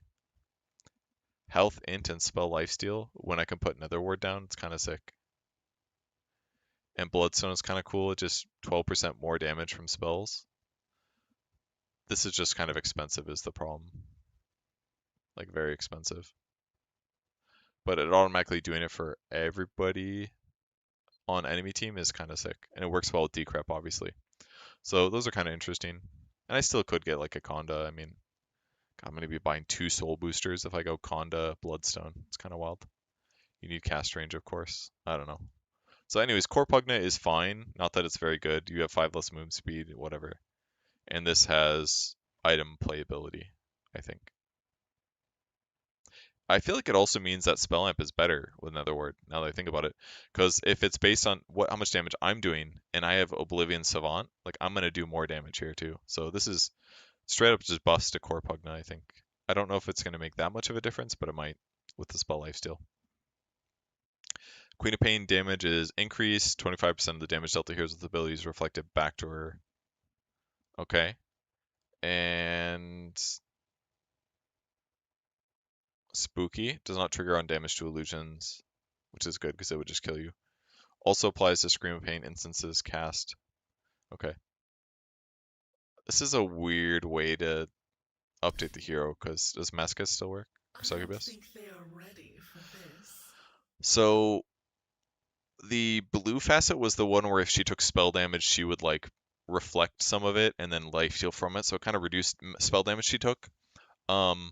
Now she still gets spell lifesteal from her ulti. That's still built in. And she gains spell lifesteal that increases with proximity to her enemies. So her maximum lifesteal is 14%. So if this does 25% back to Queen of Pain, she's still lifestealing maximum 14% of that. So she's really only taking like 10%. 150 units or closer. So it's not terrible. The fact that the damage increase is not bad. It will increase your farm speed, but it's kind of going to cost you some health for sure. So it could be bad. We'll see. Scream pain damage increased here too. It's a lot of damage. Scream is going to do a lot of damage. It's going to do like 450. Actually, 460 damage at level 20, which is going to be crazy with Ags. And yeah, with Ags, this is very, very spooky. And her minimum spell lifesteal is what, 2? So if they're really far away when she uses Shard, then Pain. she's not getting a lot of HP back. Razor static link damage drain rate increased. No longer upgraded with Ag Shard, so this is better as a right click. Storm Surge upgraded with Ag Shard while it's active. This is basically old facets, so this is going to hurt Razor tank build because he's not going to do nearly as much damage when he uses his ultimate as he did before. Huge change there. And then spell life to replace with armor. Storm Surge slow and damage increased by a little bit. So probably gonna kill a lot of Razor's flexibility. He'll still be fine as a hero, like his static link is slightly better, but losing the facet is gonna be probably very noticeable.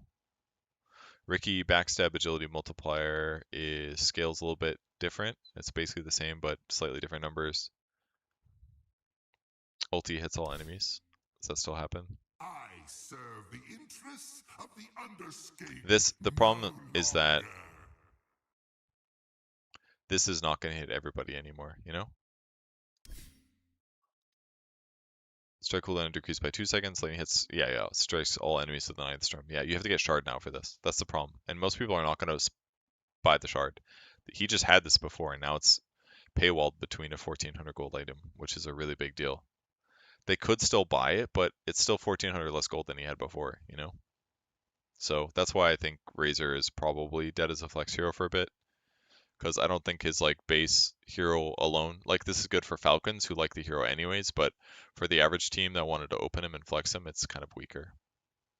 Smoke screen mana cross is up, miss rate is mostly up in the early game, slightly worse later. Blink slow is better. Ag Scepter cast bonus range is increased. This is I don't remember what they changed this Ags to do. Cast range to 900. Target an ally unit, hiding inside them for the duration. While hiding in them, they have bonus move speed. Tricks last longer. So they are trying to, this is a encouragement buff. They're trying to make it better. 900 cast range is crazy by all means. You could like basically blink in, attack a little bit, smoke screen, and then tricks the trade an ally, but is Satanic still good for Razor? It is, but the Razor builds are kind of gimped now because Refresher, actually it's probably fine. Refresher Razor was really good for sure. It hasn't really been like the build for a while, but you can't refresh BKB anymore, so you don't get double BKB, but you still can refresh double ulti. I would just say the Refresher build on Razor is weaker. I would say Razor's probably in a subpar position right now is my assumption. And Crimson Guard is also weaker. Yeah, if you go the Aura build, like the Greaves build, into like Pipe or Crimson Guard, it's just a little bit weaker. That's the passive block though. Once you use the active, it's still fine, but it also scales weaker based on your raw HP. So I would say Razor's just going to be worse. And most importantly, you are not doing enough damage now without Shard. Before you could just buy defensive items and pop your ulti and like get gone on and do a bunch of damage. That's gone. Like you have to buy Shard to do that, and that's very expensive for something that was just built into the hero before. So this is overall like a huge nerf, I would say, to Razor. Sure, if you're winning and you buy the Shard, you're fine, but there's a bunch of times where you would have gotten kills otherwise that you're not going to get now because it's too early to buy Shard. So I would say big nerf to the hero for sure. You might see him in some matchups where like static linking enemies is really good, but in most cases that's not going to be good enough to justify the hero, I think. Ringmaster, part of souvenirs not always consists of Funnel Smear, Strongman, Tonic, Unicycle. So they added Unicycle, which I thought was the best one, to the other 3 that everybody used. Could be seen as a negative because it is one more thing that people like. If you think this one's weaker than the other 3, then it's a big deal. But targeted unit is no longer stunned for 0.5 seconds when placed in a box. That's cool. So they can move immediately. Radius and Ag Scepter explosion radius now affected by AoE bonuses. Okay. So the radius of, if you increase your radius, people can run farther before they get removed. 3 charges of Impalement Arts. Mana cost decreased to 50. The base damage is lower. The percentage is a little bit lower. So it's definitely less damage early on, but you get 3 daggers, which is kind of cool. Damage per second to creeps is decreased, but still high, 85 for a couple seconds. Slow duration is better, so way better for vision without leveling these up, which is good. Deals damage for 4 seconds, so against a creep, it's doing 20 damage plus 85 times 4. So it's like, it's still a lot of damage. It's like 350 damage against a creep. Really, really good against creeps. Um, Max health is still good. Definitely a very good like level 1 skill. You don't really need a lot of levels. It's going to be good to max it out, but like all you're just increasing the max health percentage pretty much now, which is fine, but and it is a little bit better. I don't know. This is a buff to Ringmaster as far as I'm concerned. Palement's arts impact damage replaced with +1 charge. Okay. Better percentage base damage, worse upfront damage, basically. Better mana cost, way better mana cost. To say the damage is huge on it now, I think is a little bit overstating it, because it went from 5% to 6%. Like it's good. It's 24% of max health damage per second instead of 20, and it does 15 more damage. Like you are right that when you max it out, it does more. But I don't know if I'd say huge. You're repeating what you heard.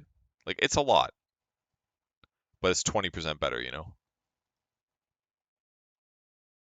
20% is pretty good. It's like going from a 300 damage nuke to a 360. And I think this kind of needed to be buffed because a lot of times somebody gets hit with impalement arts and it feels like they just regen through it. But that's like the nature of damage over time stuff. Like regen offsets it quite effectively. But in fights it can be a big deal. DNM played a few games in a row. He's loving it. Last kept picking it. He was enjoying it. Yeah. I mean, certainly if you think about it in the fact that if you hit somebody with 3 of these, they've lost in the 12 seconds, they've lost 75% of their max health. That part's good. But sometimes all it takes is like a little bit more damage for something to feel really good. So maybe that's why it feels really strong. All it takes is enough damage to kill somebody and then you're good. Curiosity gains 1 stack of curiosity per level, granting base damage, debuff duration, area of effect bonus. Basically putting all the facets together with what his arcane supremacy does.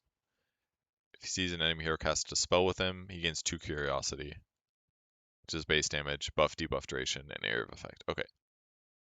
Enemy that currently provides temporary curiosity dies within 3 seconds after taking damage from Rubik. He gains 1 curiosity permanently. Ah. So, basically, as enemies cast spells near you, within 1200, which is a lot, and if you see them cast that ability, you gain curiosity for 20 seconds. If they die within 3 seconds of taking damage from Rubik, he gains permanent 1 damage, buff, debuff duration, and 2 area of effect bonus, which isn't a lot. Like if you get 10 of these, you have 20 AoE. It's not that big. However, having like 20 base damage permanently is kind of a lot, and having 3% buff debuff duration, it's fine. 6% buff debuff. This can add up certainly. I don't know how big these numbers are going to be long term, but it seems kind of good because if you do damage to people within 3 seconds of them taking them dying, like you could probably get a lot of stacks. But I'm not really sure how many stacks you're gonna be able to get typically. Ag Shard throw distance bonus change from to 225. Fable reduces both spell and attack damage by default. That's really nice. Very good against all heroes now. No longer grants debuff amp just by spell stealing, but does get cooldown reduced guaranteed built in, which is better for the hero because that means all spells will be better with spell steal. However, there's like some spells, I guess if you steal multiple spells in a fight and you just want to cast it one time, it's worse. So stealing stuff like Ravage is worse because it doesn't just have a high stun duration and then you steal another spell and cast another spell. But for base abilities that have lower cooldown, this should be better, I assume, because you're gonna be casting them more often. So 200 health talent at 10. Telekinesis cooldown -2, not much, but yeah, it's a 13-second cooldown. It's not that bad. Lightning damage deals 325. Now this talent applies damage to thrown enemy as well. So the 20 talent, that one's kind of big. It's going to add 325 damage to telekinesis.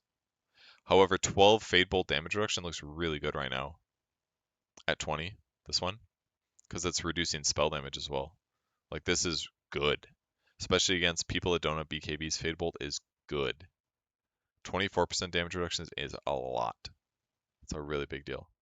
So, kind of interesting. Curiosity bonuses at 25 doubles them. Very curious to see how effectively this works. Sand King Caustic Finally no longer levels with Epicenter. Base damage rescaled. Max health, it's probably about the same, I'm going to assume. Cast range increased. Sand King now immediately regains invisibility if the Burrow Strike ends within Sandstorm's AoE.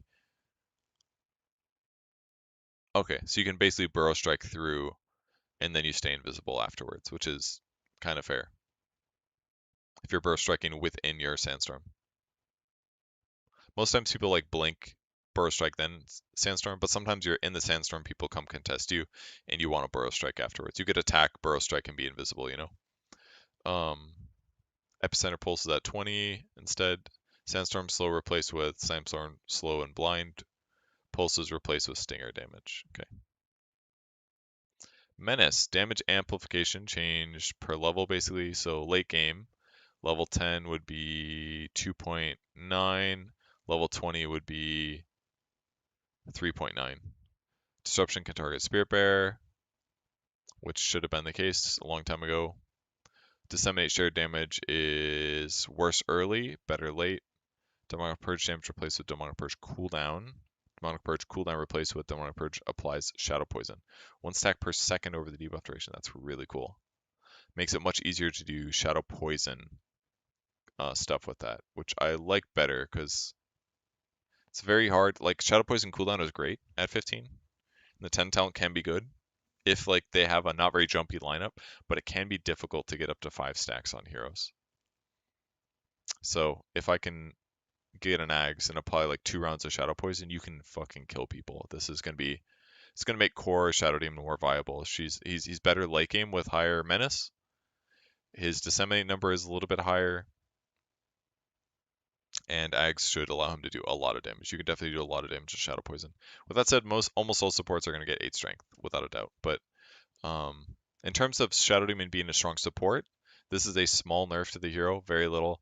This is basically irrelevant, and this is slightly worse early, but not a big deal. By the time you are level 6, it's the same. So basically, the hero is unchanged for pro scene, and I think pro players would be upset about that, personally.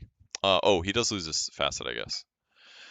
Okay, he lost his facet. So he lost his lower opponent's health temporarily when using Disseminate, and increase ally health when using Disseminate. That's gone. Other than that, he's basically unchanged, other than Disseminate being slightly worse at level 1. So I would say not that bad of a nerf to the hero. He's probably still good, to be honest. But your opponent not losing like 9 to 13% of their health, or whatever the numbers were last at when they got nerfed, that being gone is significant, but it might not be significant enough to matter. He's probably still decent. Alright, Shadow Fiend, one of the best heroes in the patch, undoubtedly hasn't changed no matter what. Let's see what they changed. No longer levels with Requiem of Souls. Base damage per soul rescaled per level, not based on your ulti. Max soul is decreased to 20 at all levels, so by the time you get to level 8 or 9... Oh, wait, this is your innate, sorry. No matter what, as the game goes on, your raw damage is just less. However, your damage per soul rescales. So before, when you'd hit like level 18, your shit's maxed out. 26 souls, 4 damage per souls. Let's say when you're 18 now, I'm going to need the calculator. I just want to see how different this is because this here's a big deal in the patch. Let's go this, alt tab to calculator. Okay, so I have 0.15 for the soul damage per souls. I'm going to times that by 18 because we're assuming level 18 Shadow Fiend. How different is it? It's 2.7 plus 1.35, so it's about the same. So at level 18, you do the exact same damage per souls, but you have 6 less souls. So 6 times 4.05 means at level 18, Shadow Fiend is hitting for 24.3 less damage per attack. So pretty significant. Um, and that matters at level 6, you have 2 less souls, that's 4 less damage. At level 12, you have 4 less souls, which is probably way less damage. Let me think, 6 times 1.15, let me just make sure the other things are right, 0.15. That's 0.9. So yeah, at level 6, you're going to have about 2 less damage.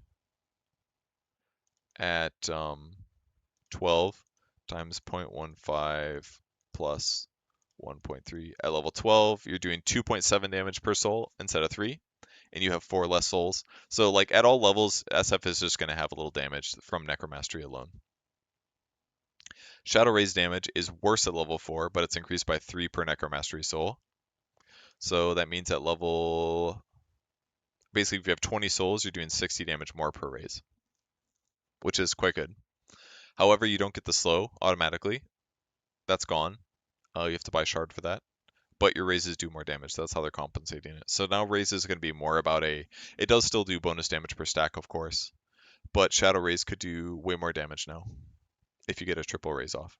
So Blink is kind of cool on the hero. Still. There's still viability for SF as a nuker. As a right-clicker, it's probably weaker. And he no longer is going to have his facet, which makes his minus armor aura just better, basically. Feast of Souls no longer requires souls to cast. Instead, he gains souls from surrounding enemies, gains 2 souls from 2 enemies in a 600 radius every half second, prioritizing heroes. Each individual enemy can provide souls once, with creeps giving 1 soul and heroes providing 3. So it takes them from heroes first, then creeps every half second, and it lasts for 8 seconds, max collection targets of 10. Can collect souls from up to 4 to 10 enemies. Once the effect is over, he loses the souls whose owners are still alive, retaining the rest for 8 seconds. So it lasts, he's basically stealing bonus damage. It doesn't hurt them, I don't think, but he can gain up to like 40 damage. So he gains bonus attack speed, he gains movement speed, and he's gaining bonus damage right now. Creeps give 1 soul, heroes provide 3. Okay. Can collect souls from up to 10 enemies. So it'd be good against Meepo probably, because he's getting like 30 souls. And 30 souls is like 120 damage. So I don't know, this skill looks kind of cracked right now to me. Let's say he's stealing it from 3 heroes. 3 heroes is 3 souls, that's 9, so 3 times 3 is 9. 9 times 4, assuming he's level 18, is a pretty good amount of damage. So he's getting like 40 damage, 80 attack speed, plus movement speed. Feast of Souls just seems cracked now, if that's working correctly. Because it says can collect souls from up to 10 enemies. Every hero provides 3, every creep provides 1. So if it's creeps, you're getting 10 souls worth of damage. If it's heroes, it could be a lot more. So I don't know, Feast of Souls seems good.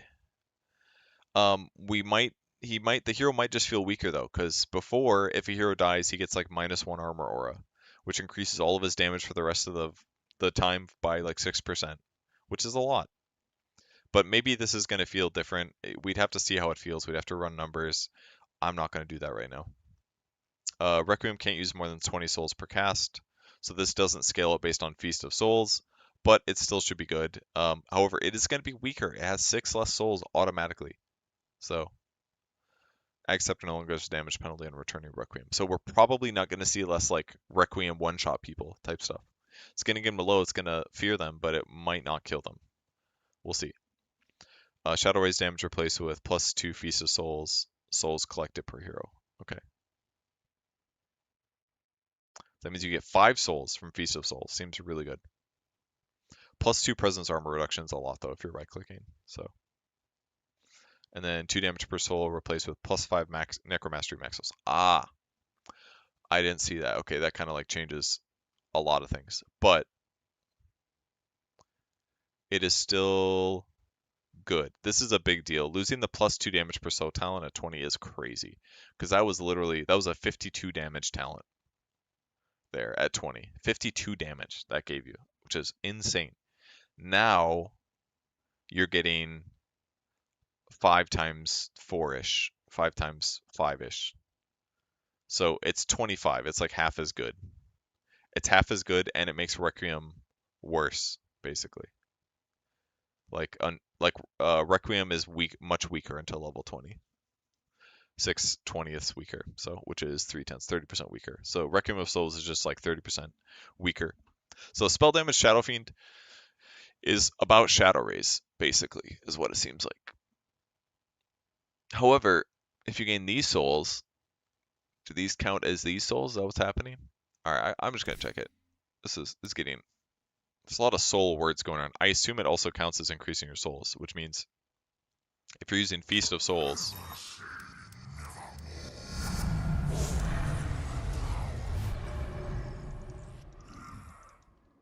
you need like Prepare for battle. souls.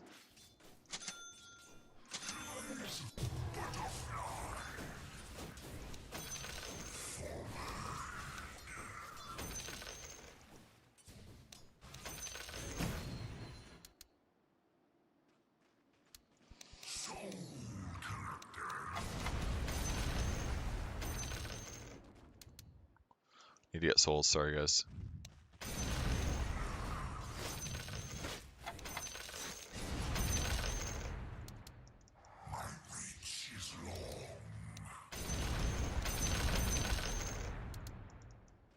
I just have to see if my souls are going up here.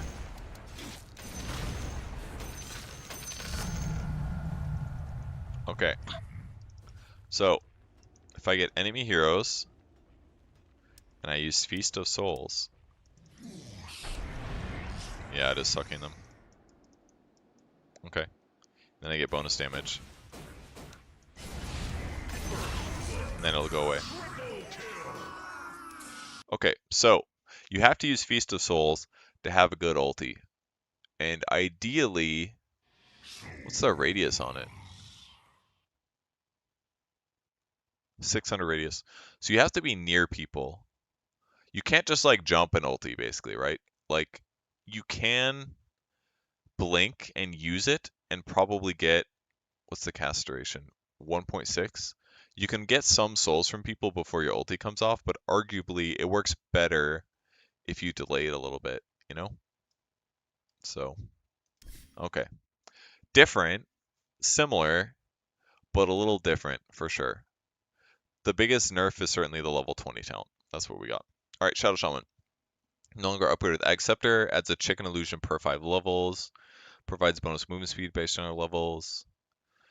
Anaconda. Ag Shard throws a jar at a location, dealing damage to all enemies in a radius and creating a massive serpent ward that lasts for 15 seconds. It has it's like a better serpent ward, but it's not like a crazy super ward. 4 times health and damage to normal serpent ward. Cooldown's 50 seconds. Cool. So basically it allows you to have like a weaker ulti. It's like a secondary ulti. It's kind of like Witch Doctor in that you get another death ward. You slap it down, it does damage, gets a massive serpent ward, lasts 15 seconds, cooldown's 50 seconds. That's cool. I feel like this is just nice for Shadow Shaman. I feel like this is a buff. However, Shadow Shaman loses chicken fingers, which is a really good facet to apply extra stun duration. So this is fine. I feel better getting a shard now on Shadow Shaman, I'd say. The shard is buffed, but his facet is gone. He's probably still okay. So this looks fun. I'm into this. Silencer, movement speed increase, rework brain drain ability into a new innate. Takes less damage from and deals more damage to silenced targets. Okay. Damage modifier is percentage per level for both reduction and amp. Okay, so you do more damage to silenced targets and take less from them. If an enemy hero dies within range or was debuffed by silencer at the time of death, he steals int from them. If the victim was silenced, an extra 1 point of int will be stolen. Oh, okay, that's quite good. So you can global silence people, and if they die while they're global silenced, you get int. And in fact, you'll get 2 int. You can globally steal from people. Arcane's Curse no longer has 1 bonus slow and damage amp against silenced enemies that's built into Super Suffer and Silence. Glaives Ag Shard causes Insteel, increases it by 1, and causes the glaives to bounce once. So Shard is back to glaive bouncing. And then Arcane Silence Multiplier replaced with Suffer and Silence damage. There might be some damage changes here that are kind of obvious, but 10 movement speed seems nice. These numbers might be rough. I think this was a facet, right? It was like 10% or something. Level 10, we're talking about 10% damage change. I think you're probably going to see pain on this hero as a nuker. I imagine the numbers are way worse early game. Like level 7 Silencer with Arcane Curse and a Silence, like you might struggle a lot. But maybe right click is a little bit better, I suppose. But how do you silence them pre-6? You have to use your third skill, I guess. Last word and fight them. Comes to war. I don't know, it seems kind of goofy. 2 arcane charges replaced with 2 seconds global silence duration. Talent Glaives of Wisdom damage increased. I don't know, I want Glaives of Wisdom to be good, but I'm kind of unsure. At least when you use Shard now, like, you get a free glaive. With the other facet before, you had to pay mana for the extra glaive. It was, like, completely unacceptable. Was how it felt when I tried it. So at least now, if you buy a Shard, you could hypothetically become Silencer semi-core. It could work. Scarlet Mage, Ruin and Restoration Innate's gone.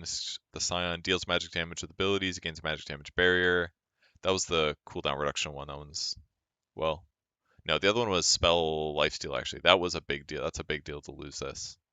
He loses his spell lifesteal innate. Now he gains magic barrier every time he deals magic damage with an ability based on his level. So your ulti is by far the best version of this. Concussive considers Spirit Bearer as a true hero for prioritization. I don't know, this feels like a giga nerf to Skywrath Mage. I wouldn't be surprised if his win rate drops because he's losing 20 to 50% spell amp, which is, for core Sky, is unacceptable as far as I'm concerned. Not that core Sky is a thing compared to support Sky, but his innate is here and he lost his spell lifesteal, which is a bummer for the hero. They're probably gonna have to buff him, I imagine. Because to me, while you are getting a big barrier, you're not getting lifesteal and barrier. So like there were some heroes that you could actually just like tank through, like Queen of Pain. You just ulti her and you're like, okay, I'm getting lifesteal and I'm getting a barrier, and now you can't kill me. It was really nice. So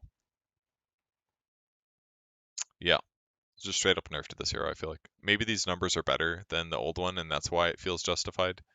Um, but on paper, without examining the exact number detail and having the other one to compare to, this just seems worse to me. But 15 barrier per spell, that's like 30 HP when you use concussive shot on a nuke. It's like pretty ass pre-6.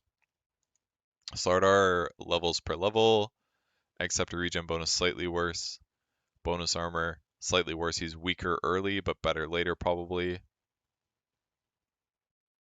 He's getting a percentage bonus attack damage. This could make Slardar scale better as a core, as a right clicker. Because at 18 before, he was getting 32 bonus damage. Now he's going to be getting basically like 20% bonus attack damage. Is that better than raw damage? It probably is, because in late game scenarios, like if you have a rapier, for example, and you're dealing 20% bonus damage, that's a big deal. Your rapier is better. Like legitimately, Slardar could become a carry with this percentage change. Like he'll scale better right click. It could justify actual right click builds. But it's been a long time since he was a right clicker. But getting a percentage bonus attack damage is kind of cool. Back in Dota 1, I remember some armlet Slardars were kind of sick. A lot of armor, a lot of attack speed, a lot of HP damage. You didn't have lifesteal though, so it was kind of bad.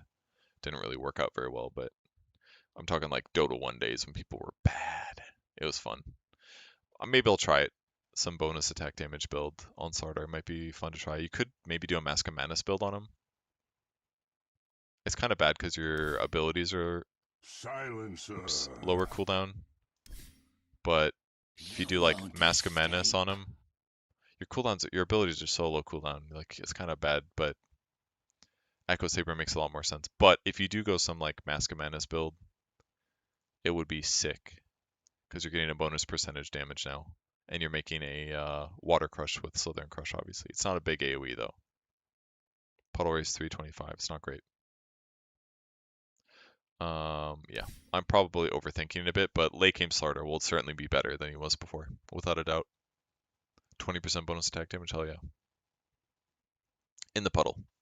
Slow resistance for the first 2.5 seconds. Yeah, they kept the same facet. 30 bash to the deep damage at 10 is fine. Bash to the deep damage replaced with corrosive haze armor at 15. Corrosive armor replaced with seaborn sentinel bonus attack damage. All right, it's for real. Here it is, 16. Oh, that was my cell phone falling onto the ground. Wonderful. At level 20 plus 16, so you have basically 30%. You're sitting around like probably 35% bonus damage from Seaborn Sentinel. That is based on your base stats though. So like you'd have to have strength items for that to feel good. But it seems kind of cool. Could be quite good, frankly. Before it was like basically 50 damage right away at level 10, which is kind of a lot after using stun. So weaker early could affect the hero's win rate, but like later on there's more viability for sure to do more damage. If you have white damage. So you won't unlike Daedalus or anything, but if you bought like strength items, it could be good. Wouldn't be like Deso or something, but I don't know. Armlet is the most obvious one, but you just don't have the regen on the hero to justify it, I feel like. But it would be good on the hero. And you do have regen when you stun. You've got regen there, I guess. But yeah, maybe there's some potential for like an armlet build on the hero. Armlet Sanjin Yasha would be kind of sick. Health restoration, movement speed, run around, slap people. I'm into it. I'm gonna try it. It's probably bad. Probably really bad. Because you won't have gap close. Maybe with a Shadow Blade, it could be kind of cool. Slark, Essence Shift, duration changed. Cool. Stacks now have independent durations, don't refresh previous ones. Thank God, that destroyed me. Holy crap, in that one game recently. Cooldown is worse at level 4, so you can't like spam it as much to create like a unkillable game. Mana cost increased by a lot. Cast range is now Slark's attack range plus 50. The restoration steel increased to compensate for this. No, okay. This is fine.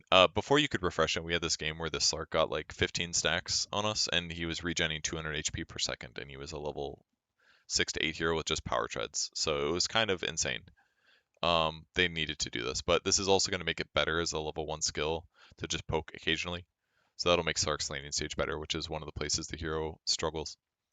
Buckshot Innate is gone. Boomstick. Snapfire deals more damage with their attacks and abilities. Closer sheets to her target. Min damage amp is 0. Max is 35. So you do more when you're close. So if you launch yourself in, you're doing more damage with the cookie. If you were the cookie target, you're doing 35% more. Point blank damage bonus decreased by a little bit.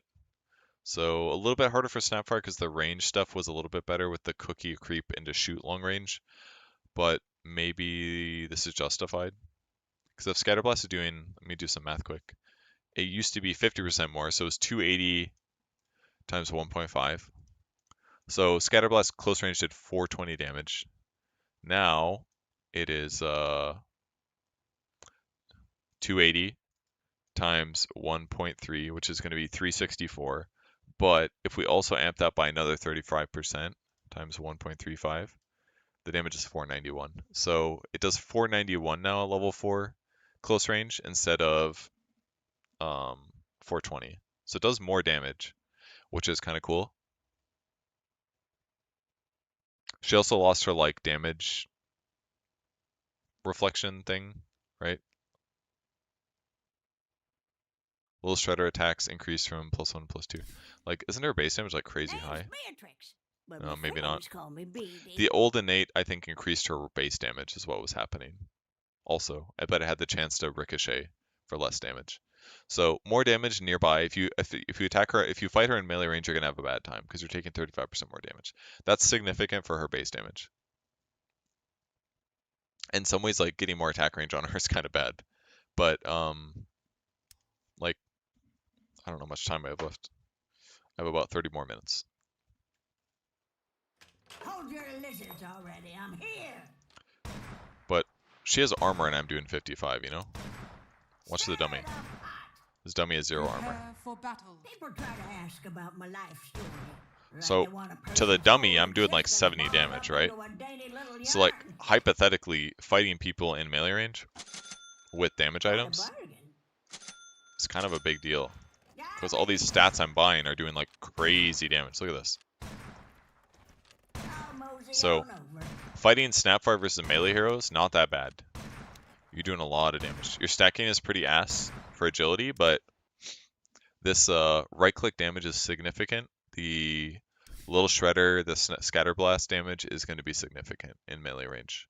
It's going to be higher at all levels. So she should not be afraid to fight people to the death in melee range. I feel like a wand on the hero is going to be incredibly good in laning stage because people are not going to anticipate this right now. I guarantee you can smash some laning stages with Snapfire if you make good decisions on when to fight because she's just going to do more damage. People aren't going to expect that much. You could get Scatter Blast with a little Shredder. You could fight people in melee range. That's the goal. I think Cookie's probably better. You could do Cookie into Scatter Blast right clicks and do a lot of damage. Maybe Bullet Grenades too. You're doing more damage. You're just doing more damage if you're close to your target. So this probably also works with Dagon. Like it works on items, right? We gotta check the Dagon. Looks I like don't know we how to just in build this time, fucking item, Mortimer. but yeah, I was right. It was Point Booster. Attributes, health, mana, cast range. Okay. Prepare for battle. Does that magic resistance? It does. So this is supposed to do 300 damage. Let's see how much it does. This ain't It does no 400 damage. Yeah, hayride. Dagon works. All right, Dagon Snapfire, guys. It's here. Veil Dagon Snapfire. Legitimately might work. No joke. Because Veil's going to increase the damage you're doing by another 10%. All these numbers are going to stack together really effectively. So this looks like the biggest sleeper buff to me. Just max extra damage when you're close range. Like, don't mind if I do. So, yeah. Dagon is kind of bad on the hero because it gives you cast range and stuff. But I don't know. This looks fun. Bet you E-Blade is crazy. E-Blade, Dagon, Snapfire. It's probably crazy, guys. No joke. This is probably a build. All right, one more demo. I don't necessarily think you're gonna be able to buy these items and all, but Oh, I love the smell of black powder in the morning.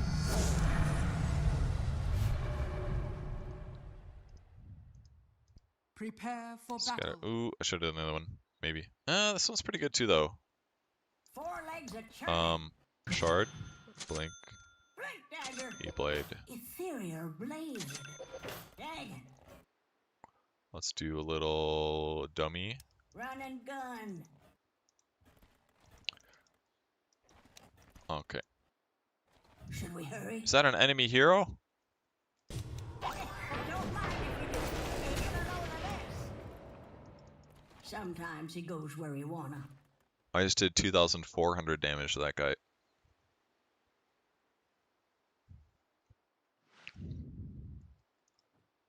How the fuck do I build Veil? There we go. Veil of discord. You bet. There's an enemy. Easy for them. Like my scatter gun. To pay dirt. Those numbers are fucking crazy. Anyways. See it in a pub near you. Mid Snapfire. Alright, let's move on.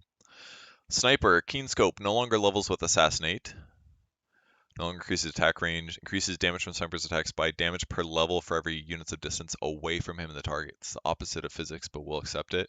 Also affects attack damage from Assassinate. So when you assassinate somebody, that one attack that you get in it will deal more damage, which is cool.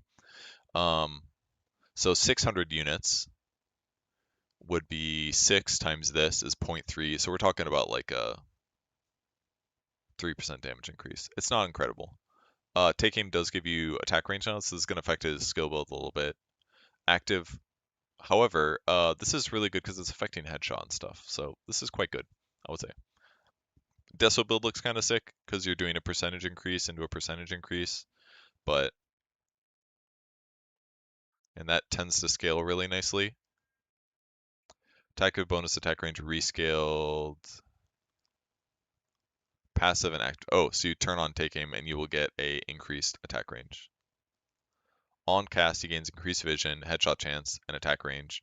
Slows me by 65, restricts my vision. Okay. But it will give you a bonus attack. I mean, that's like 700 range. You can attack from like crazy range with this. So if you're attacking from like 1300, that's a big damage increase. Okay. Assassinate no longer increases attack damage by this when you get the shot through, but it's getting this. So Assassinate's going to be worse damage-wise, but you're doing more right-click damage. Your take aim attack range bonus replaced with take aim passive attack range at level 10, which is good. That one's decent. 50 attack range at 10, I like that. It's not bad. It's 0.025% more damage on right clicks, arguably, if you're far enough away, but I can't help but think that 30 headshot damage is better, but 50 attack range is a big deal. Alright, Spectre base movement speed is up by 5, base health regen. I have not that much time left, and actually have a lot of heroes left. I'm on Spectre. I have like 18 minutes left to take a shower. A lot to do. Desolate damage per level up, more regen, more movement speed. Shadow step cooldowns are better. Cast range is better at start. Illusion damage is slightly better. Damage taken is decreased. This skill is kind of mediocre at times, so they're getting rid of it. Cooldown decreased. Duration rescale. Damage is about the same. So small change, small tweaks. Herd mentality is gone. Empowering haste innate. Bonus movement speed whenever he stuns an enemy. Depends on the unit type. Stunning a hero gives an 8% bonus for 2 seconds. So very good if you charge through people. Effects from multiple stuns stack and have independent durations. Great. Bull rush duration is paused during charge of darkness, but it can still gain new stacks. Okay, so while you're charging, it doesn't waste the ones that you already had. So if you get like a bash on somebody, an ulti bash on somebody, and then you charge across the map, you keep that percentage buff for the entire time you charge, which is cool. Allows them to go over the max movement speed limit. Okay. No longer upgrades the Ag Shard. Ag Scepter Bash increases knockback by 30% if knockback enemy collides with an other enemy. The second enemy is also bash. Okay. The original target takes 25% of the bash again. That's cool. Effect is applied to Charge of Darkness and other strike as well. Since the abilities use greater bash, creeps take 25% of repeated damage. Bodies of killed units keep flying and pushing enemies. Cool. Sounds fun. Ag Shard cooldown. This was an Ag Scepter, by the way. Let's see how different they make it. Less magic resistance, but basically the same spell. Ends if he's more than 900 units away from the target. Can be cast without canceling Charge of Darkness. So that's cool. This looks like a nice change. Could make Spirit Breaker more viable. I think this is good. I think this Ags is cool. We probably won't see it be built, but maybe. It'd be a nice way to increase his damage without just increasing his movement speed, which is nice. He didn't really have good ways to like play his charge-based hero without increasing, like, while being a right clicker. So this, like, the Ags alone will kind of solve that. But I like the shard as well. It's really good. Cool. Leveling up balling and no longer against 3 galvanized charges nerfed to Storm here. Remnants now spawn at Storm's its location and move at 300 speed to the target location. Did that not do that? Oh, you could spawn them farther away from Storm? Is that how it worked? I've not played Storm very much, so I'm not sure. Anyways, this is definitely a nerf. Losing mana. Mana regen per kill, so he has 0.6 less mana regen at 6. It's a big deal. At the least, he can get mana regen facets or enchantments. But you know what's weird? Like, I've had this facet word in my head a lot the last few years, and now I just can forget it again. I never have to use it again, and I barely used it before that. It's gone now forever. Facets. What does that word mean? Who knows? Vanquisher innate is gone. New innate increases stack damage. Sven gains per point of strength. Okay, so this is his facet from before. Damage at level 1 increased. So he should do more damage at level 1. No? He gets more base damage. The Wrath of God used to lower his damage. I don't know how the scaling works, we'll see. Ag Shard reworked makes Warcry undispellable, increases the radius, provides physical barriers, so it's kind of like other facet. Doesn't give you passive armor anymore. Vanquisher bonus replaced with God's Strength, slow resistance. So he might he does less of stun targets, but his overall damage should be just higher, I feel like. because his base damage is higher. I just feel like his level 1 is going to be stronger. Ready. It says 61 to 63, but I bet it's going to be higher when we're in game. Ready. So you're saying? Nope, I was wrong. Damage per strength 2.4. Prepare for Okay. battle. So it seems like it's much weaker as a base number, which is why his base damage is still fine. I just don't know what the scaling was on the other one is all. So it's hard for me to tell which one's better. I do not know. I do not know. I haven't checked chat in a while. You guys still alive? Used to be facet for storm. That was the facet for storm? Oh, to move it. Is that why I'm confused?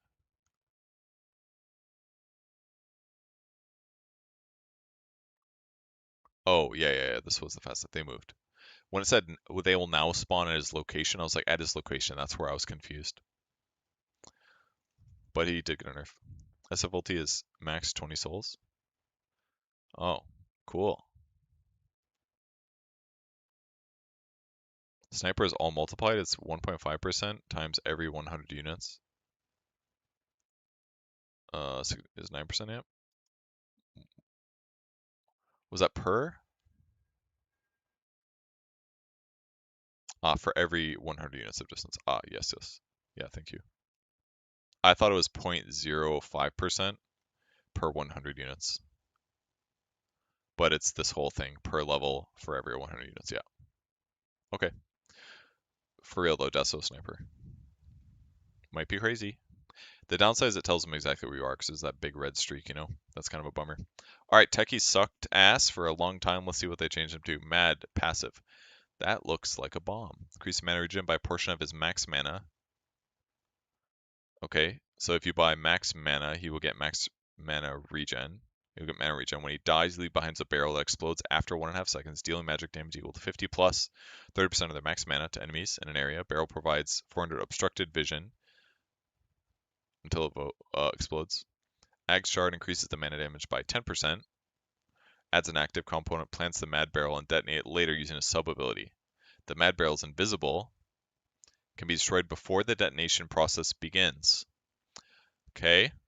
Detonating the barrel makes it visible and immortal, and then it explodes after the same 1.5 second delay. Only one Mad can exist via this active cast at one time. Barrel's planted via 1 second channel. Barrel health 200, cast range 450. So it's like a remote mine, but it's max mana is damage 30%. But if you get your mana really high, let's say you get like 3,000 mana, we're talking like a 900 damage nuke, which is kind of a lot. And that's a shard, so it's not that expensive. And if you pair it with a Mad Mine, it's quite good. Pair Proxy Mines with Mad Mines, because these increase the magic damage that you are doing. So you can do crazy damage with this thing.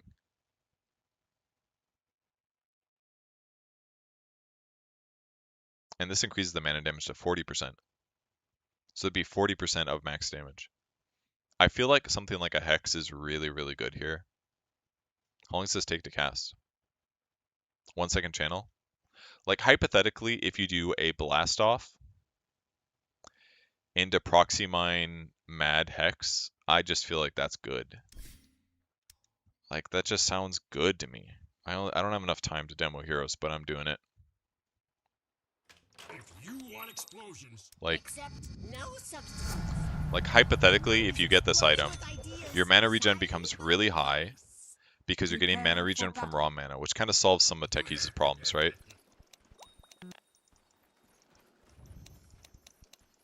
So let's say there's a dummy hero here. And what I basically want to do with Shard is nice. oh, I did strong. Off we go. How do I bop it? Oh, there we go. Okay, so 1.5 seconds. Let me try this again.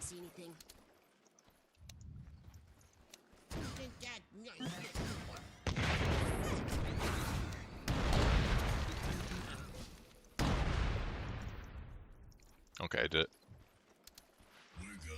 Try it again. Bomb. Your middle tower is under attack.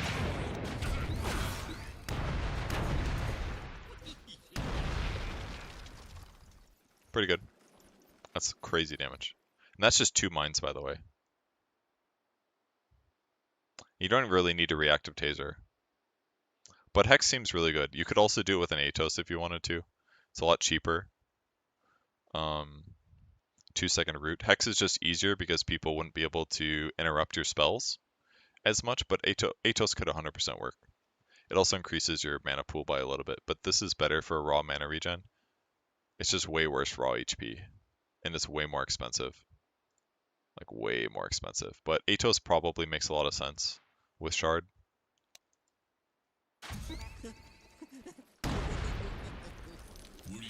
But it's really good after this. This looks cool. A little difficult to use, a little mechanically complicated, but you can do it. Damage was changed from proxy mines to caster. Okay, so you can change this to spell lifesteal. You can blade mail, kill techies, without a doubt now. Buy blade mail on some like this is a big problem for techies against at lower levels because normally you just put your mines down, you have a great time. But now people can blade mail kill techies easily. It's just gonna happen if you play for like mine the whole map style, which I think is good for the game, genuinely. So I'm into that because I don't like playing that style anyways. I think it's kind of boring. You can cast reactive taser on alloys always now, which is great. This is an excellent laning skill now. It does do damage. Which is great. It's no longer upgraded by Ag Shard, so it just does damage, 60 damage. People will be attacking you. They will attack your allies. Disarming them for 2 to 4 or like 2 to 4 seconds is really, really good. So that's great. These are really nice changes to him. Deals self-damage before damaging enemies. Okay. So that means you'll lose the HP while you're flying through the air, if I'm not mistaken. Techies are now rooted and disarmed instead of self-stun during Blastoff's leap animation, which means you should be able to cast items. So you could be flying in with Suicide and you can cast like a Hex, for example, or an Orchid, which is kind of cool.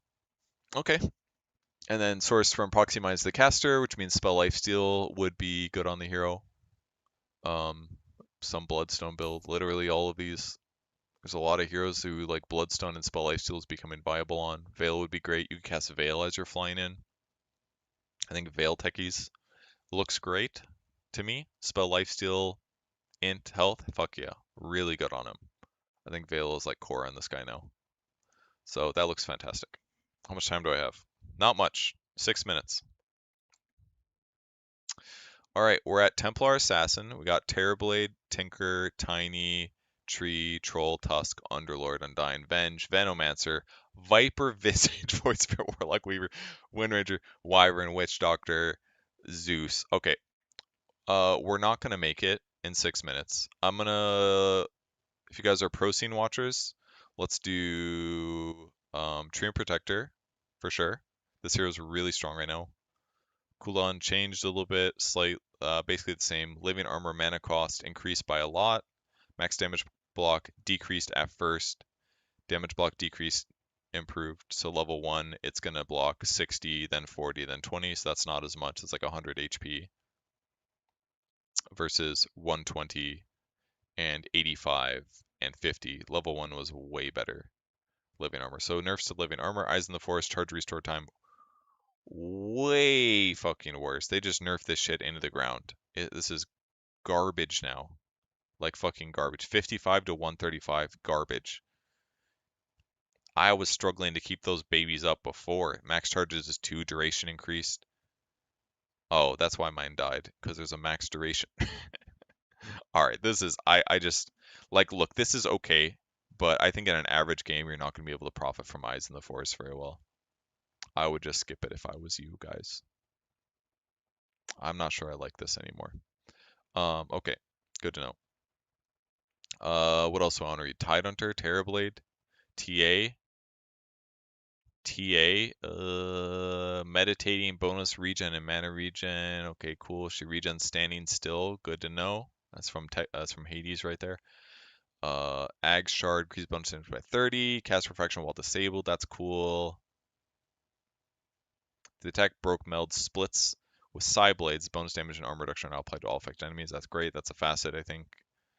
Ag Scepter silencing instead of Ag Shard. Good to know. We'll skip these talents. Base armor increased by 1. Conjure Image, Demon Zeal. Love the Demon Zeal. Cooldowns decreased. Duration decreased. Wonderful. Tidehunter strength gain. I probably should have sent in some graphics requests, huh? Too late for me. Blubber innate ability is gone. What's that mean? Has he still got damage block? Oh, it's on Kraken Shell now. Okay. Whenever enemy hero dies while affected by his debuff or skill blame, they drop a fish. He can eat the fish to grow inside permanently, gaining 3 max health, 2 attack range, 1 bonus damage block. Automatically eats a fish on every level up. Okay. I'm into that. Bonus attack damage. Bonus damage block only applied if there's a source of damage block being applied to an incoming physical attack.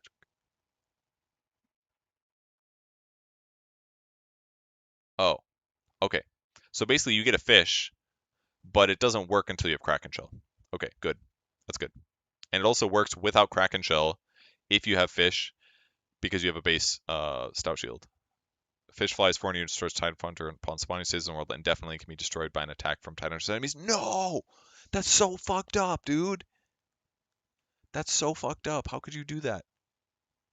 No longer levels with Chakram. Okay, little nerfs there. Except no longer adds bonuses. I have 2 minutes. I don't have enough time to read all this. I'm sorry, guys. Deploys turrets sounds sick. Turrets for Tinker. I don't have time. That looks big. Let's read something else. Tag team a basic ability. Attack speed slow. Normal stuff. Ice shards no longer shard. Drinking buddies is a basic ability. What's going on? Oh, it's an extra unit or an extra spell. Defense matrix out. That is good. He's got turrets though. Is that better, guys? What do you think? I don't know. Hard to say. Undying about the same. Less base armor, gets flesh golem. Venge, I like Venge. Attack time, that's a facet right there. Facet. Bride's bonus for Venge, so damage is better. Upgrade no longer refreshes ability cooldowns activating. Increases self bonus by up to 1.3. Now fully affected by Venge's aura's bonus. Illusion damage taken. Okay. Well, that looks pretty good. I want to read Veno too. Snake Bite. Love a Snake Bite. New basic ability. What was he losing? I don't know. Poison Sting's over here. Sinks his fangs, dealing magic damage, applying deadly toxin, magic damage per second for 6 seconds. Target attacks, they take magic damage again. Okay. Used against carries. I understand that. Alright, that's where we're going to have to end. I'm sorry to say, guys. Someone in chat saying that Winter Wyvern looks great. I can't check. We don't got enough time. Unfortunately, I was about 20 minutes away from finishing, but I do have to go. Thanks everybody for watching. This is my patch notes stream. I will come back to the YouTube video later, and I'm going to give you guys my thoughts about the heroes that I missed, I guess. Probably short ones, rather than make I cannot cancel a meeting. I have to go work a broadcast. In fact, if you want to hear me talk more about the patch, you can do it in about an hour, because I have to, actually more than an hour. I don't know what time the games start. Probably about an hour from now or so. An hour to hour and 15. I'm going to be on the Dream League broadcast, or the ESL broadcast. That's twitch.tv/ESL_Dota2. So go watch ESL 1 Birmingham. Alright, thanks everybody for watching. Goodbye. If you got any Twitch subs, please throw them at me. I would love your money. Games start 2 hours from now? Damn. Okay, 2 hours from now. Amazon Primes? Amazon Primes. Anyone with an Amazon Prime, I would love your Amazon Primes.